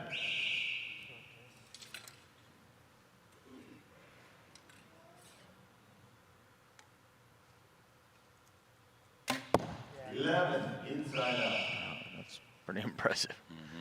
But you think about these two. I mean, like, only missing 2 and only missing 4. Like, they've almost missed as much in this match as they've missed the whole weekend. You know? Yeah, and that shows you the pressure Yeah. that this stage brings, the pressure of the wind, the crowd here. in our final match of the 2023 Lancaster Archery Classic. In our second end of competition, Chris Schaff goes clean. And here comes Bodie. To try and matching. 11. And he does. Easy peasy. Yeah, it makes it look so easy. But again, like I say, I think the people at home don't realize, will never be able to realize how hard that is out there. All right. Super tough. Looks like PJ's going to talk to Chris.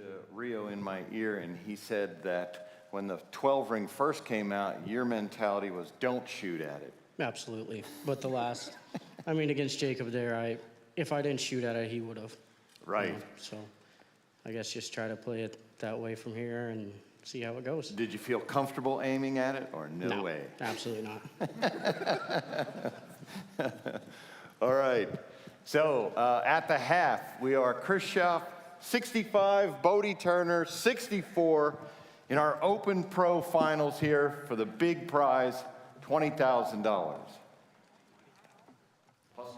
Well, Rio Wild, it's almost like you know archery. On occasion, I know these guys. I spend some time around a few of them. Yeah, I have spent my time around a lot of these guys. Dropped it. Yeah, Bodie was telling me he built these arrows, and he's actually got super drive points in them, so they don't fit the 27 super or the 27 12 that well. Yeah, they're going to be a little loose. Yeah, and so he said they don't spin real good, but they shot good. Interesting. So.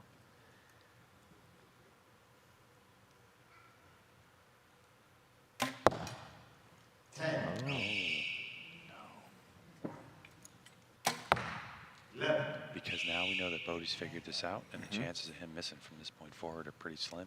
Yeah. Which means now Chris has got to play his 12 at some point.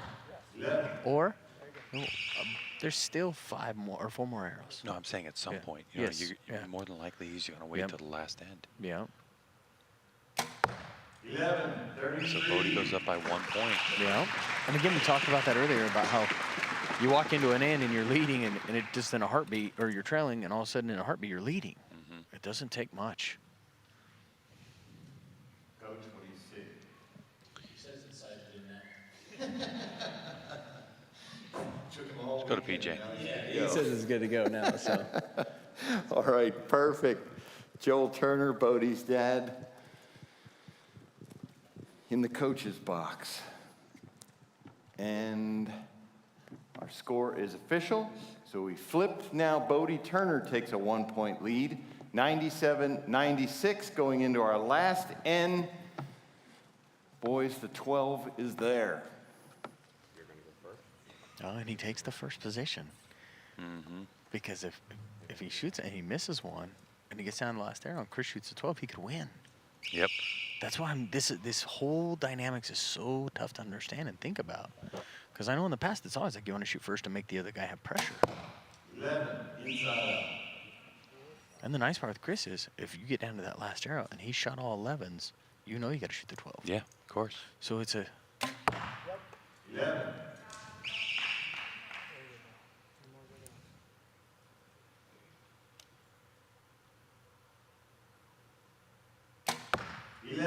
Inside out.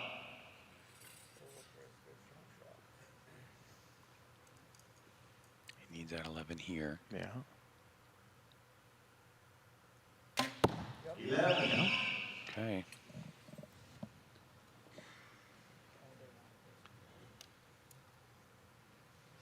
If Bodie hits an 11, Schaff's going to go for the 12. 11. All right, so there it is. the 12 on. Yeah. This will be for the tie.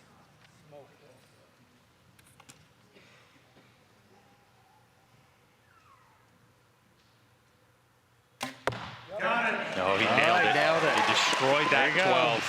Yeah.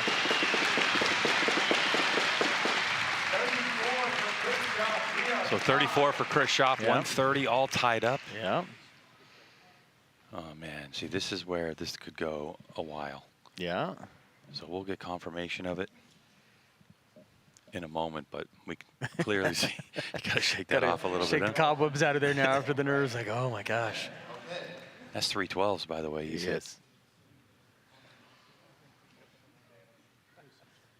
He, like I said, he really has got some confidence in that bow. He feels really confident about it. So does he do it again like he did in the last shoot off and just say, we're going? I don't know. Let's go to PJ. All right, our judge, Frank Heveron's going to go over the rules again. All right, gentlemen, congratulations. We are at a tie. So we are going to shoot a 1-arrow shoot-off. It will be scored for score. If that we're still tied at the end of that, we will shoot a second arrow for score. If we are still tied, we will shoot a third arrow, which will be measured closest to the center. For the first 2 ends, the 12 ring is in play. Third end is closest to the center. Right. Bodie, you had choice last, so you get to choose again. Bodie will shoot first. Chris, you'll be shooting second. Okay. Oh, Bodie's got the 12 on. Bodie has the 12 on. He is going for it all. And this is the tough part. If he goes first and does it, and he misses, all Chris has to do should. That's right. Yeah, but it's a tough one to look at. But if he hits it. Yep, if he hits it, it's a whole different ball game. Got it. He got it. Yep. So Chris stepped on it. This would be 4 12s in a row for Chris. This is unreal. Missed it. Yep, missed it. He missed it. So let's see on that arrow call. As PJ said, I believe Bodie got it. Dude, I can't. If you hit 4 12s in a row, that would have been unreal. That's 1.5 centimeters. And Bodie's is in, yep. Well, nah, it's. Bodie Turner takes the championship. On that shoot-off, Chris Schaff is our second place finisher. $7,500 from us, $1,000 from PSE, $500 from Easton. Give it up for Chris Schaff. That was a heck of a show.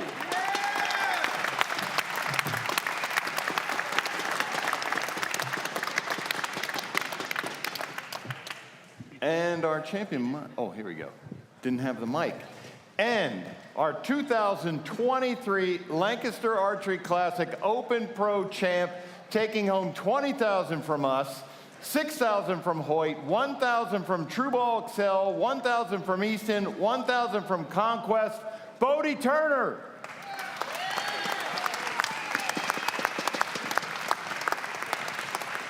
Bodie, congrats first of all. Thank you. All right, how's that feel? You get to add this now, the classic, to your titles. That was pretty cool. I got to shoot really well last year, and I took third, and I really wanted to win it this year. Really wanted to win it this year. Did you do anything different to try and take this tournament in particular?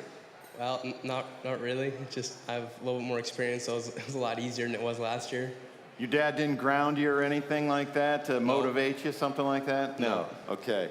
Well, all right, Bodie, congratulations. You turned 16 when? Last day of Vegas. Last day of Vegas. We certainly wish you the best of luck there. Thank you. Congratulations, 2023 Open Pro champ at the Classic. Thank you.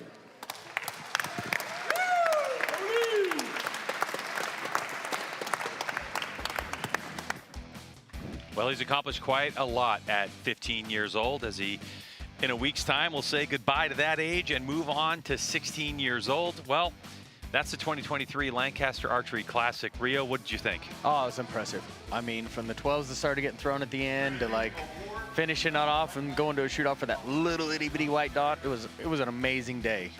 Well, we certainly thank you for joining our coverage of the 2023 Lancaster Archery Classic. And we can't wait till we bring it to you again next season. For all of our champions, thank you so much for watching. And all the crew here at the Lancaster Archery Classic, thank you, and we'll see you next year.